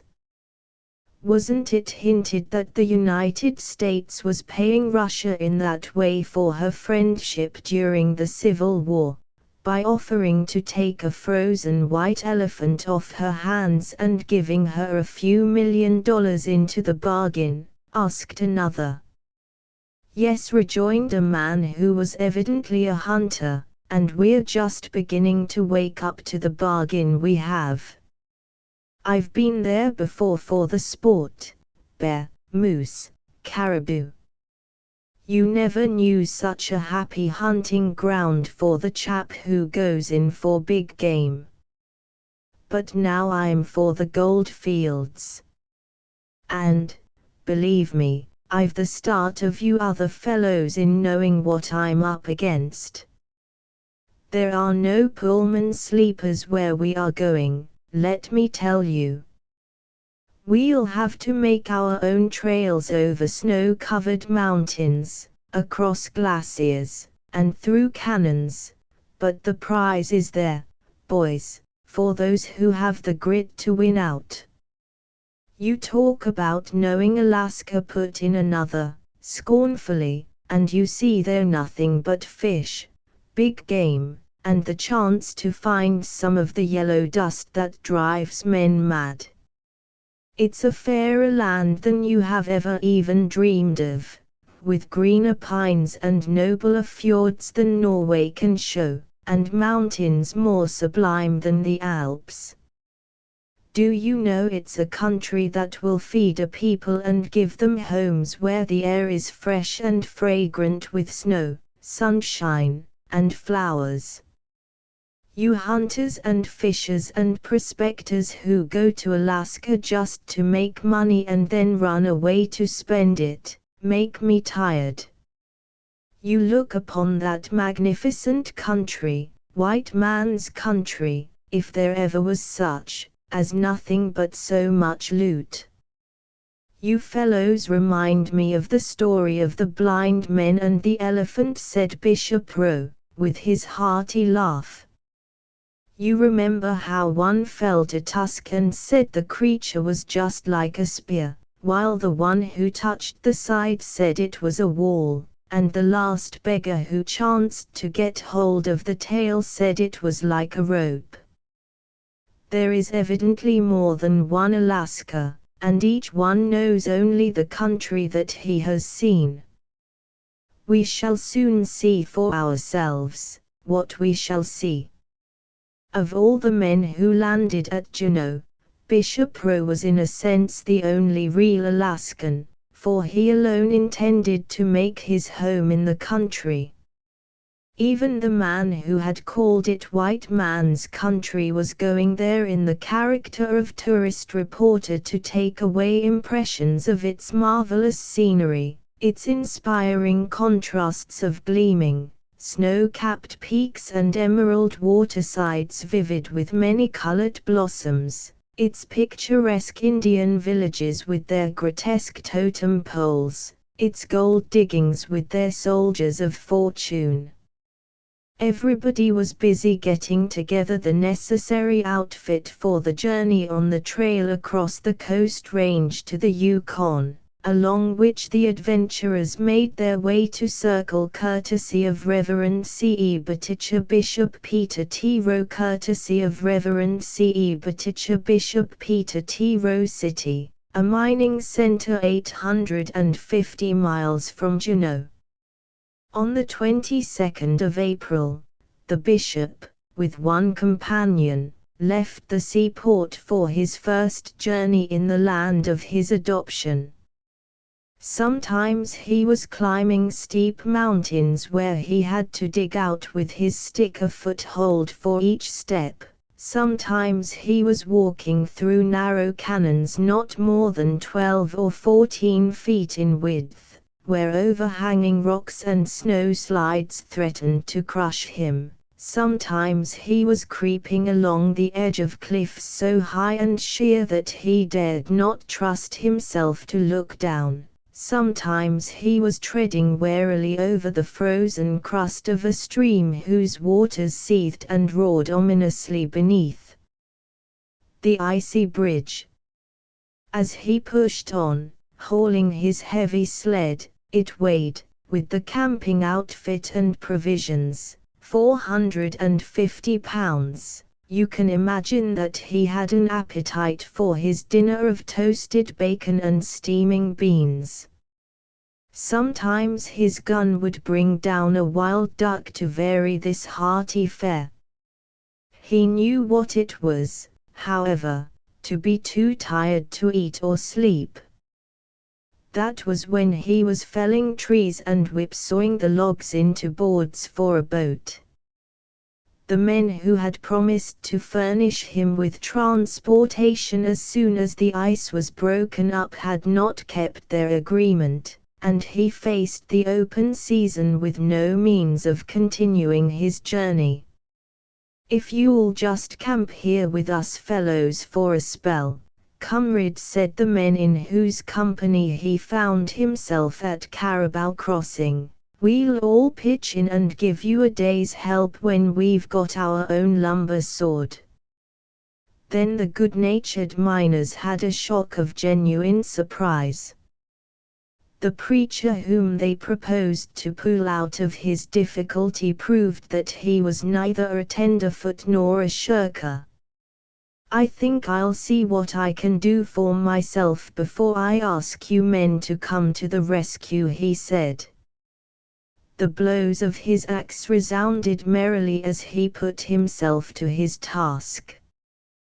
Then after the logs were rolled on the sawpit he whipped out the lumber in something less than 2 days. When night came his muscles ached but his pulses sang. "What a friend a tree is," he said, smiling happily at the leaping, crackling flames. "Here it is giving us a rousing fire and boughs for our beds, as well as lumber for our boats and gum and pitch to make them watertight." The rude but plucky little craft was finished and mounted on runners to take it to the place of launching before those who had volunteered to help him had their own lumber sawed. The rough men were much impressed. This missionary who was not above sharing their toil and hardships must have a message that was worth hearing.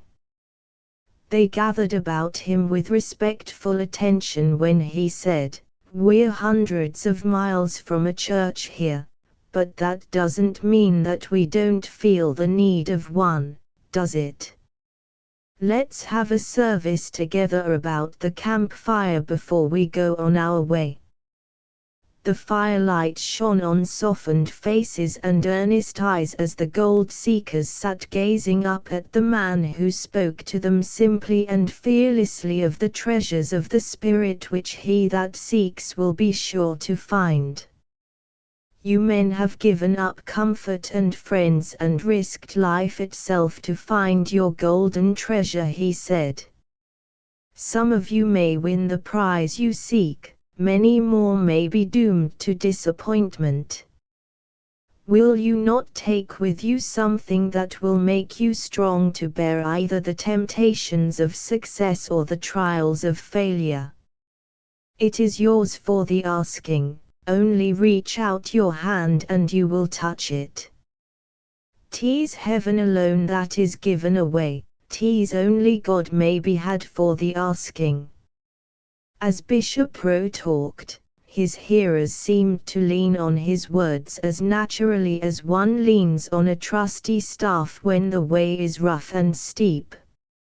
And when he had gone, much that he had said lingered with them through the feverish rush forward and the long desolate winter that followed, when the cracking ice and the howling wolves alone broke the awful stillness about their remote camp. The steadfast faith and the cheerful endurance of our pioneer missionary were tried more than once as he drew his boat, which weighed with the load of provisions some 1,400 pounds, over the frozen surface of a chain of lakes where he had to exercise ceaseless vigilance to avoid bad ice. Then there were 3 days of ice breaking after the spring thaw was well under way before he could begin to paddle with the stream. It was now the pleasantest time of the year. the time of the long days when you can almost see the grasses and flowers shoot up as they take advantage of every moment of life-giving sunshine. The warm wind brought the smell of clover and the voice of leaping waterfalls. It seemed as if one could taste the air, it was so fresh with the pure snow of the heights and so golden sweet with sunshine and opening blossoms. The paddler on the Yukon, however, cannot become too absorbed in the beauties by the way. There are dangerous rapids and unexpected cross-currents that require a steady head and a strong hand, and the new bishop frequently had reason to be grateful for the skill in canoeing that he had won in his camping days in Canada. If he had been out for game he would have found more than one opportunity for a good shot. There were brown bears looking at him from the brush along the banks, and bears fishing for salmon in the swift water. Sometimes he caught a glimpse of an antlered moose among the trees, and now and then he saw an eagle swoop down to seize a leaping fish in its claws. Flocks of ducks with their funny, featherless broods scurried over the water, disturbed by the sudden appearance of the canoe. The bishop visited the Indian villages along the stream, as well as the missions that had been planted at various points to minister to the natives. Imagine what his cheering presence meant to the lonely workers in the wilderness. As he went along he was planning how best he might meet the needs of the people with new missions, hospitals, and schools. Why is it that all you tough, rough-riding Alaskan fellows set such store by this Bishop Rowe? A man from Fairbanks was asked. Well, for one thing his works have not been in words but in deeds, was the reply. Let me tell you how it was with us when he came over the ice from Circle City in the winter of 1903. He looked us over and saw the thing we most needed. He saw no dollars, either in sight or in the future. He saw only that a poor lot of human creatures, up against a dead-hard proposition, needed a hospital. You have the ground, said he, you raise half the money and I will leave the other half for the building. Then I will take care of the nurses, medicines, and everything else you need. Of course he is for his church, but he and his church are always for their people, and their people are any that fare over the trail. It was soon said of this master missionary that he was the best musher in Alaska. Mush, or mush on, is the cry that the men on the winter trails give to their dog teams. It is, perhaps, a corruption of the French word marquons, which means go on. There is seldom a winter when Bishop Rowe does not travel from 1,000 to 2,000 miles with his team of 6 huskies to visit his people. Do you picture him sitting comfortably wrapped in fur robes on the sledge while the dogs pull him, as well as the store of food for the 6 weeks' journey on which he is bound? Look again. There he is walking on snowshoes ahead of the team leader. He is breaking trail for the dogs who have all they can do to drag the laden sled. In order to lighten their load he selects a tree at each camping place to serve as a landmark, and hides there a store of food for the return trip. That is a plan that works well unless the sly wolverines manage to get on the scent of the cache, he said. But you must go as light as possible when you travel over a waste of snow, and are forced at times to cover 40 miles a day. It is a trip that takes all the unnecessary fat off you, and you get as strong as a mule and as hungry as a bear. You would think that the mountain climbing, canoeing, and marching on snowshoes, which are part of his yearly round, would be all that he could possibly need to take off the unnecessary fat and keep him in the pink of training. The winter trip with the dog sledge, however, brings many situations when life itself depends upon one's physical fitness. In preparation for those journeys, the bishop goes through a regular series of exercises: long-distance running, hill climbing, and even jumping rope. The following extract from one of his diaries kept during a 6 weeks trip over the Arctic waste, when mountains and valleys alike were muffled in a white silence, and all the streams were voiceless, spellbound rivers of ice, will show what making the rounds in the Diocese of All Alaska means. Our sled was loaded with robes, tent, stove, axes, clothing, and food for 16 days for dogs and selves.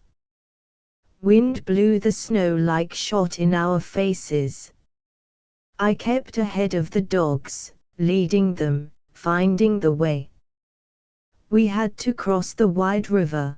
The great hummocks made this an ordeal, had to use the axe and break a way for the dogs and sled. In the midst of it all the dogs would stop. They could not see, their eyes were closed with the frost, so I rubbed off the frost and went on.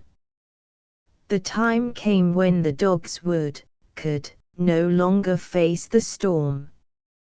I was forced to make a camp. It was not a spot I would choose for the purpose.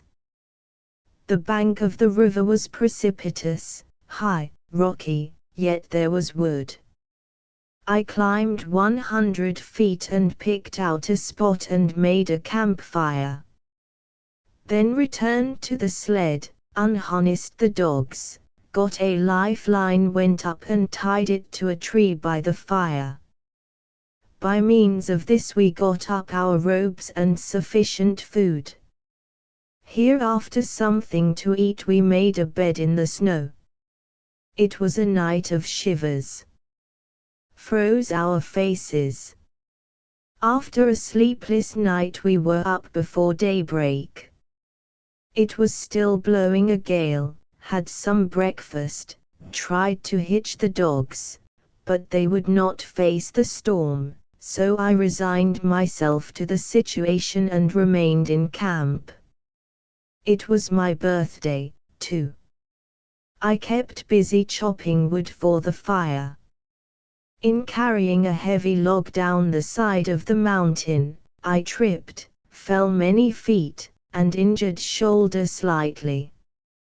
After another cold and shivering night we found the wind somewhat abated, and without breakfast hitched up the dogs, packed sled, and were traveling before it was light. Early in the day, while piloting the way, I encountered bad ice, open water, broke through and got wet. After that I felt my way with axe in hand, snowshoes on feet, until it grew dark. In the darkness I broke through the ice and escaped with some difficulty. A worker in a lonely frontier post where there were plentiful discouragements once said, "When I am tempted to think that I am having a hard time, I just think of Bishop Rowe." Then I realize that it is possible to feel that creature comforts are not matters of first importance. How splendidly he proves that a man can rise above circumstances, and still march on and laugh on no matter what may be happening about him or to him. We have seen how the Bishop of Alaska fares in winter when the world is a vast whiteness save only for the heaving dark of the sea, when the avalanches are booming on the mountains, when the winds are sweeping through the canyons, and all the air is filled with ice dust. What can he accomplish through these journeys that he should forego all comfort and risk life itself? First, he brings light and cheer to the homesick miners, to the dull-eyed, discouraged men who have struggled and toiled without success, and to the excited, watchful ones who fear to lose what they have won. "Where are all the people going?" asked a stranger in Fairbanks one Sunday. "Bishop Row is here," replied the hotel clerk smilingly. "Everybody turns out when he comes to town. You see," he added thoughtfully, "he somehow knows what a man needs no matter where he is or what he is. There is something that goes home to each one who listens." But the adventurers from civilization are not the bishop's chief care. His first thought is for the Indians and Eskimos, who, if they have gained somewhat, have suffered much through the coming of the white men to their shores. "Our people have for the most part been consistently engaged in plundering Alaska," he said. "We have grown rich on its salmon and furs, while the natives who formerly had plenty feel the pinch of famine and cold. We take from the country everything we can get and even make the Indians pay a tax on the trees they cut down, but we do nothing for the land in the way of building roads and bridges, or for the people in the way of protecting them from the evils that the coming of the white men has brought upon them. In so far as it lies in his power, the bishop tries to atone for this despoiling of Alaska by working wholeheartedly for the natives, teaching them more wholesome ways of living, giving them food and medicine in times of distress, providing sawmills to give them work, introducing reindeer to supply clothing in the place of the seals that are fast disappearing, and building churches, schools, and hospitals.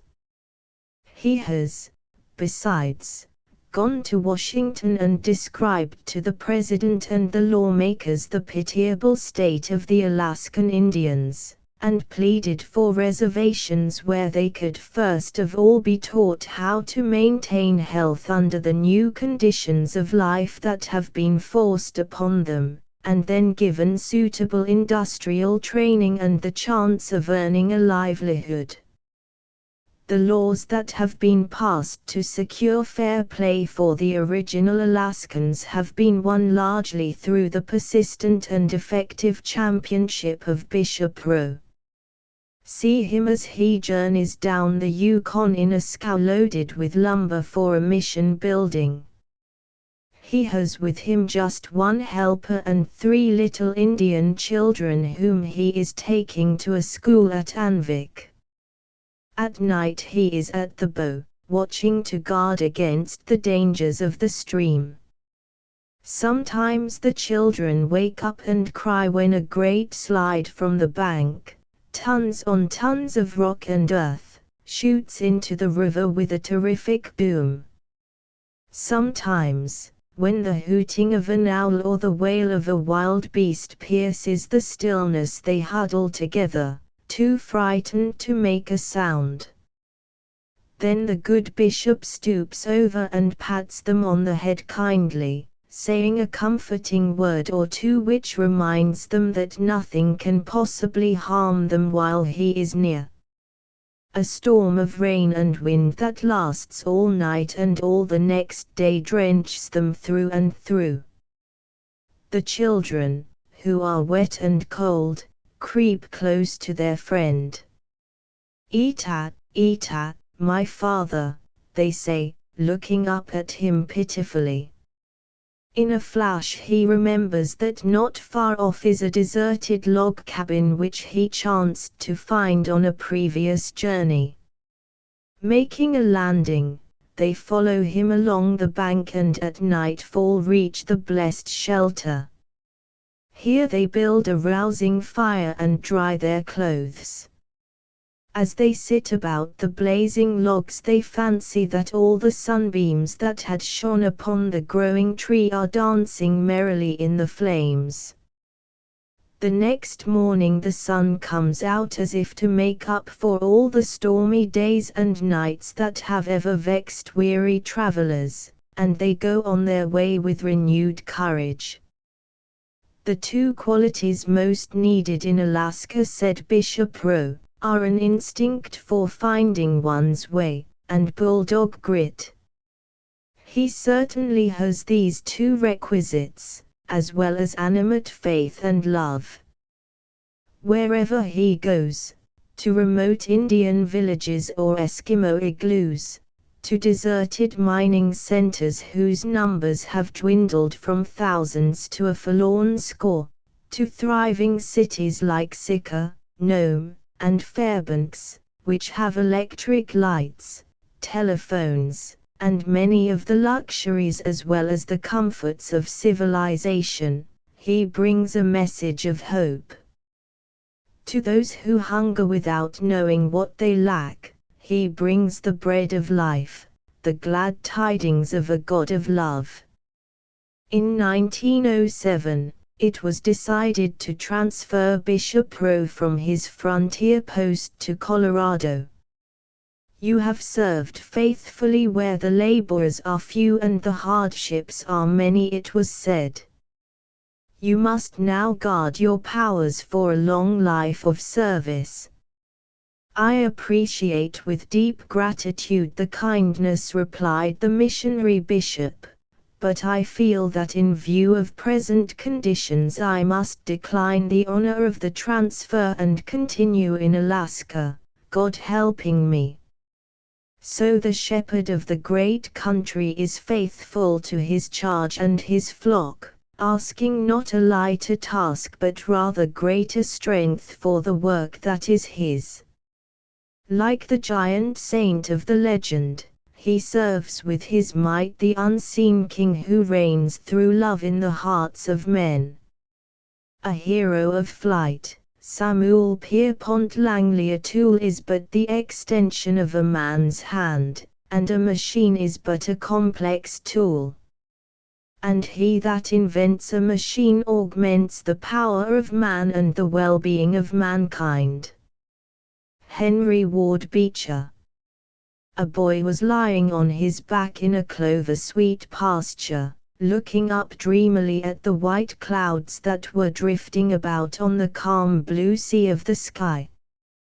The field sloped down to the beach, and the salt breath of the ocean came to him on the passing breeze.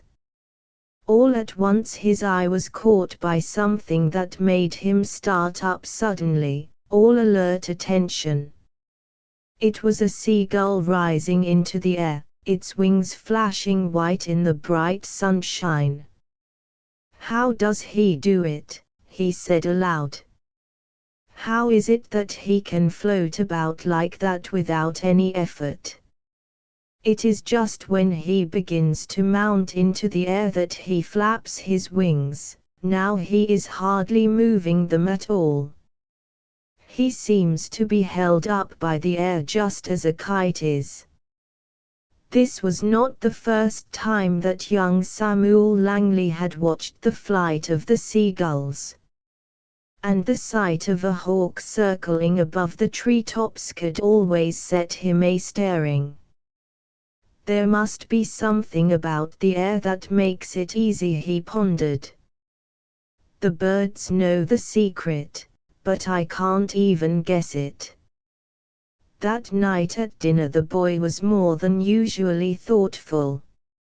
"Father," he said after a long silence, "don't you think it might be possible for people to make some sort of an airship thing to sail through the air, without any gas bag to carry it up?" "Have you heard that there is such a thing as the law of gravity, son?" quizzed the father, banteringly. "What goes up must come down, you know." "But, father," the boy persisted, the hawks and gulls are much heavier than the air. There is nothing of the balloon sort about them. But they have wings, my boy, and they know how to fly, returned Mr. Langley, looking at the lad's puckered brow with amused indulgence. Well, father, retorted Sam, flushing under the teasing smiles that were directed at him, I'm sure it's not such a joke after all. Why shouldn't people learn how to make wings and to fly? Come down to earth, Samuel, and don't get too far from the ground in your wanderings, advised his father. There are enough problems on the good old earth to keep you busy. Your idea has not even the merit of being new and original. The myths of Greece tell us that way back in the legendary past people envied the flight of birds. But all those who have tried to do the trick have, like Icarus who went too near the sun with his marvelous wax wings, come back to earth rather too abruptly for comfort. As the days went by, Samuel Langley did indeed turn his attention to other questions, but the problem suggested by the bird's flight was not forgotten. Years afterward, when he had become one of the most distinguished scientists of his time, he used often to say, "Knowledge begins in wonder." Set a child to wondering and you have put him on the road to understanding. He often liked to recall the days of his boyhood when he had first set his feet on the path that led to the great interests which made his life. There are two incidents, little chance happenings, you might call them, if you believe in chance, he said, which took root and grew with the years. One was my discovery of the fascinations of my father's telescope. I remember watching the workmen lay the stones of Bunker Hill Monument through that glass. It taught me the joy of bringing faraway things into intimate nearness. I learned that the man who knows how to use the magic glasses of science can say, "Far or forgot to me is near." The great scientist smiled musingly to himself. He seemed to have slipped away from his friend and the talk of the moment.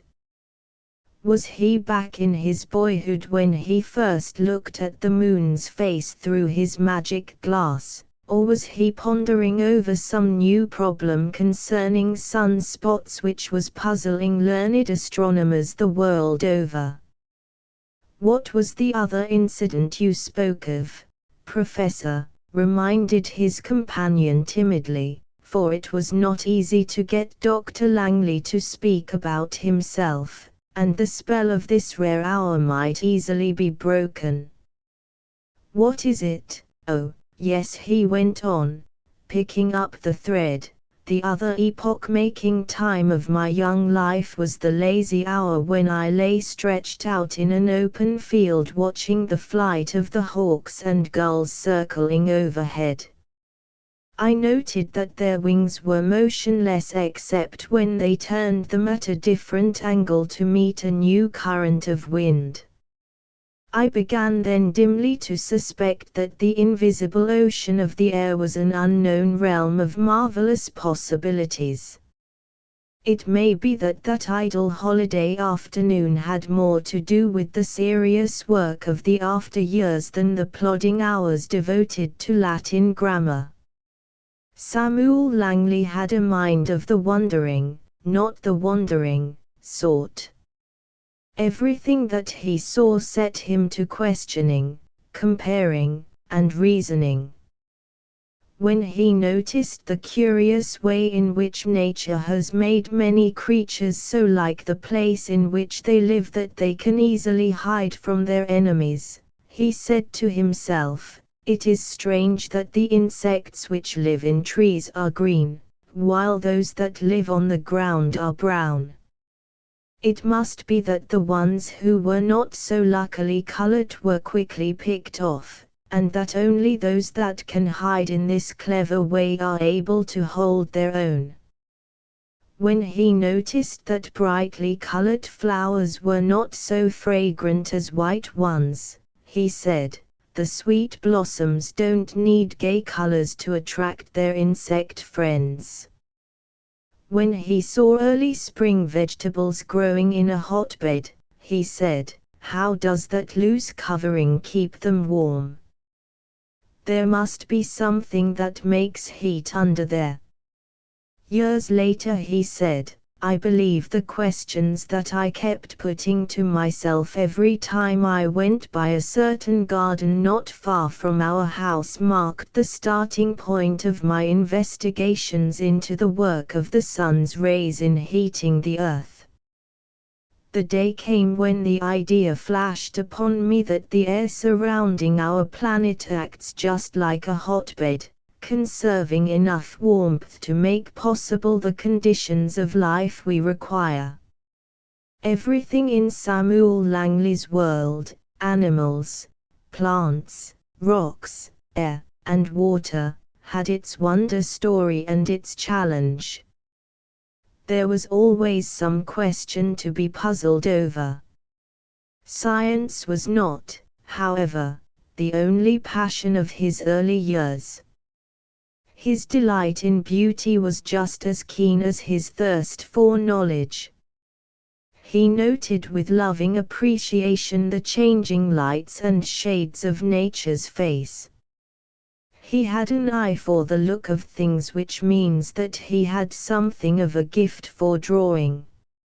After completing the course of the Boston High School, he turned his attention to civil engineering and architecture.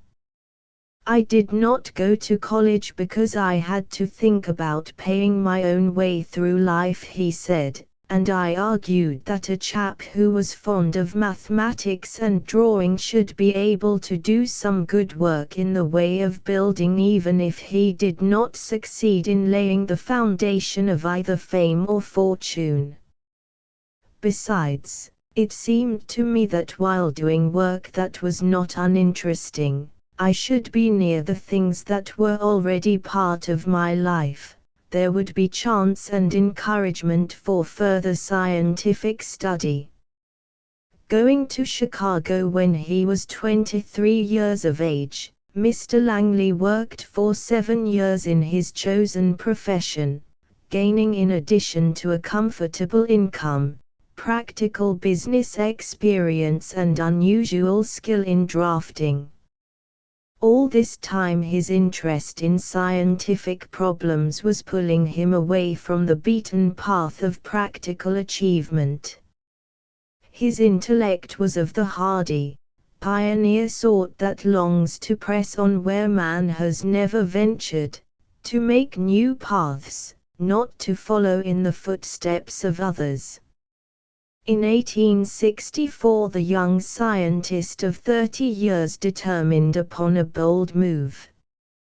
He definitely retired from his profession, returned to New England, and for 3 years devoted his time to building telescopes. He knew something of the magician's joy as he planned and developed the special features of his magic glasses. The boy who had thrilled over the marvels of the starry heavens which his father's telescope had revealed was alive within him, exulting to find that he could construct instruments many times more powerful. "I have never outgrown my love of fairy books," he said. To one who spends his time with the wonders that science reveals, the immortal wonder tales of childhood seem truer than any other stories. "I delight in the adventures of the youth who had found the cap of invisibility. Then I turn to my telescope which brings the invisible into the world that the eye knows." Children and men of science belong to the same realm. No one else has the proper appreciation of true magic. After his close work with the telescopes, this lover of marvels spent a happy year in Europe, visiting observatories, museums, and art galleries. It was at this time that he decided that astronomy was to be the serious business of his days, and art the chief delight of his hours of recreation. He was offered the place of assistant in the Harvard Observatory by Professor Winlock, in spite of the fact that he had had no university training. This self-made astronomer has a seeing eye, a careful hand, and the instinct for observation, said Joseph Winlock approvingly. Besides, he has, if I am not mistaken, the imagination to use in a large and constructive way the facts that his experiments yield. He has the making of an original scientist. His feet once planted on the first round of the ladder of expert knowledge, advancement was rapid. It might well seem to many passing strange that a man who had written nothing, discovered nothing, and who, moreover, had no brilliant university record behind him, should at once win recognition from the most learned specialists of the day. What was there about Langley that earned his rapid promotions, it was asked. There was nothing that remotely hinted at influence or favoritism, said one who knew him well. He was impersonal and retiring to a degree. But he had in rare combination an open, alert mind and a capacity for hard work. After 2 years at the Harvard Observatory, he went to the Naval Academy at Annapolis as professor of mathematics and director of the observatory. A year later he accepted the professorship of astronomy and physics in the Western University at Pittsburgh. For 20 years he filled this position and also that of director of the Allegheny Observatory, which under his leadership became the center of very important work. When he took charge at the new observatory, he found no apparatus for scientific observations beyond a telescope, and no funds available for the purchase of the absolutely necessary instruments. How was he to obtain the expensive tools which he required for his work? If I can show the practical importance of astronomical observations, the means will be forthcoming, he said. At this moment a wonderful inspiration came to the professor. In traveling about the country he had been strongly impressed with the need of some standard system of keeping time. He believed that science ought to be able to come to the rescue and bring order out of confusion. This is my chance, he now said, as he looked about his empty observatory. If I can prove to the managers of the Pennsylvania Railroad that I can furnish them with a time-keeping system that will do away with the inconvenience of changing time with every 40 or 50 miles of travel and all the troublesome reckonings and adjustments which that entails, I feel assured that they will provide the equipment which I need. It often happens that the learned masters of science are entirely removed in their interests and experience from the everyday world of business. They work in a sphere apart, and the offices of some practical middleman with an inventive turn of mind are required to make their discoveries of any immediate value. Professor Langley, on the contrary, had an appreciation of the demands of business, as well as the vital interests of science. He had lived in both worlds. Now, through his competent grasp of the needs of such a railroad center as Pittsburgh, where the East and the West meet, he succeeded in working out a plan that was so sane and practical that it immediately recommended itself to the busy men in control of transportation problems. His observatory was provided with the apparatus for which he longed, and twice a day it automatically flashed out through signals the exact time to all the stations on the Pennsylvania Railroad, a system controlling some 8,000 miles of lines. To Professor Langley, more than to any other person is due the effective regulation of standard time throughout the country. During the years of hard work at Pittsburgh, Professor Langley was invited to join several important scientific expeditions. These were the holidays of his busy life. His efficient work as leader of a coast survey party to Kentucky in 1869 to observe an eclipse of the sun won for him the opportunity to join the government expedition to Spain to study the eclipse of 1870. In the summer of 1878, he took a party of scientists to Pikes Peak, and that winter he went to Mount Etna for some further experiments on the heights. An article called Wintering on Mount Etna, which appeared in the Atlantic Monthly, proved that he could not only do important work in original research but that he could also write about it in a way calculated to appeal to the average reader. During these years Professor Langley devoted a great deal of time and thought to astrophysics. This science, which is sometimes called the new astronomy, is concerned with special heat and light problems of the heavenly bodies, more especially, of course, with investigations and measurements of the radiant energy of the sun.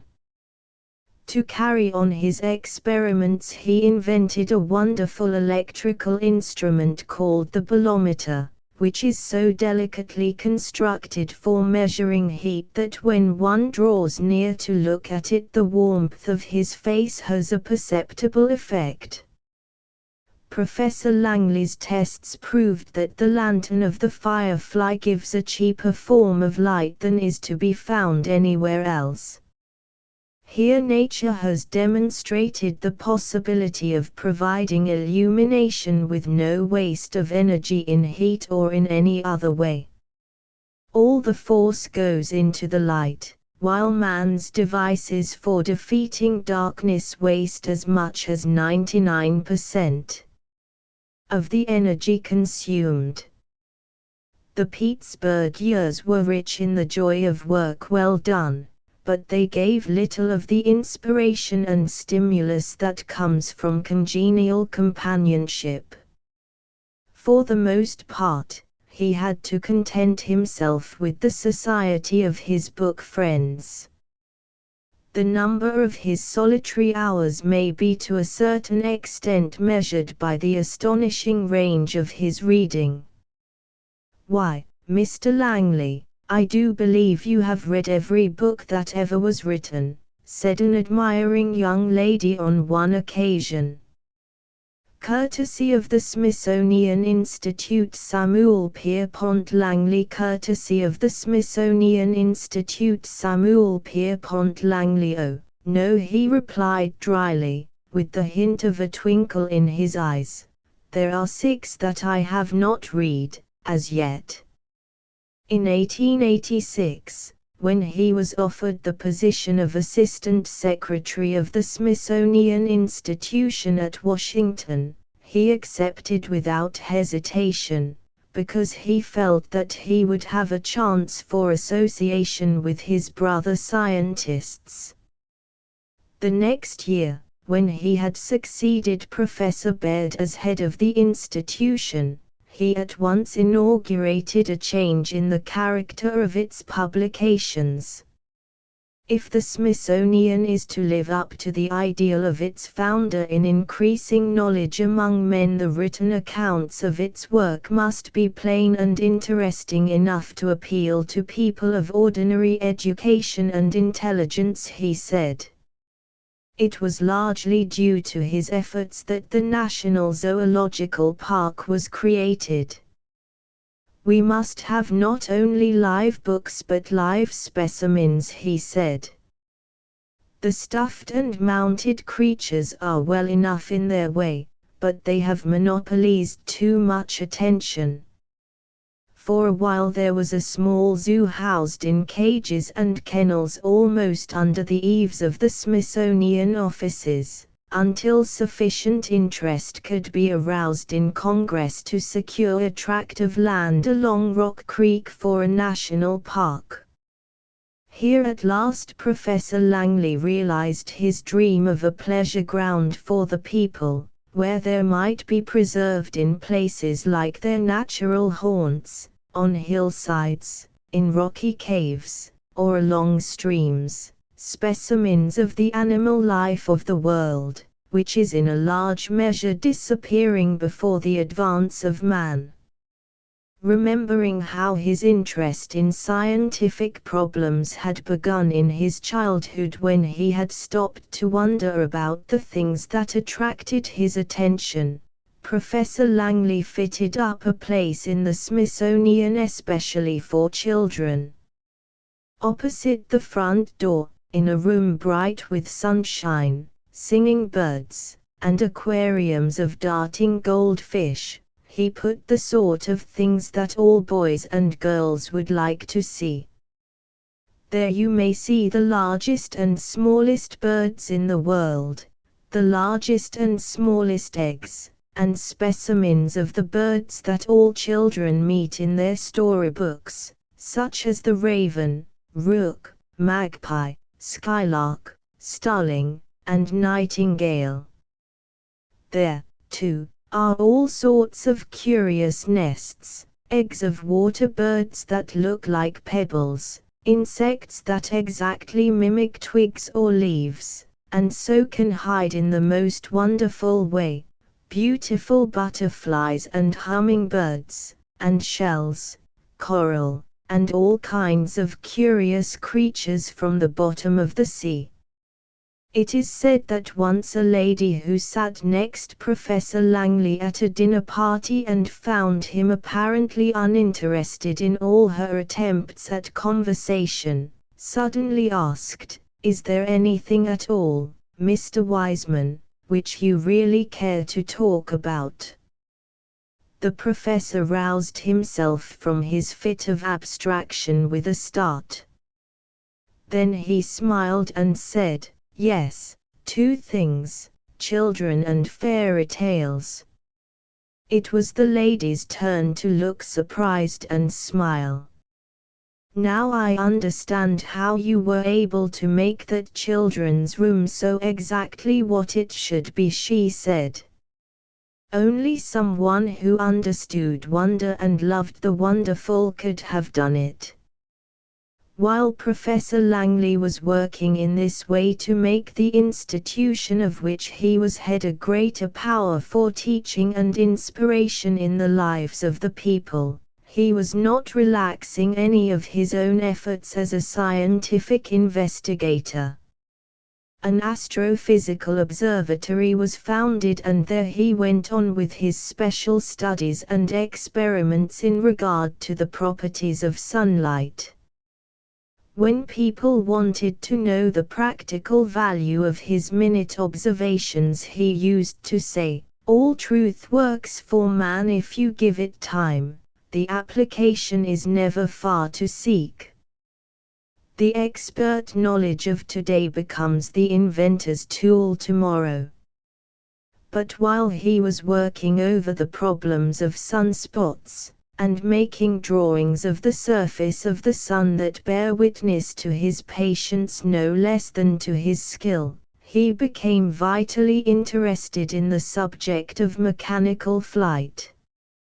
for at last he had made an opportunity to work on the problem that had fascinated him ever since he was a boy. Nature has solved the problem of flight, why not, man, he said. He soon became convinced that the mathematical formulas given in the books concerning the increase of power with increase of velocity were all wrong. At that rate, a swallow would have to have the strength of a man, he exclaimed.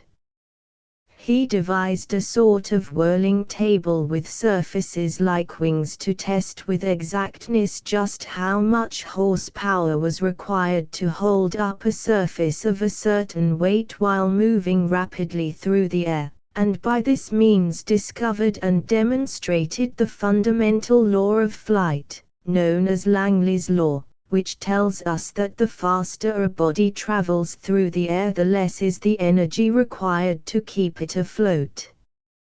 After proving that birds are held up like kites by pressure of the air against the undersurface of their wings, he made experiments to show that their soaring flight is aided by the internal work of the wind, that is, by shifts in the currents of air, particularly by rising trends, which the winged creatures utilize by instinct.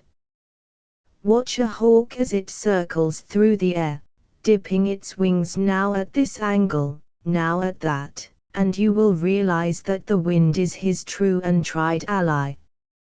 He trusts himself to the sweep and swirl of the air, just as a swimmer relies on the buoyancy of the water.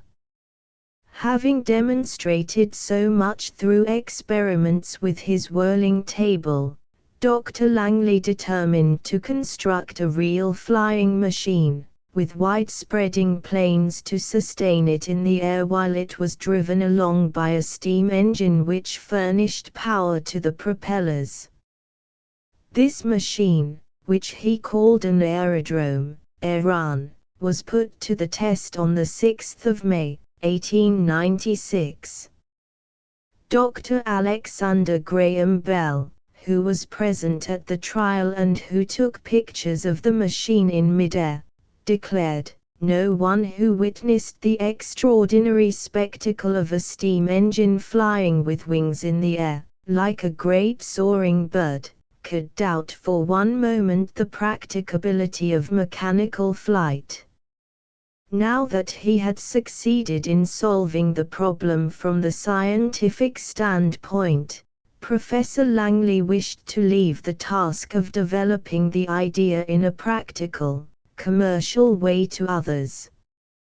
There was, however, a popular demand for him to carry on his experiments with a model large enough to carry a man, and $50,000 was appropriated for the purpose by the government on the recommendation of President McKinley and the Board of Ordnance and Fortification of the War Department.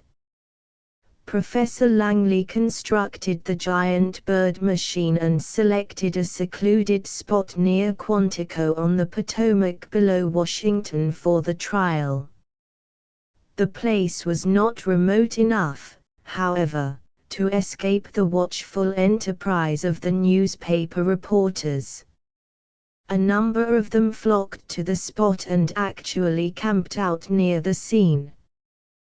When anyone approached the great houseboat on which the aerodrome was perched ready for launching, they got into boats and gathered about to see everything that should take place. And now there happened one of the most tragic things in all the history of scientific endeavor.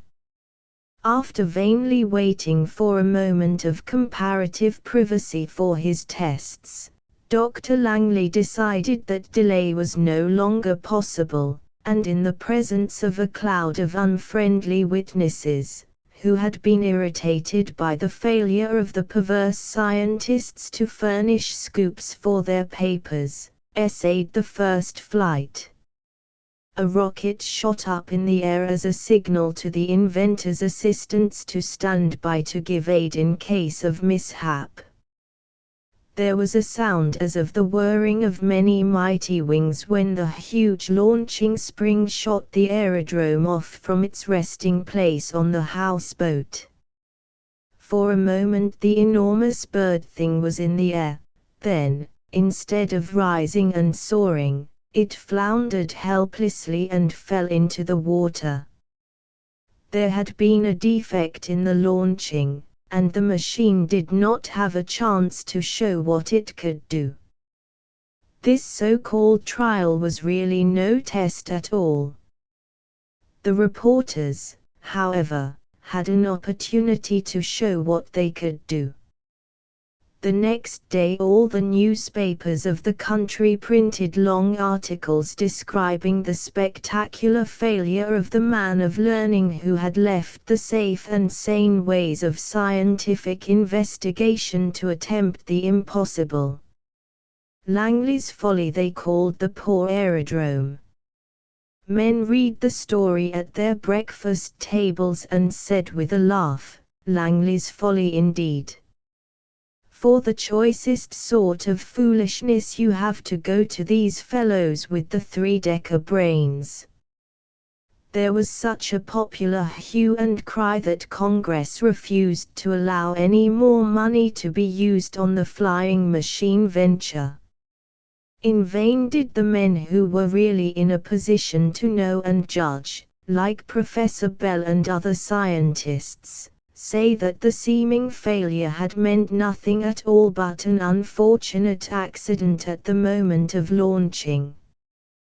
The ridicule of the crowd outweighed the words of the wise. Most people felt just as Dr. Langley's father had when his boy talked of making a machine that should sail through the air as a bird does. 2 years after the failure of his hopes, Dr. Langley died. It was said that his disappointment had helped to bring on the illness which caused his death. He never for a moment, however, lost faith in the future of his airship. "I have done the best I could in a difficult task," he said, "with results which, it may be hoped, will be useful to others." The world must realize that a new possibility has come to it, and that the great universal highway overhead is soon to be opened. While the crowd was still laughing at the absurdity of man's attempting to fly, there were those who were seriously at work on the problem. After success had crowned their efforts and their aeroplane was the marvel of the hour, the Wright brothers declared that it was the knowledge that the head of the most prominent scientific institution in America believed in the possibility of human flight which had led them to undertake their work. He recommended to us, moreover, the books which enabled us to form sane ideas at the outset, they said. It was a helping hand at a critical time, and we shall always be grateful. So it was that the work of our hero of flight was carried on, as he had faith that it would be. Is it not strange to reflect today, when aeroplanes are used so generally in the Great War, that it is only a little more than a decade since people were laughing at Langley's folly? For 10 years the ill-fated aerodrome hung suspended among the curiosities in the National Museum. Then in May, 1914, Mr. Glenn H. Curtis obtained permission from the government to make some trial flights in the first of the heavier-than-air flying craft. After making a brief skimming flight above the water of Lake Coca, New York, he declared that with a more powerful engine the Pioneer aeroplane could sustain itself perfectly in the air. Returned in triumph to the museum, it now shares honors with the models of Watt's steam engine, the first steamboat, and other epoch-making inventions. Langley's folly is completely vindicated, and Samuel Pierpont Langley is today numbered as chief among the many heroes of flight. A poet soldier, Rupert Brooke. If I should die, think only this of me, that there's some corner of a foreign field that is forever England.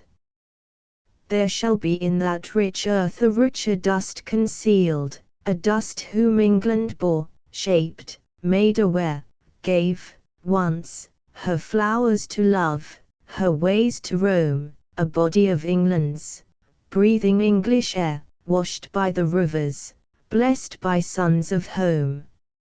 Rupert Brooke. It sometimes happens that a hero is remembered more for the true man he was than for any fair deeds he may have wrought. Such a man was that very perfect gentle knight Sir Philip Sidney. A scholar and a poet, a courtier and a soldier, he walked with grave men without becoming dull and with kings without becoming vain.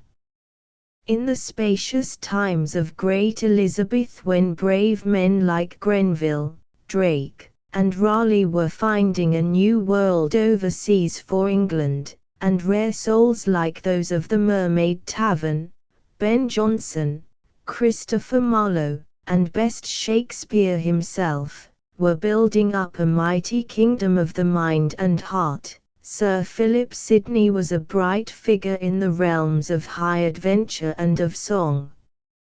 It was not because of epic deeds or lyric verse, however, that all England mourned the death of the young soldier. It is not for his sword or for his song that he lives in the deathless company of England's heroes, but for his knightly heart. The oft-repeated tale of how, mortally wounded, he forgot his own parching thirst and held out the water they brought him to a dying comrade, with the words, "Thy need is greater than mine," lives in memory because in it the true Sidney still lives. This is the story of one who has been called the Sidney of our own day, a young poet to whom the gods, it seemed, had given all their best gifts, graces of body and of mind. When it was known that he had gone to do his bit in the Great War, people said fearfully, "Death loves a shining mark."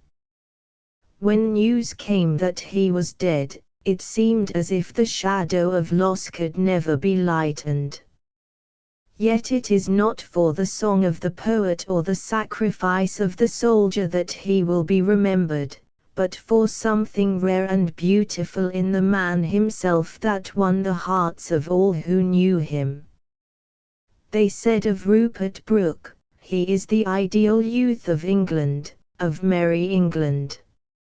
It seemed as if something of all that was fair and brave and free in English days and English ways had passed into the bright blueness of his eyes, the warm glow under the tan of his cheeks, and the live, shining hair that waved back from his broad clear brow. From the very beginning his country took him to herself. He first saw the light of a summer day at Rugby, under the shadow of the ivy-covered turrets where that great friend of boys, Thomas Arnold, was headmaster in the days of Tom Brown. Rupert's father was assistant master at the school, and so the boy grew up on the close where the happy haunts of many happy boys were the charmed playground of his earliest years, and the football field the ringing plain of his first dreams of glory and achievement. What a wonderful world it was to be born into, that little England that was mine, said Rupert. And how it seemed as if the days were not half long enough for one to taste all the joys they brought. How I loved everything, sights and sounds, the feel and breath of living, stirring things. I loved not only rainbows and dewdrops sparkling in cool flowers, but also footprints in the dew and washed stones gay for an hour. Wet roofs beneath the lamplight had their gleam of enchantment, and the blue bitter smoke of an autumn fire was like magic incense. Most people have eyes to see only that which is exceptional, the exclamation marks of nature's round, like sunset, moon wreaths, mountains wrapped in purple mists, or still water under a starry sky. They do not see the beauty in the changes of the common daylight, in familiar trees, a winding path, and a few dooryard poses. But Rupert noted with lingering tenderness the shapes and colors of all the simple daily things. White plates and cups, clean gleaming, ringed with blue lines, and feathery, furry dust, and oaks, and brown horse chestnuts, glossy new, and new peeled sticks, and shining pools on grass, all these have been my loves, he said, when dreaming fondly and whimsically of his boyish days. And how he loved little shy, half-hidden things, elfin moss flowers, downy curled-up ferns under the dry leaves, the musty smell of the dead leaves themselves and of the moist, mouldy earth. But he was never one of those who must seek beauty in the haunts of nature untouched by man. The splendid copper beech, kingly and kind, in the headmaster's garden, and Dr. Arnold's own fern-leaved tree, whose tender gleams and flickerings gladdened every one who lingered in its shade, were dearer than any aloof forest monarchs could have been. It seemed as if all the things that Rupert saw and loved somehow became part of himself. Something of the swift life of darting birds, of quivering winged insects, and furtive scurrying creatures in fur was in the alert swiftness of his lithe young body.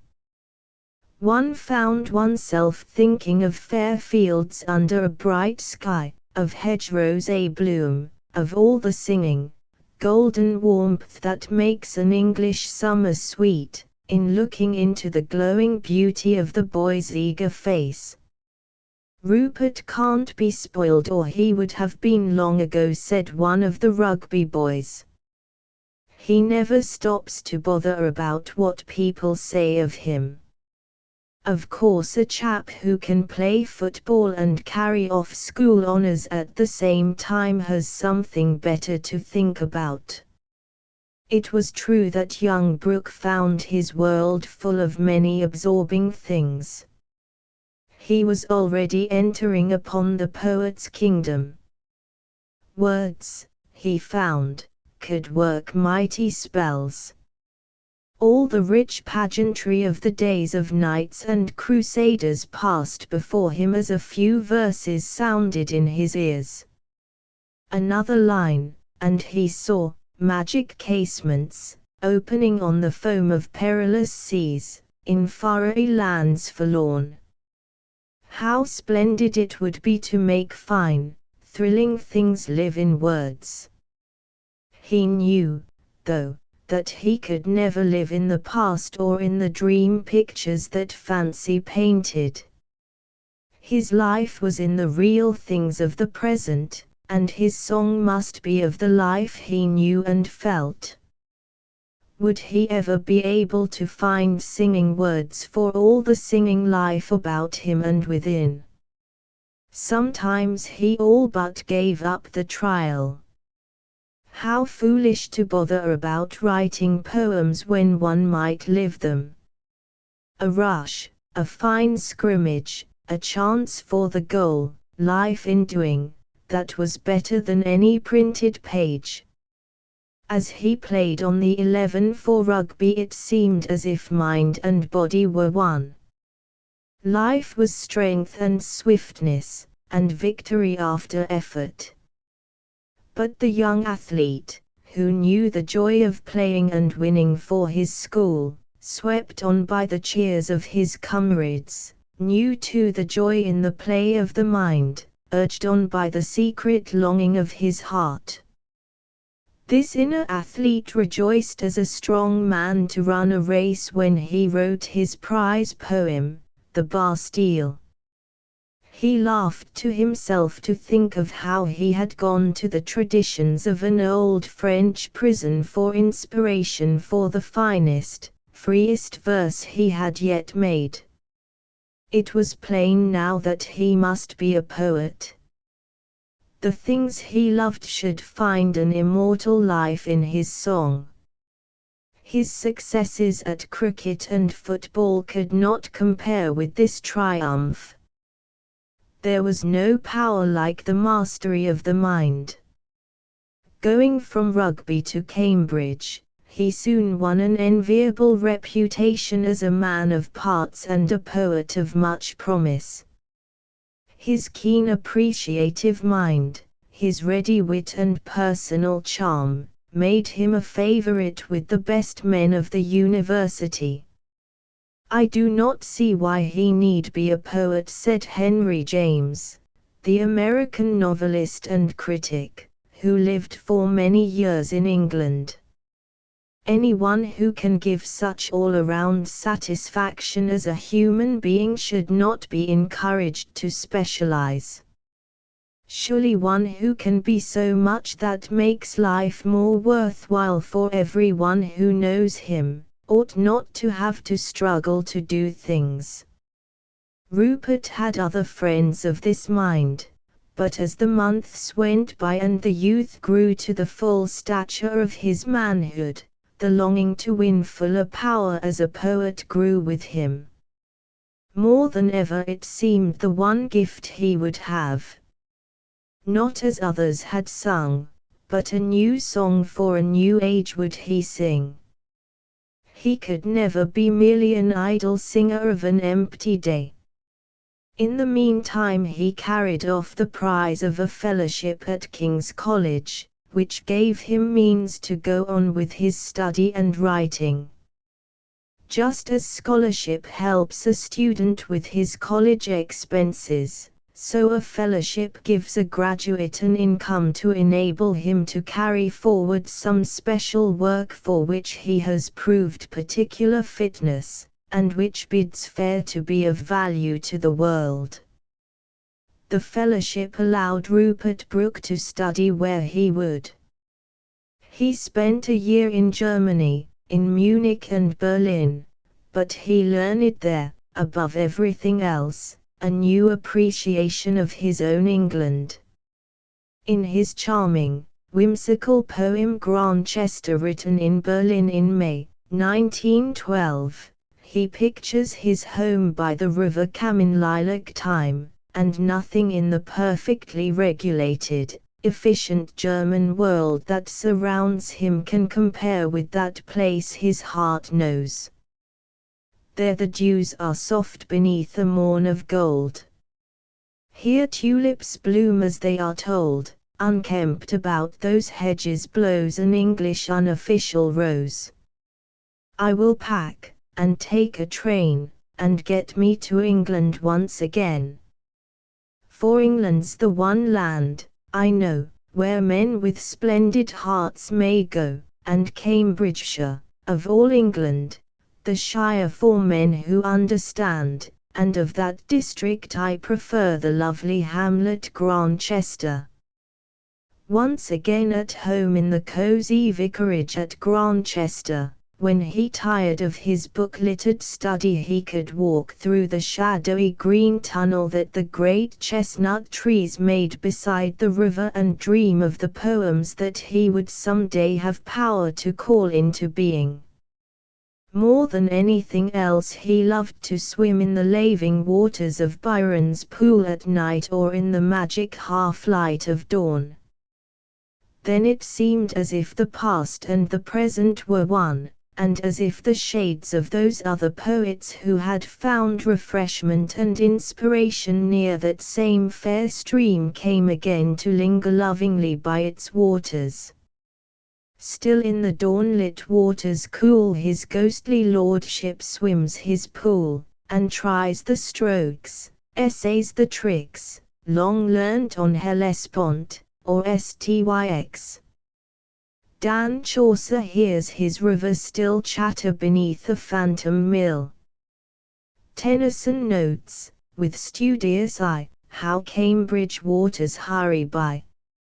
And in that garden, black and white, creep whispers through the grass all night. He felt himself in a very real sense heir of all the ages as his body cut and darted through the water. The life of the past no less than the life of the present surrounded him. Boyd him photo by Brown Brothers Rupert Brooke photo by Brown Brothers Rupert Brooke up. His clean strokes gave him a sense of happy mastery. Diving, however, was another matter. Again and again he made the trial, but always landed flat. The unfeeling surface of Lord Byron's pool would all but slap the breath out of his defenceless body, but he ever came up gallantly to a new plunge until his muscles had learned their trick. What joy when he won his first happy high dive, into cleanness leaping with keen lithe grace. That morning, sky and water were one tender, rose-tinged, rippling coolness of silver grey, and the breakfast spread in the dewy garden was a feast for gods and heroes. The eggs were golden fair indeed, and the honey tasted of hawthorn and apple blossoms. With a like persistency, he practiced diving of another sort. Again and again he essayed the plunge far below the surface of everyday thoughts and fancies in the hope of bringing up the perfect pearl of his dreams, a poem in which the white light of truth should be all fair-rounded, pure gleaming beauty. I can feel the one thing that is worthwhile, and it seems as if I had it in my hand, he mourned. But when I look there is only a wisp of seaweed, and a shell or two with echoes in their pearly coils of the eternal whisper of the waves. Your life is too much an unbroken round of happy happenings, hinted one of his friends. If you could run away into the wilds for a time, away from your many admiring friends and the chatter of afternoon teas and tennis courts, you might find yourself more in touch with the big things you long for. I think I'll try a trip to America, resolved the young poet. There may be some sort of a new world still to be discovered in the States or Canada, or beyond among the islands of the South Seas. In his Letters from America, which appeared first in the Westminster Gazette and were afterward published with a biographical introduction by Henry James, we have some of his offhand impressions of the New World. We get glimpses of New York Harbor at night and in the early morning, as a poet sees it. We see the crowds and electric glare of Broadway with something of the detached amusement that a careless and idly curious traveler from another planet might feel. And we see a Harvard-Yale baseball game and the 1913 commencement at Cambridge with the eyes of that elder Cambridge across the Atlantic. This is the way the one-time cricketer and football champion viewed his first ball game. When I had time to observe the players, who were practicing about the ground, I was shocked. They wear dust-colored shirts and dingy knickerbockers, fastened under the knee, and heavy boots. They strike the English eye as being attired for football, or a gladiatorial combat, rather than a summer game. The very close-fitting caps, with large peaks, give them picturesquely the appearance of hooligans. Baseball is a good game to watch, and in outline easy to understand, as it is merely glorified rounders. A cricketer is fascinated by their rapidity and skill in catching and throwing. There is excitement in the game, but little beauty except in the long-limbed pitcher whose duty it is to hurl the ball rather farther than the length of the cricket pitch, as bewilderingly as possible.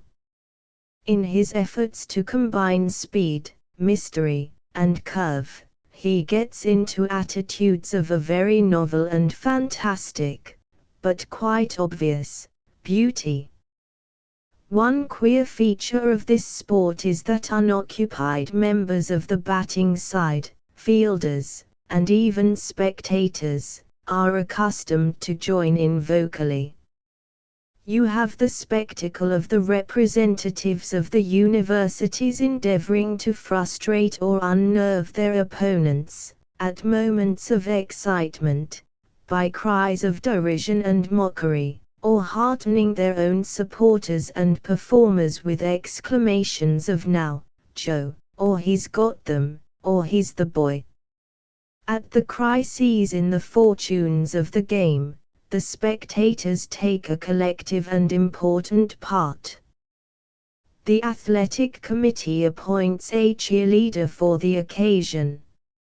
Every 5 or 10 minutes this gentleman, a big, fine figure in white, springs out from his seat at the foot of the stands, addresses the multitude through a megaphone with a 1, 2, 3, hurls it aside, and, with a wild flinging and swinging of his body and arms, conducts 10,000 voices in the Harvard yell. It all seemed so wonderfully American, in its combination of entire wildness and entire regulation, with the whole just a trifle fantastic. The glimpses you give of the States are brief and, for the most part, superficial. We accused him, not unjustly. You approach what you are pleased to call our ragtime civilization in a ragtime mood. You delightful Americans are too sensitive, he replied with his irresistible smile. Of course no mere Briton could do you justice in a few random, hastily flung newspaper letters. One of these days I hope to work up these trivial jottings in some more thoughtful and not unworthy fashion. He describes Niagara Falls, the Canadian Rockies, and the South Seas with a poet's appreciation, but with an irrepressible homesickness for his little England. He wonders and admires, but misses the haunting echoes of humanity, the sense of a loving, lingering past, that make the English landscape dear. It is indeed a new world. How far away seem those grassy, moonlit places in England that have been Roman camps or roads, where there is always serenity, and the spirit of a purpose at rest, and the sunlight flashes upon more than flint. Here one is perpetually a first-comer. The flowers are less conscious than English flowers, the breezes have nothing to remember, and everything to promise. There walk, as yet, no ghosts of lovers in Canadian lanes.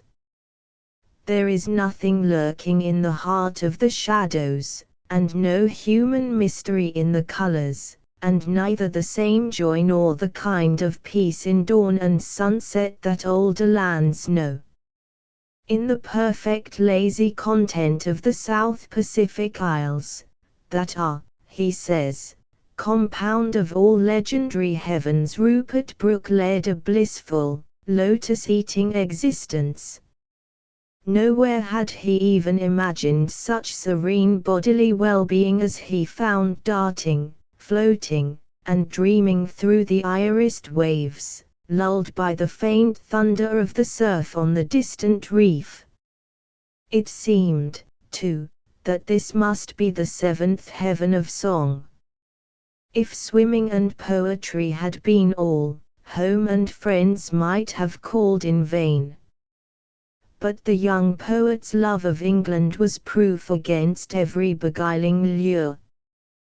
Do you remember how Tennyson in his Palace of Art, after showing pictures of every sort of loveliness, beautiful, enchanting, magical glimpses of many lands, turns at last to this scene as best of all, and one, an English home, grey twilight poured on dewy pastures, dewy trees, softer than sleep, all things in order stored, a haunt of ancient peace.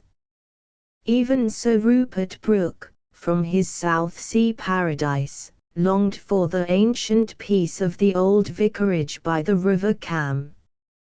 Never for a moment did he forget that he was England's, flesh of her flesh, soul of her soul. Soon after his return from his wander year, before his joy in all the dear home ways had lost any of its new zest, it seemed as if the old comfortable order of things might pass away forever. The face of his world was changed in a day.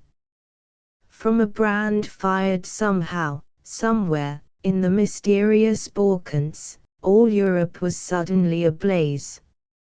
England awoke from her preoccupation with her own family difficulties, the Irish Home Rule question, the disputes between capital and labor, and the militant suffragettes. She could not see Belgium and France destroyed. Englishmen who had been reading with incredulous amazement the daily reports of the threatening violence of the continental misunderstanding, and congratulating themselves on their sane and secure aloofness, awoke to find that they were at war with Germany and Austria.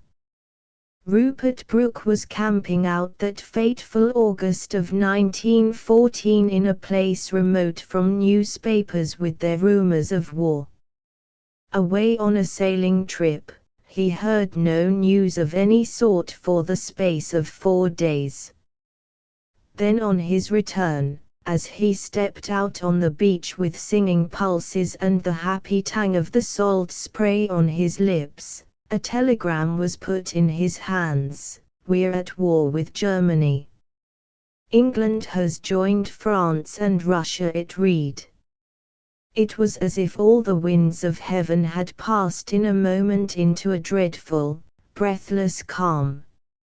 In the stunned and sultry stillness that engulfed him, his whole being hung helpless like an empty sail. He ate and drank as one in a dream, and then went out alone to the top of a hill of gorse, where he sat looking broodingly at the sea and trying to understand. Over and over he repeated the words, "England at war, war with Germany."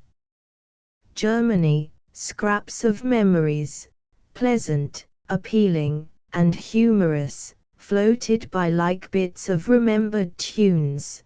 The convivial glitter of a Berlin café, the restful charm of a quiet colored summer evening at Munich, the merry masquerade and revelry of carnival time, the broad peasant women singing at their work in the fields. Could it be that all the wholesome, friendly world he knew there had changed, had become a menace, a thing to be hated? Not only the Germany he knew, but the whole world, was trembling. The earth was not the stable place of solid content and cheerful achievement he had always taken for granted. A shrinking, quaking nightmare of change had seized the foundations of the universe in its trembling grip. The months ahead loomed gaunt and strange. No days for happy work, no quiet evenings for untroubled friendship and affection, no time to loaf and invite one's soul, no place for play, for music, for poetry, for anything that made life worth living. An age of blood and iron had swallowed up the golden age. England would be Merry England no longer. England. The name rang in his ears like a knell. England invaded. I realized with a sudden tightening of the heart, he said, that the earth of England was like a loved face, like a friend's honor, something holy. The full flood of what England meant to my inmost self swept me on from thought to thought. Grey, uneven little fields, and small ancient hedges rushed before me, wild flowers, elms and beeches, gentleness, sedate houses of red brick, proudly unassuming, a countryside of rambling hills and friendly copses, the England that had given me life and light. England. The name was now a trumpet call. What were the piping times of peace to this great moment when he could go out as England's son to meet her foes, to keep her sacred soil safe from the invader's tread? Aloud he said grimly, "Well, if Armageddon's on, I suppose one should be there." It seemed to many as if this terrible war must indeed be the mysterious Armageddon, darkly foreshadowed in the book of Revelation as the war of wars, when the kings of the earth and the whole world should gather for the battle that would usher in the great day of God. It was to be the war to end war. Rupert Brooke, a sub-lieutenant of the Royal Naval Division, was one of that brave, futile company of Englishmen that were hastily flung across the Channel to the defense of Antwerp. Crouching in ditches, rifles in hand, they waited the approach of an unseen enemy whose big guns were shelling the outer forts from a point beyond the horizon line. There was nothing that the bravest could do but lie there amid the whistling, screaming shells, and fall back as ordered when the range of the heavy fire advanced. The battle was fought by the great cannon and the scouting aeroplane that circled high overhead and signaled the range to the distant battery. When the forts crumbled before the bombardment, pitiful hopes of the old order before the deadly engines of the new, the city was a place of terror and desolation. The hideous din of bursting shells, the crash of falling houses and shattering glass, mingled with the terrified cries of distracted fugitives. The young poet-soldier, marching in a night retreat under a black sky, lighted fitfully by the glare of burning villages, saw the pathetic multitude of helpless refugees hurrying eastward. There were two small children trying to help their mother push a wheelbarrow piled with clothing on which sat the feeble, trembling grandmother. Another family had loaded all their most cherished possessions in a little milk cart, pulled by a panting dog, while a heavy-eyed lad of 9 pushed from behind and watched to see that nothing was dropped by the way. Aged peasants with bundles on their backs tottered by, and mothers with tiny babies in their arms trudged wearily along, trying to comfort the frightened children who ran by their side or clung to their skirts. All had the dazed faces of the victims of flood or fire, who flee from the place that was home to the uncertain refuge of outer strangeness. It seemed to Rupert Brooke that the suffering he saw was his own. As in the old Rugby time, when everything that the days brought, honest work, hearty play, and happy comradeship, in a fair English land under peaceful skies, was taken up as food for his eager life and made a part of himself, so now it seemed that body and soul alike tasted every grief and distress that can come to helpless humanity. There were new depths in the brave blue eyes that had seen defeated hopes and yet never doubted that right would triumph. The face that had before expressed promise, now showed power. All through the trying weeks that followed in his training camp in England, he carried with him the memory of those tragic days in Belgium. "I would not forget if I could," he said steadily. "Remembering is sharing." And steadily, with a strength that ever cries, "We're baffled that we may fight better," he looked past the darkness of the present to the victory that his spirit saw. The hard monotony of the days became glorious. All his life was alight with the fervor of his love for his native land and his longing to serve her. There was room in his heart for but one thought: England. And in the singleness of his devotion he felt a wonderful peace that outer happenings could not give or take away. He was safe from the chances of the changing days, safe with things undying. Safe, that word which sometimes makes men craven, sounded in his ears like a note of triumph, and the lines of a new song came to his lips: "We have built a house that is not for time's throwing. We have gained a peace unshaken by pain forever. War knows no power. Safe shall be my going, secretly armed against all death's endeavor, safe though all safety's lost, safe where men fall, and if these poor limbs die, safest of all." A wonderful thing had happened.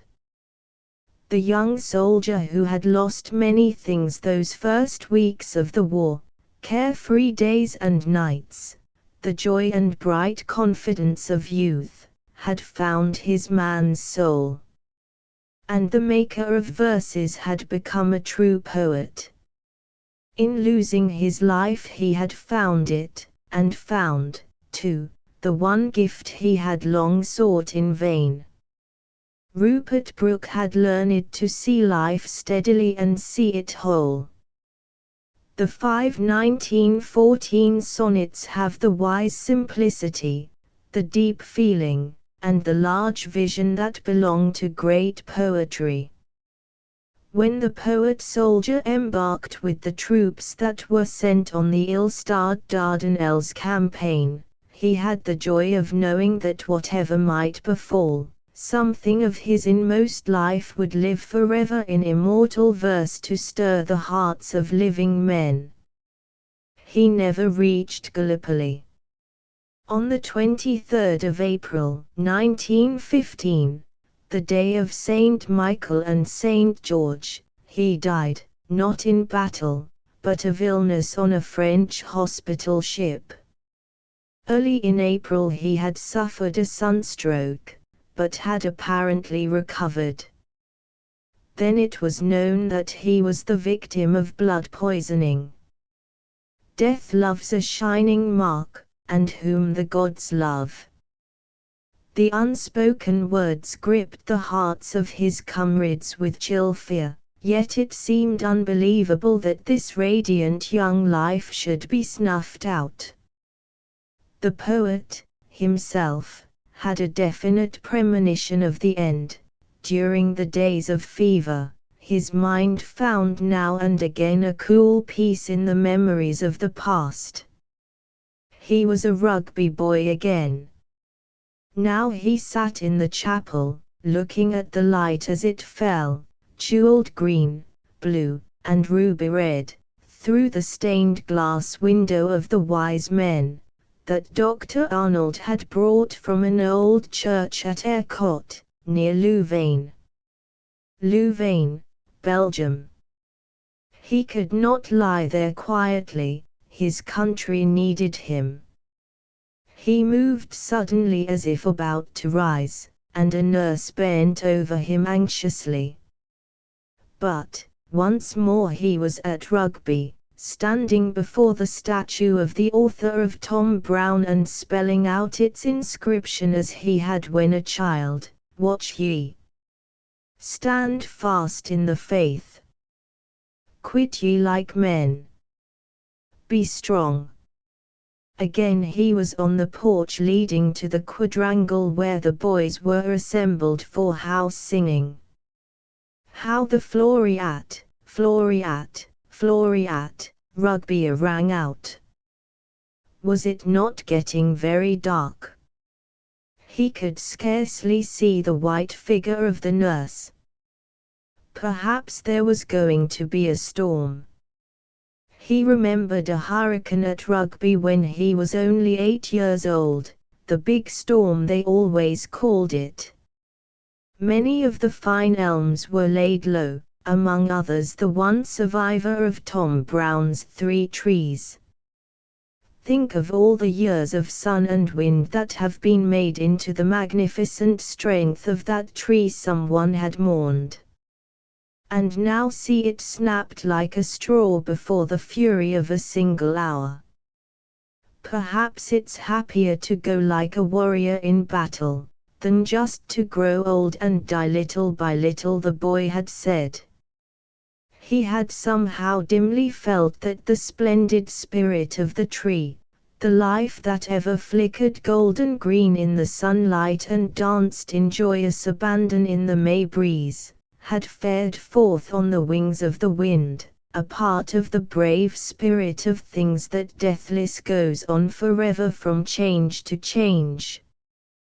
They buried him at night, carrying his body by torchlight to an olive grove on the Isle of Serros, a mile inland on the heights. If you go there, writes Mr. Stephen Graham, you will find a little wooden cross with just his name and the date of his birth and his death, 1887 to 1915, marked in black. One who knew him said, "Let his just epitaph be, he went to war in the cause of peace and died without hate that love might live." Better than any inscription or memorial, however, are the words of his own poem, "The Soldier," in which his love for his country still lives. It echoes today in the hearts of many who, at their country's call, go to war in the cause of peace. And think, this heart, all evil shed away, a pulse in the eternal mind, no less gives somewhere back the thoughts by England given, her sights and sounds, dreams happy as her day, and laughter, learnt of friends, and gentleness, in hearts at peace, under an English heaven. A citizen of the world, Herbert C. Hoover. I am a man, and nothing that concerns a man do I deem matter of indifference to me. Terence. This is the story of a young hero of today, of a leader who has, we may well hope, as many rich, useful years before him as those that make the tale we are about to tell. History is not often willing to call a man happy, or a hero, while life lies ahead of him. Time can change everything. Time alone can prove everything. We must wait for the judgment of time, it is said. We feel very sure, however, of the worth of the work of Herbert Clark Hoover, the man who gave up a business that meant the directorship of more than 125,000 workers in order that he might give his time and his powers to the task of feeding 10 million helpless people in war-ravaged Belgium and northern France. If England could have availed herself of such talent for organization as H.C. Hoover has displayed in feeding the Belgians, we should be a good year nearer the end of the war than we are today, said a prominent member of the British Parliament. There is a man who knows how to get things done, we are hearing said on every side. If America should feel the pinch of war and famine, Mr. Hoover could meet the problem of putting us on rations, and there would be no food riots. Who is this man who knows how to do things? In what school did he learn how to meet emergencies and how to manage men? They tell us he was a Quaker lad, born on an Iowa farm, who in his early boyhood moved to a farm in the far west. Was it because of this early transplanting, this change to new scenes, new problems, new interests, that he learned to see things in a big way and to get a grip on what really matters in Iowa, in Oregon, in the world? The first thing you think about Hoover, said a man who knew him in college, is that he is a free soul and feels himself free. Most people are more or less hedged in by their own little affairs. His interests have no walls to shut him away from other people and their interests. He is a man who is in vital touch with what concerns other men. But we come once more to the question, how did he come by the vital touch which gives him this power over men and makes him in a very real sense a citizen of the world? You remember the exclamation of envious Cassius when he was protesting to Brutus against the growing influence of Caesar, "Now in the names of all the gods at once, upon what meat does this our Caesar feed, that he is grown so great?" Cassius was, of course, speaking in grudging scorn, but we often find ourselves thinking quite simply and sincerely that we would like to know what goes to the making of true power. Sometimes we like to pretend that we can explain the making of a great man. We say, for example, of Lincoln, he early learned what it meant to meet hardship, so he was strong to endure. By hard times and hard work he learned the value of things, the things that really count. He knew what sorrow was, and the faith that is greater than grief, so he had a heart that could feel with the sorrows of others and could help them to win faithfulness through suffering. Because a truly sympathetic heart beats with the joys as well as the griefs of others, he cared for the little things that go to make up the big thing we call living, and his warm human touch made him a friend of simple people, with an understanding of all. Thus it was that he knew people in a real way and life in a true way, and so was able to be the leader of a nation in a time that tried the souls of the bravest. So we say, and fancy that we have explained Lincoln. But have we? Many other boys knew toil and want and sorrow, and many learned much, perhaps, in that hard school, but there was only one Lincoln. We can, in truth, no more explain a great man than we can explain life itself. How is it that the acorn has power to take from the earth and air and sunshine the things that make the oak tree, the monarch of the forest?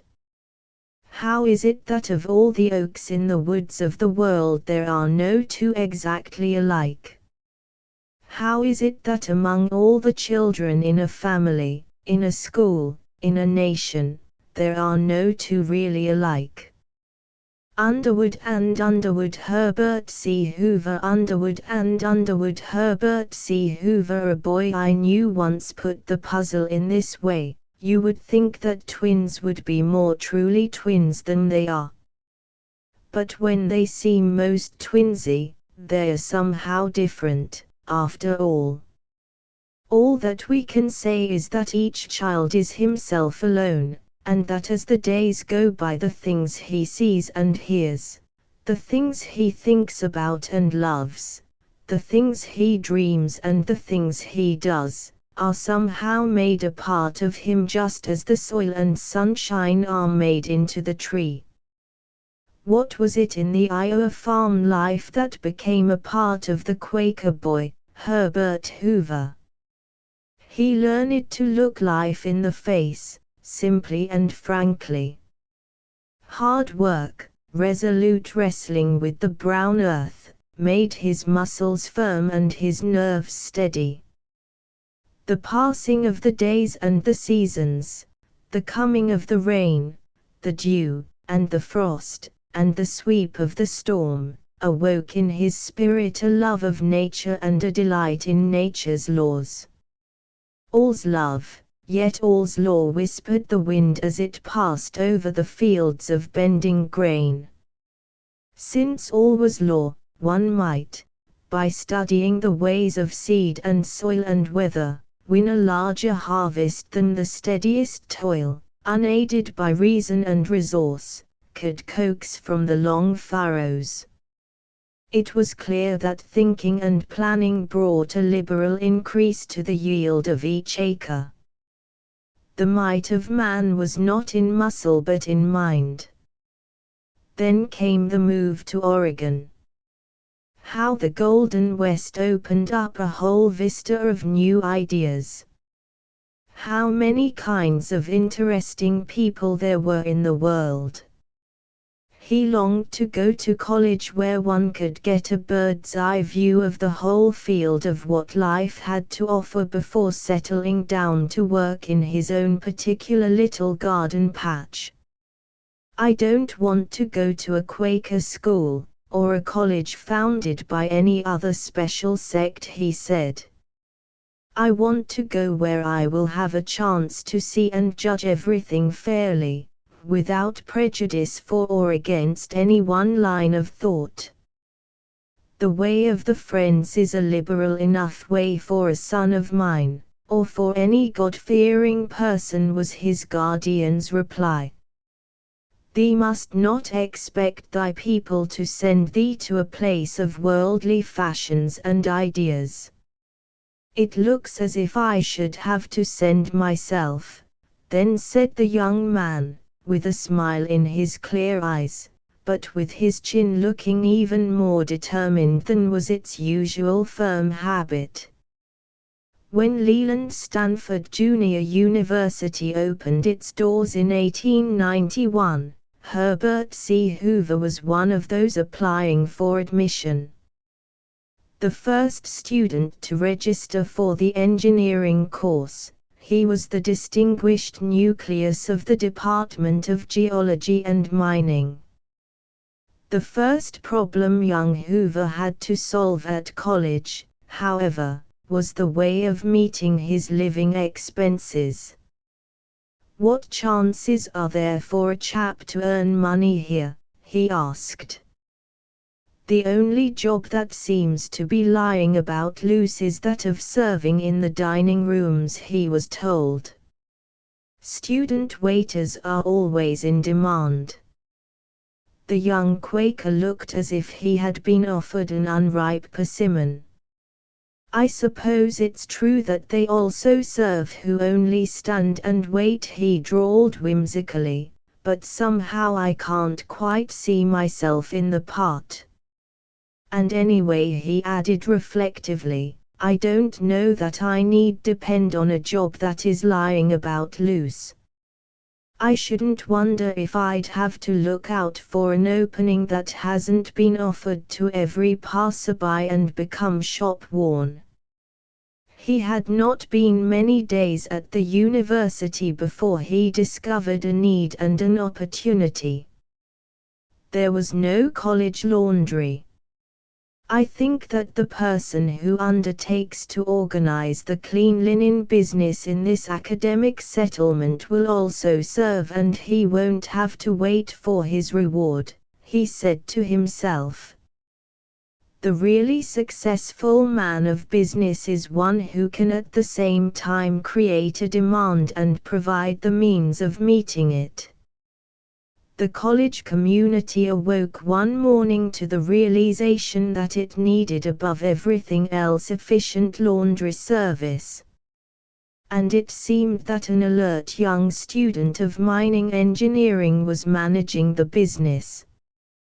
Before long it was clear, not only that the college was by way of being systematically and satisfactorily served in this respect, but that, what was even more important, a man with a veritable genius for organization had appeared on the campus. It soon became natural to let Hoover manage the various student undertakings, and to this day the way Hoover did things is one of the most firmly established traditions of Leland Stanford. Graduating from the university in the pioneer class of 1895, he served his apprenticeship at the practical work of mining engineering in Nevada County, California, by sending ore-laden cars from the opening of the mine to the reducing works. He earned $2 a day at this job, and also the opportunity to prove himself equal to greater responsibility. The foreman nodded approvingly and said, "There's a young chap that college couldn't spoil. He has a degree plus common sense, and so is ready to learn something from the experience that comes his way. And he's always on the job, right to the minute. Anyone can see he's one that's bound for the top." It seemed as if fate were determined from the first that the young man should qualify as a citizen of the world as well as a master of mines. We next find him in that dreary waste of New South Wales known as Broken Hill. In a sun-smitten desert, whose buried wealth of zinc and gold is given grudgingly only to those who have grit to endure weary, parched days and pitiless, lonely nights, he met the ordeal, and proved himself still a man in no man's land. He looked the desert phantoms in the face, and behold, they faded like a mirage. Only the chance of doing a full-sized man's work remained. The Broken Hill contract completed, he found new problems as a mining expert and manager of men in China. But he did not go to this new field alone. While at college he had found in one of his fellow workers a kindred spirit, who was interested in the real things that were meat and drink to him. Miss Lou Henry was a live California girl, with warm human charm and a hobby for the marvels of geology. It was not strange that these two found it easy to fall into step, and that after a while they decided to fare forth on the adventure of living together. It was an adventure with something more than the thrill of novel experience and the tonic of meeting new problems that awaited them in the Celestial Empire. For a long time a very strong feeling against foreigners and the changed life they were introducing into China had been smoldering among many of the people. There was a large party who believed that change was dangerous. They did not want railroads built and mines worked. The snorting locomotive, belching fire and smoke, seemed to them the herald of the hideous new order of things that the struggling peoples of the West were trying to bring into their mellow, peaceful civilization. The digging down into the ground was particularly alarming. Surely, that could not fail to disturb the dragon who slept within the earth and whose mighty length was coiled about the very foundations of the world. There would be earthquakes and other terrible signs of his anger.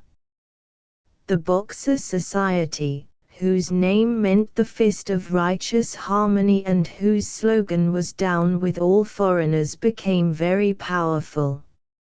Let us be true to the old customs and keep China in the safe old way, was the cry of the boxers.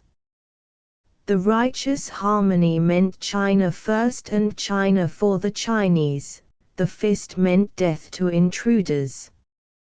There was a general uprising in 1900, and many foreigners and Chinese Christians were massacred. Mr. Hoover, who was at Tianjin in charge of important mining interests, found himself at the storm center. It was his task to help save his faithful workers, yellow men as well as white, from the infuriated mob.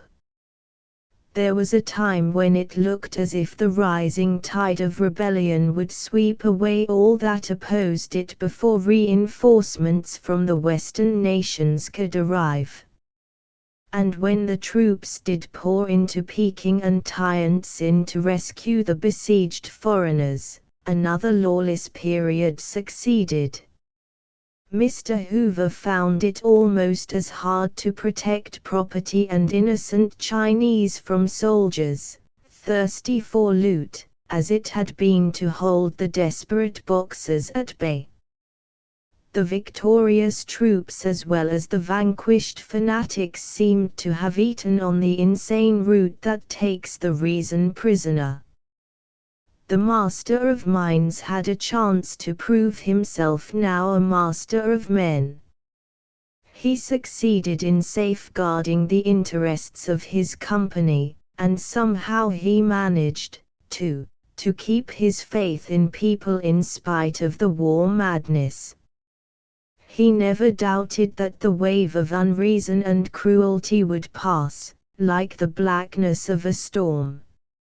Reason and humanity would prevail, and kindly nature would make each battle-scarred field of struggle and bloodshed smile again with flowers. The adventure of living led the Hoovers to Australia, to Africa, to any and all places where there were mines to be worked. As manager of some very important mining interests, Mr. Hoover's judgment was sought wherever the struggle to win the treasures of the rocks presented special problems. He had now gained wealth and influence, but he was too big a man to rest back on what he had accomplished and content himself with making money. "I have all the money I need," he said. "I want to do some real work, it's only doing things that counts. You know, of course, the joy of doing something quite apart from anything you have to do, just because you have taken up with the idea for its own sake. Then you run to meet any amount of effort, and work becomes play." Mr. Hoover and his wife now took up a task together with all the zest that one puts into a fascinating game. Can you imagine getting fun out of translating a great Latin book about mines and minerals? "For some time I have looked forward to putting old Agricola into English," explained Mr. Hoover. "We are having a real holiday working it up." "Who in the world was Agricola, and what does he matter to you?" demanded his friend, in amazement. "Agricola, my dear fellow, was the Latinized name of a German mining engineer who lived in the early part of the 16th century, a time when it was not only the fashion to turn one's name into Latin, but to write all books of any importance in that language. He matters a good deal to anyone who happens to be especially interested in the science of mining. This volume we are at work on is the cornerstone of that science." "How, then, does it happen that it has never been translated before?" asked the friend. "Well," replied Mr. Hoover, with some hesitation, "you see it wasn't a particularly easy job. Agricola's Latin had its limitations, but his knowledge of minerals and mining problems was prodigious. Only a mining expert could possibly get at what he was trying to say, and most mining experts have something more paying to do than to undertake a thing of this kind. I see, retorted his friend, with a smile, you are doing this because you have nothing more paying to do. Yes, replied Mr. Hoover, quietly. There is nothing that is more paying than the thing that is your work, because you particularly want to do it. Mr. Hoover would say without any hesitation that the work which he volunteered to do when the storm of the Great War broke on Europe in August, 1914, was paying in the same way. This citizen of the world was at his London headquarters, from which, as consulting engineer, he was directing vast mining interests, when the panic of fear seized the crowds of American tourists who had gone abroad as to a favorite pleasure park and had found it suddenly transformed into a battlefield. Hundreds of people were as frightened and helpless as children caught in a burning building. All at once they found themselves in a strange, threatening world, without means of escape. Nobody seemed to know what was to be done with us, and nobody seemed to care, explained a Vassar girl. Their mobilizing was the only thing that mattered to them. There were no trains and steamers for us, and no money for our checks and letters of credit. Then Mr. Hoover came to the rescue. He saw that something was done, and it was done effectively. It took generalship, I can tell you, to handle that stampede, to get people from the continent into England, to arrange for the advancement of funds to meet their needs, and to provide means of getting them back to America. They say he is a wonderful engineer, but I don't think he ever carried through any more remarkable engineering feat than that was. The matter of giving temporary relief and providing transportation for some 6,000 or 7,000 anxious Americans was a simple undertaking, however, compared to Mr. Hoover's next task. In the autumn of 1914, the cry of a whole nation in distress startled the world. The people of Belgium were starving. The terror and destruction of war had swept over a helpless little country, leaving want and misery everywhere. There was need of instant and efficient aid. Of course, only a neutral would be permitted to serve, and equally of course, only a man used to handling great enterprises, a captain of industry and a master of men, would be able to serve in such a crisis. It did not take a prophet or seer to see in Herbert Clark Hoover, that master of vast engineering projects who had given himself so generously to helping his fellow Americans in distress, a man fitted to meet the needs of the time. And Mr. Walter H. Page, American ambassador to England, appealed to Mr. Hoover, American in London, citizen of the world and lover of humanity, to act as chairman of the Commission for Relief in Belgium. Who is this Mr. Hoover, and will he be really able to man and manage the relief ship, was demanded on every side, in America as well as in Europe. If anybody can save Belgium, he can, vouched Mr. Page. There never was such a genius for organization. He can grasp the most complex problems, wheels within wheels, and get all the cogs running in perfect harmony. Besides, he will have the courage to act promptly as well as effectively when once he has determined on the right course to pursue. He is not afraid of precedent and red tape. A man who has developed and directed large mining interests all over the world and who has been consulting engineer for over 50 mining companies, he cares more about doing a good job than making money. He's giving himself now heart and soul to this relief work, and we may be sure, if the thing is humanly possible, that he will find a way.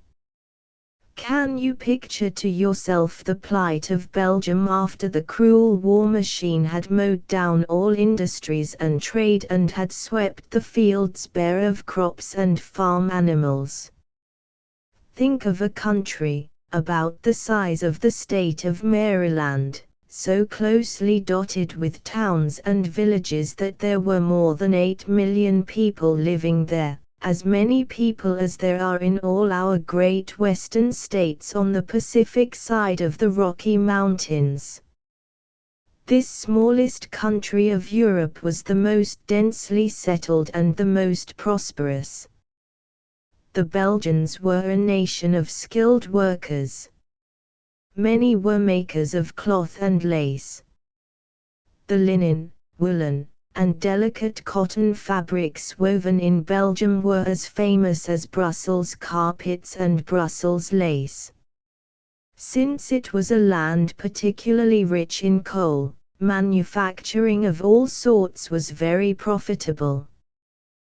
There were important metal works, nail, wire, and brass factories, and workshops of gold and silver articles. The glass and pottery works were also important.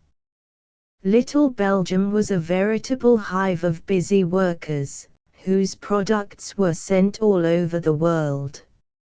Of course, you can see that an industrial country like this would have to import much of its food.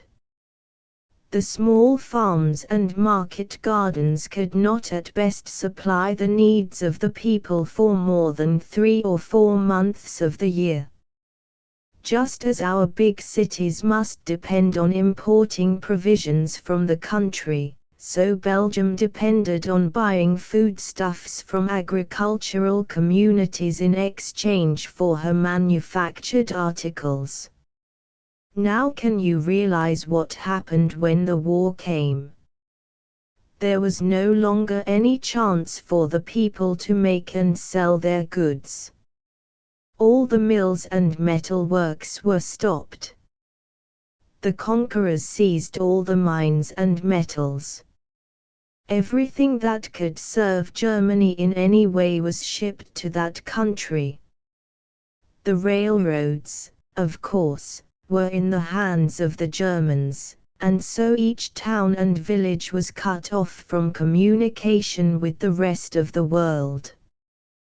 The harvests that had escaped destruction by the trampling armies were seized to feed the troops. Even the scattered farmhouses were robbed of their little stores of grain and vegetables. The task with which Mr. Hoover had to cope was that of buying food for 10 million people, in Belgium and northern France, shipping it across seas made dangerous by mines and submarines of the warring nations, and distributing it throughout an entire country without any of the normal means of transportation. Let us see how he went to work. First, he secured the help of other energetic, able young Americans who only wanted to be put to work. Chief among these volunteers were the Rhodes Scholars at the Belgian Children's Christmas Card, printed at the Plantin Museum in Antwerp. The Belgian Children's Christmas Card, printed at the Plantin Museum in Antwerp, Oxford, picked men who had been given special opportunities and who realized that true education means ability to serve. Without confusion or delay, the Relief Army was organized and the campaign for the war sufferers underway. It was a business without precedents, a sea that had never been charted, this work of the Relief Commission. At a time when England was vitally and entirely concerned with her war problems and when all railroads and steamships were supposed to be at the command of the government, Mr. Hoover quietly arranged for the transportation of supplies to meet the immediate needs of Belgium. Going on the principle that when a thing is really necessary it is better to do it first and ask permission afterward, Mr. Hoover saw his cargoes safely stowed and the hatches battened down before he went to secure his clearance papers. "We must be permitted to leave at once," he declared urgently. "If I do not get 4 cargoes of food to Belgium by the end of the week, thousands are going to die of starvation, and many more may be shot in food riots."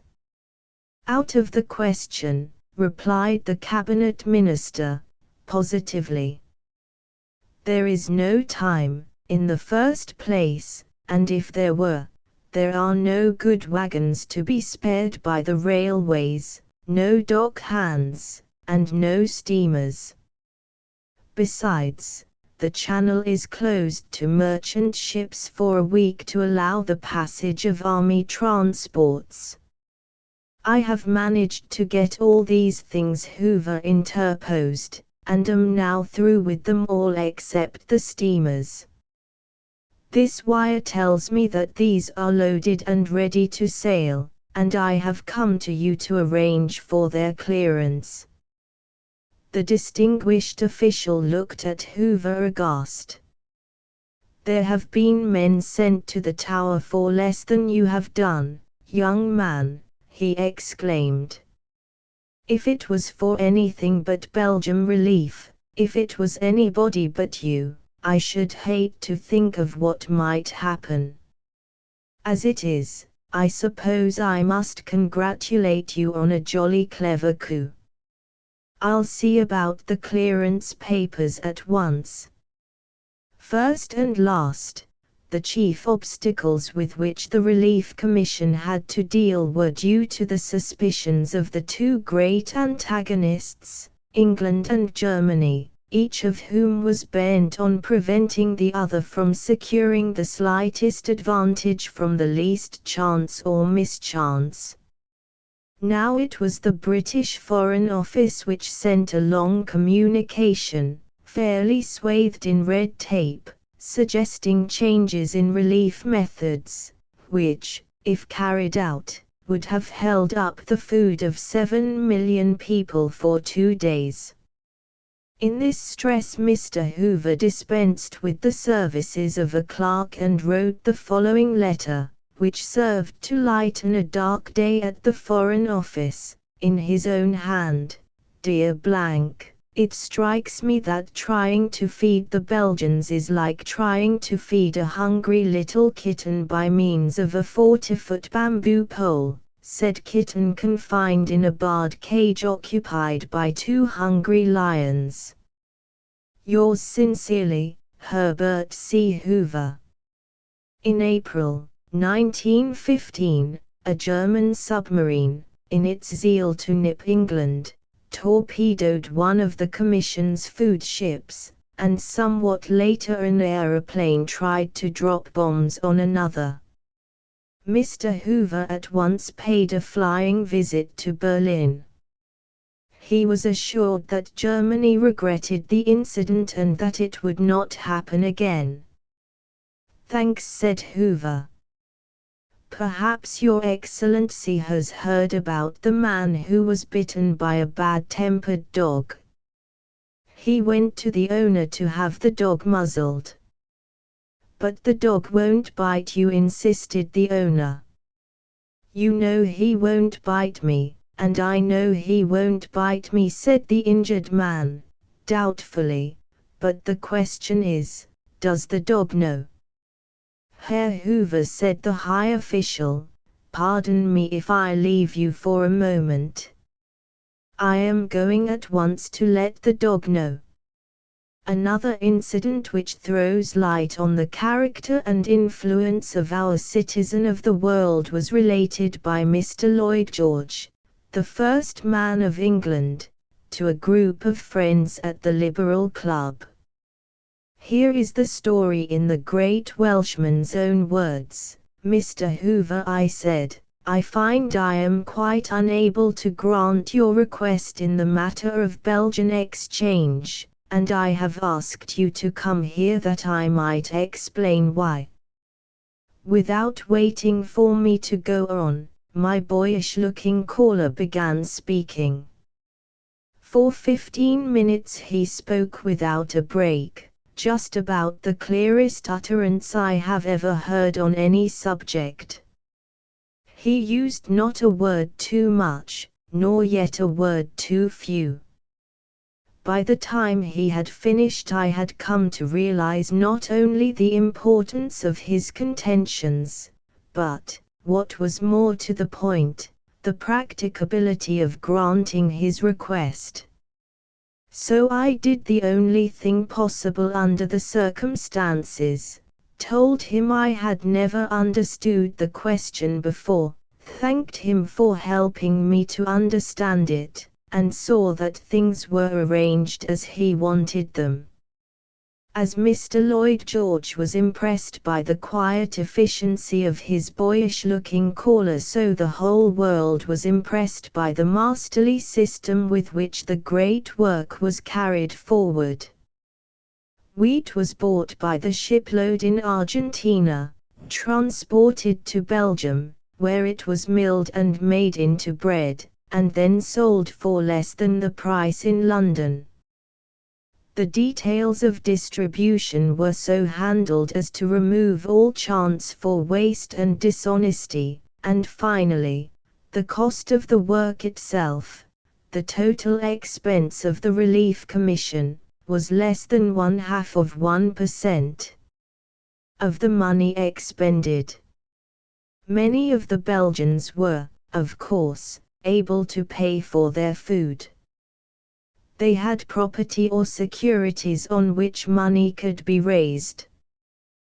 The destitute people were the peasants and wage earners whose only dependence for daily bread, their daily labor, had been taken from them by the war. In the winter of 1917 Mr. Hoover came to America to tell about conditions in Belgium and the work of the Relief Commission. Looking his fellow citizens quietly in the face he said, "America has received virtually all the credit for the help given, and we do not deserve it. Out of $250 million that have been spent, only $9 million have come from the United States, the rich nation blessed with peace, who owes, moreover, much of her present prosperity to the misfortunes of the unhappy Belgians, for the greater part of the money expended for relief supplies has come to this country. There is not a child in Belgium who does not know how Mr. Brand Whitlock, the American ambassador, and other American great hearts have stood by them in their terrible need, just as they know that the wonderful Christmas ship laden with gifts from children to children, came from America. They have come to look on the stars and stripes as the symbol of all that is good and kind." In his book, War Bread, Mr. Edward E. Hunt, who was one of the members of the Relief Commission, prints several letters from Belgian children. Here is one signed Marie Meersman. "I have often heard a little girl friend of mine speak of an uncle who sent her many things from America, and I was jealous. But now I have more than one uncle, and they send me more than my friend's uncle did, for it is thanks to you, dear uncles, that I have a good slice of bread every day." All Americans who once realized that by far the greater part of the money spent for Belgium has come from the nations on whom the burdens of war are pressing most heavily must want America to do much more. Do you know the story of the kind-hearted passerby who was so moved by the misfortune of a workman, hurt in an accident, that he exclaimed aloud, in an agonized tone, "Poor fellow! Poor, poor fellow!" Another bystander, however, reached in his pocket and drew out some money. "Here," he said, turning to the first speaker, "I am sorry, $5 worth." "How sorry are you?" That is the question that Mr. Hoover has put to America. What value do you put on your thankfulness for peace and prosperity and your sympathy for a suffering people less fortunate than yourselves? As we look at Mr. Hoover, however, we say, in giving him to the work, America has at least given of her best. And we like to think that he is truly American because his interests and sympathies are as broad as humanity, because all mankind is his business, because indeed and in truth he is a citizen of the world. The end typographical errors corrected by the text transcriber, not against flesh and blood equals, not against flesh and blood, pg 8. The United States Cruiser Kearsarge equals, the United States Cruiser Kearsarge, pg 141. Asterisk asterisk asterisk end of the Project Gutenberg ebook Heroes of Today asterisk asterisk asterisk updated editions will replace the previous one, the old editions will be renamed.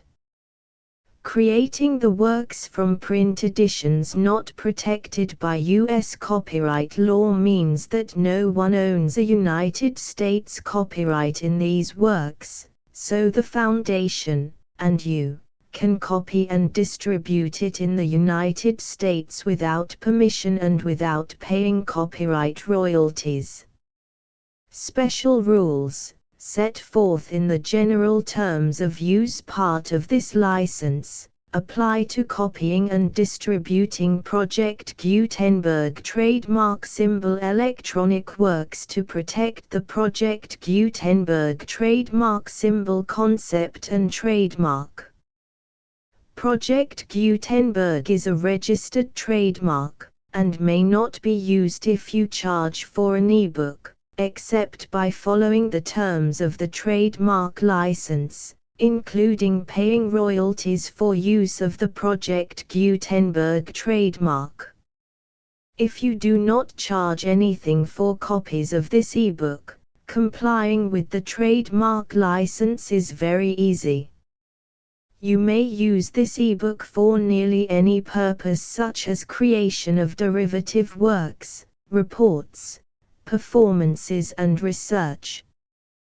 Project Gutenberg ebooks may be modified and printed and given away. You may do practically anything in the United States with ebooks not protected by U.S. copyright law. Redistribution is subject to the trademark license, especially commercial redistribution. Start. Full license. The full Project Gutenberg license. Please read this before you distribute or use this work to protect the Project Gutenberg trademark symbol mission of promoting the free distribution of electronic works.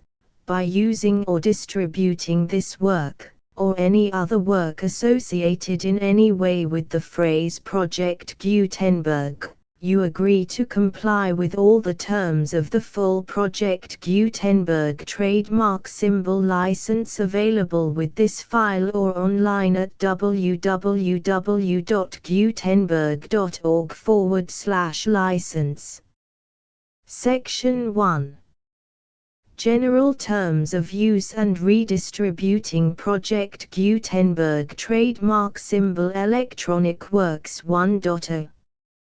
By reading or using any part of this Project Gutenberg trademark symbol electronic work, you indicate that you have read, understand, agree to and accept all the terms of this license and intellectual property, trademark/copyright, agreement. If you do not agree to abide by all the terms of this agreement, you must cease using and return or destroy all copies of Project Gutenberg trademark symbol electronic works in your possession. If you paid a fee for obtaining a copy of or access to a Project Gutenberg trademark symbol electronic work and you do not agree to be bound by the terms of this agreement, you may obtain a refund from the person or entity to whom you paid the fee as set forth in paragraph 1.e.8. 1.b Project Gutenberg is a registered trademark. It may only be used on or associated in any way with an electronic work by people who agree to be bound by the terms of this agreement. There are a few things that you can do with most Project Gutenberg trademark symbol electronic works even without complying with the full terms of this agreement. See paragraph 1.c below. There are a lot of things you can do with Project Gutenberg trademark symbol electronic works if you follow the terms of this agreement and help preserve free future access to Project Gutenberg trademark symbol electronic works. See paragraph 1.e below. 1.c. The Project Gutenberg Literary Archive Foundation, the Foundation or PGLAF, owns a compilation copyright in the collection of Project Gutenberg trademark symbol electronic works. Nearly all the individual works in the collection are in the public domain in the United States. If an individual work is unprotected by copyright law in the United States and you are located in the United States, we do not claim a right to prevent you from copying, distributing, performing, displaying or creating derivative works based on the work as long as all references to Project Gutenberg are removed. Of course, we hope that you will support the Project Gutenberg trademark symbol mission of promoting free access to electronic works by freely sharing Project Gutenberg trademark symbol works in compliance with the terms of this agreement for keeping the Project Gutenberg trademark symbol name associated with the work. You can easily comply with the terms of this agreement by keeping this work in the same format with its attached full Project Gutenberg trademark symbol license when you share it without charge with others. 1.d. The copyright laws of the place where you are located also govern what you can do with this work. Copyright laws in most countries are in a constant state of change.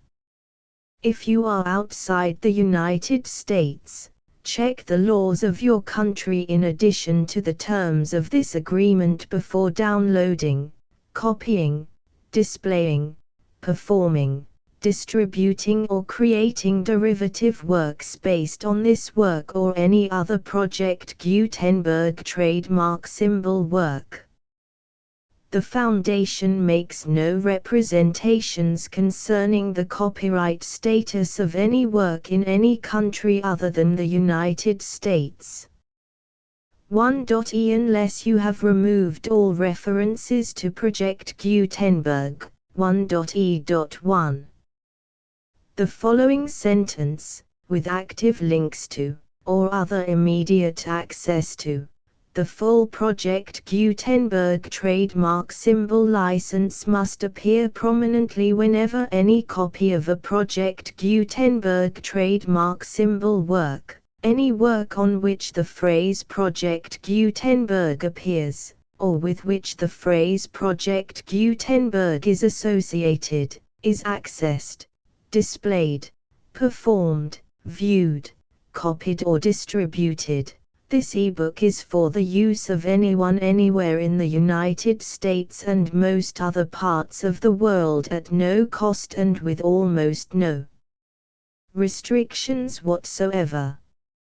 You may copy it, give it away or reuse it under the terms of the Project Gutenberg license included with this ebook or online at www.gutenberg.org. If you are not located in the United States, you will have to check the laws of the country where you are located before using this ebook.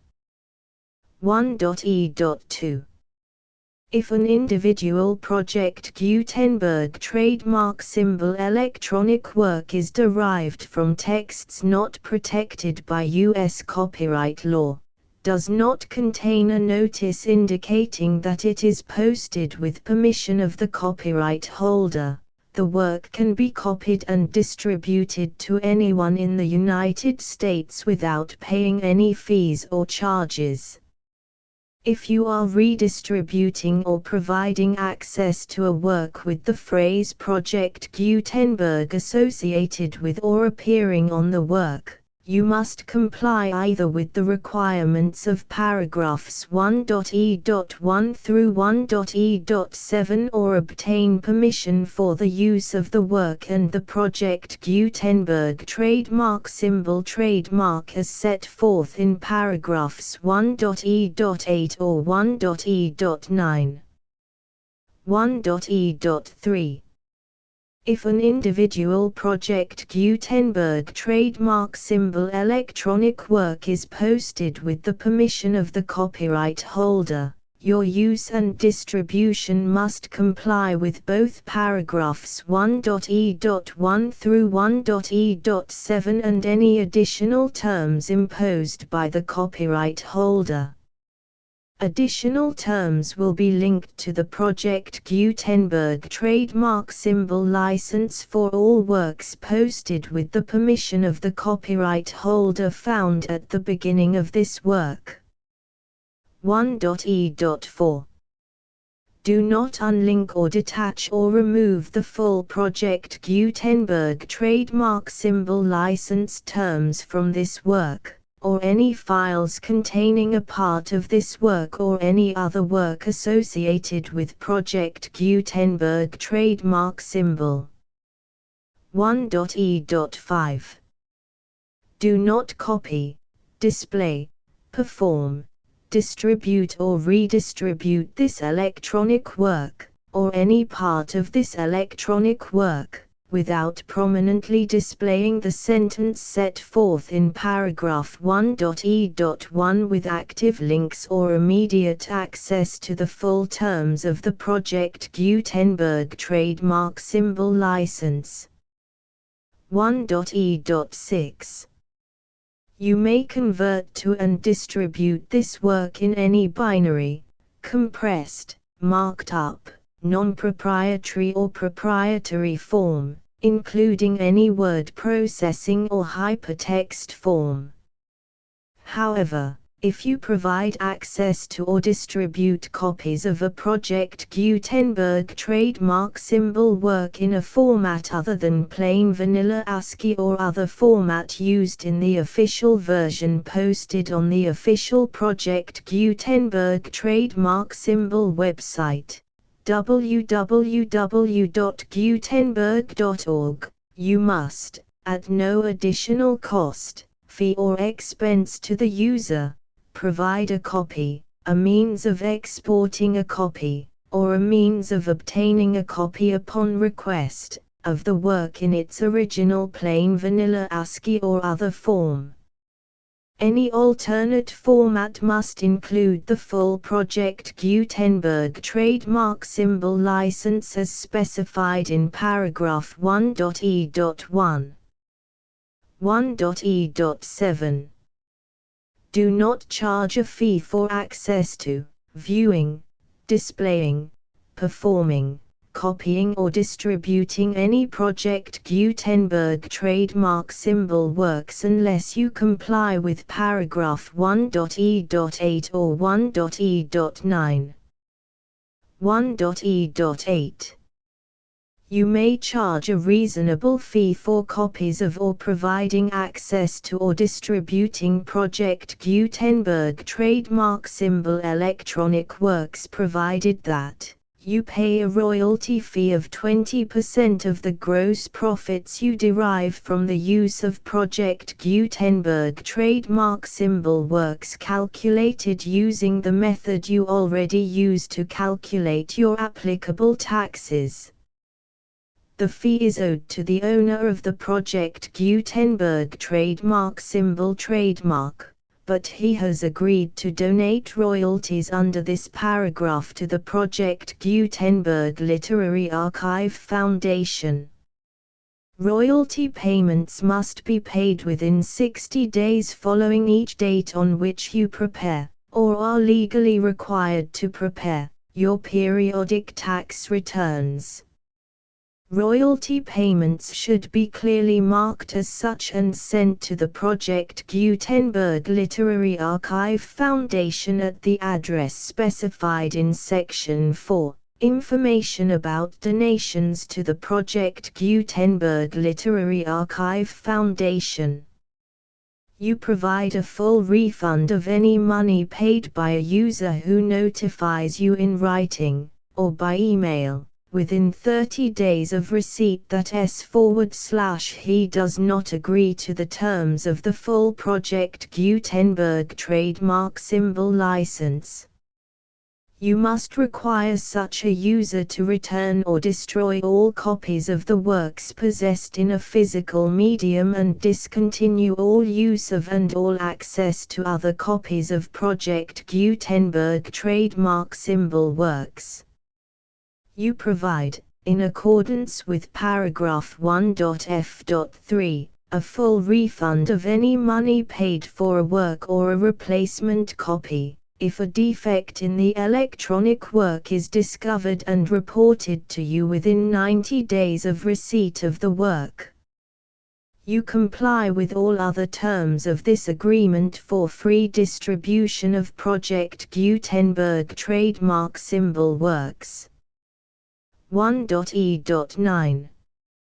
If you wish to charge a fee or distribute a Project Gutenberg trademark symbol electronic work or group of works on different terms than are set forth in this agreement, you must obtain permission in writing from the Project Gutenberg Literary Archive Foundation, the manager of the Project Gutenberg trademark symbol trademark. Contact the Foundation as set forth in Section 3 below. 1.f1.f.1. Project Gutenberg volunteers and employees expend considerable effort to identify, do copyright research on, transcribe and proofread works not protected by U.S. copyright law in creating the Project Gutenberg trademark symbol collection. Despite these efforts, Project Gutenberg trademark symbol electronic works, and the medium on which they may be stored, may contain defects such as, but not limited to, incomplete, inaccurate or corrupt data, transcription errors, a copyright or other intellectual property infringement, a defective or damaged disk or other medium, a computer virus, or computer codes that damage or cannot be read by your equipment. 1.f.2. Limited warranty, disclaimer of damages. except for the right of replacement or refund described in paragraph 1.f.3, the Project Gutenberg Literary Archive Foundation, the owner of the Project Gutenberg trademark symbol trademark, and any other party distributing a Project Gutenberg trademark symbol electronic work under this agreement, disclaim all liability to you for damages, costs and expenses, including legal fees. You agree that you have no remedies for negligence, strict liability, breach of warranty or breach of contract except those provided in paragraph 1.f.3. You agree that the foundation, the trademark owner, and any distributor under this agreement will not be liable to you for actual, direct, indirect, consequential, punitive or incidental damages even if you give notice of the possibility of such damage. 1.f.3. Limited right of replacement or refund. If you discover a defect in this electronic work within 90 days of receiving it, you can receive a refund of the money, if any, you paid for it by sending a written explanation to the person you received the work from. If you received the work on a physical medium, you must return the medium with your written explanation. The person or entity that provided you with the defective work may elect to provide a replacement copy in lieu of a refund. If you received the work electronically, the person or entity providing it to you may choose to give you a second opportunity to receive the work electronically in lieu of a refund. If the second copy is also defective, you may demand a refund in writing without further opportunities to fix the problem. 1.f.4. Except for the limited right of replacement or refund set forth in paragraph 1.f.3, this work is provided to you as is, with no other warranties of any kind, express or implied, including but not limited to warranties of merchantability or fitness for any purpose. 1.f.5. Some states do not allow disclaimers of certain implied warranties or the exclusion or limitation of certain types of damages. If any disclaimer or limitation set forth in this agreement violates the law of the state applicable to this agreement, the agreement shall be interpreted to make the maximum disclaimer or limitation permitted by the applicable state law. The invalidity or unenforceability of any provision of this agreement shall not void the remaining provisions. 1.f.6. Indemnity. You agree to indemnify and hold the foundation, the trademark owner, any agent or employee of the foundation, anyone providing copies of Project Gutenberg trademark symbol electronic works in accordance with this agreement, and any volunteers associated with the production, promotion and distribution of Project Gutenberg trademark symbol electronic works, harmless from all liability, costs and expenses, including legal fees, that arise directly or indirectly from any of the following which you do or cause to occur. A. Distribution of this or any Project Gutenberg trademark symbol work. B. Alteration, modification, or additions or deletions to any Project Gutenberg trademark symbol work, and C. Any defect you cause. Section 2. Information about the mission of Project Gutenberg trademark symbol. Project Gutenberg trademark symbol is synonymous with the free distribution of electronic works in formats readable by the widest variety of computers, including obsolete, old, middle-aged and new computers. It exists because of the efforts of hundreds of volunteers and donations from people in all walks of life. Volunteers and financial support to provide volunteers with the assistance they need are critical to reaching Project Gutenberg trademark symbol's goals and ensuring that the Project Gutenberg trademark symbol collection will remain freely available for generations to come.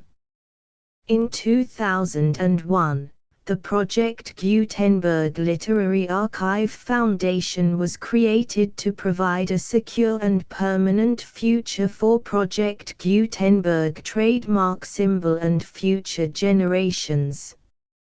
To learn more about the Project Gutenberg Literary Archive Foundation and how your efforts and donations can help, see sections 3 and 4 and the Foundation information page at www.gutenberg.org. Section 3. Information about the Project Gutenberg Literary Archive Foundation. The Project Gutenberg Literary Archive Foundation is a non-profit 501(c)(3) educational corporation organized under the laws of the state of Mississippi and granted tax-exempt status by the Internal Revenue Service. The Foundation's IN or Federal Tax Identification Number is 64-6221541. Contributions to the Project Gutenberg Literary Archive Foundation are tax-deductible to the full extent permitted by U.S. federal laws and your state's laws. The Foundation's business office is located at 809 North 1500 West, Salt Lake City, UT 84116, 801-596-1887. Email contact links and up-to-date contact information can be found at the Foundation's website and official page at www.gutenberg.org/contact section 4. Information about donations to the Project Gutenberg Literary Archive Foundation. Project Gutenberg trademark symbol depends upon and cannot survive without widespread public support and donations to carry out its mission of increasing the number of public domain and licensed works that can be freely distributed in machine-readable form accessible by the widest array of equipment, including outdated equipment. Many small donations, $1 to $5,000, are particularly important to maintaining tax-exempt status with the IRS. The Foundation is committed to complying with the laws regulating charities and charitable donations in all 50 states of the United States. Compliance requirements are not uniform and it takes a considerable effort, much paperwork and many fees to meet and keep up with these requirements. We do not solicit donations in locations where we have not received written confirmation of compliance. To send donations or determine the status of compliance for any particular state, visit www.gutenberg.org/donate. While we cannot and do not solicit contributions from states where we have not met the solicitation requirements, we know of no prohibition against accepting unsolicited donations from donors in such states who approach us with offers to donate. International donations are gratefully accepted, but we cannot make any statements concerning tax treatment of donations received from outside the United States. U.S. laws alone swamp our small staff. Please check the Project Gutenberg web pages for current donation methods and addresses. Donations are accepted in a number of other ways, including checks, online payments and credit card donations. To donate, please visit www.gutenberg.org/donate. Section 5. General information about Project Gutenberg Trademark Symbol Electronic Works. Professor Michael S. Hart was the originator of the Project Gutenberg trademark symbol concept of a library of electronic works that could be freely shared with anyone. For 40 years, he produced and distributed Project Gutenberg trademark symbol ebooks with only a loose network of volunteer support. Project Gutenberg trademark symbol ebooks are often created from several printed editions, all of which are confirmed as not protected by copyright in the US unless a copyright notice is included. Thus, we do not necessarily keep ebooks in compliance with any particular paper edition. Most people start at our website, which has the main PG search facility, www.gutenberg.org. This website includes information about Project Gutenberg trademark symbol, including how to make donations to the Project Gutenberg Literary Archive Foundation, how to help produce our new ebooks, and how to subscribe to our email newsletter to hear about new ebooks.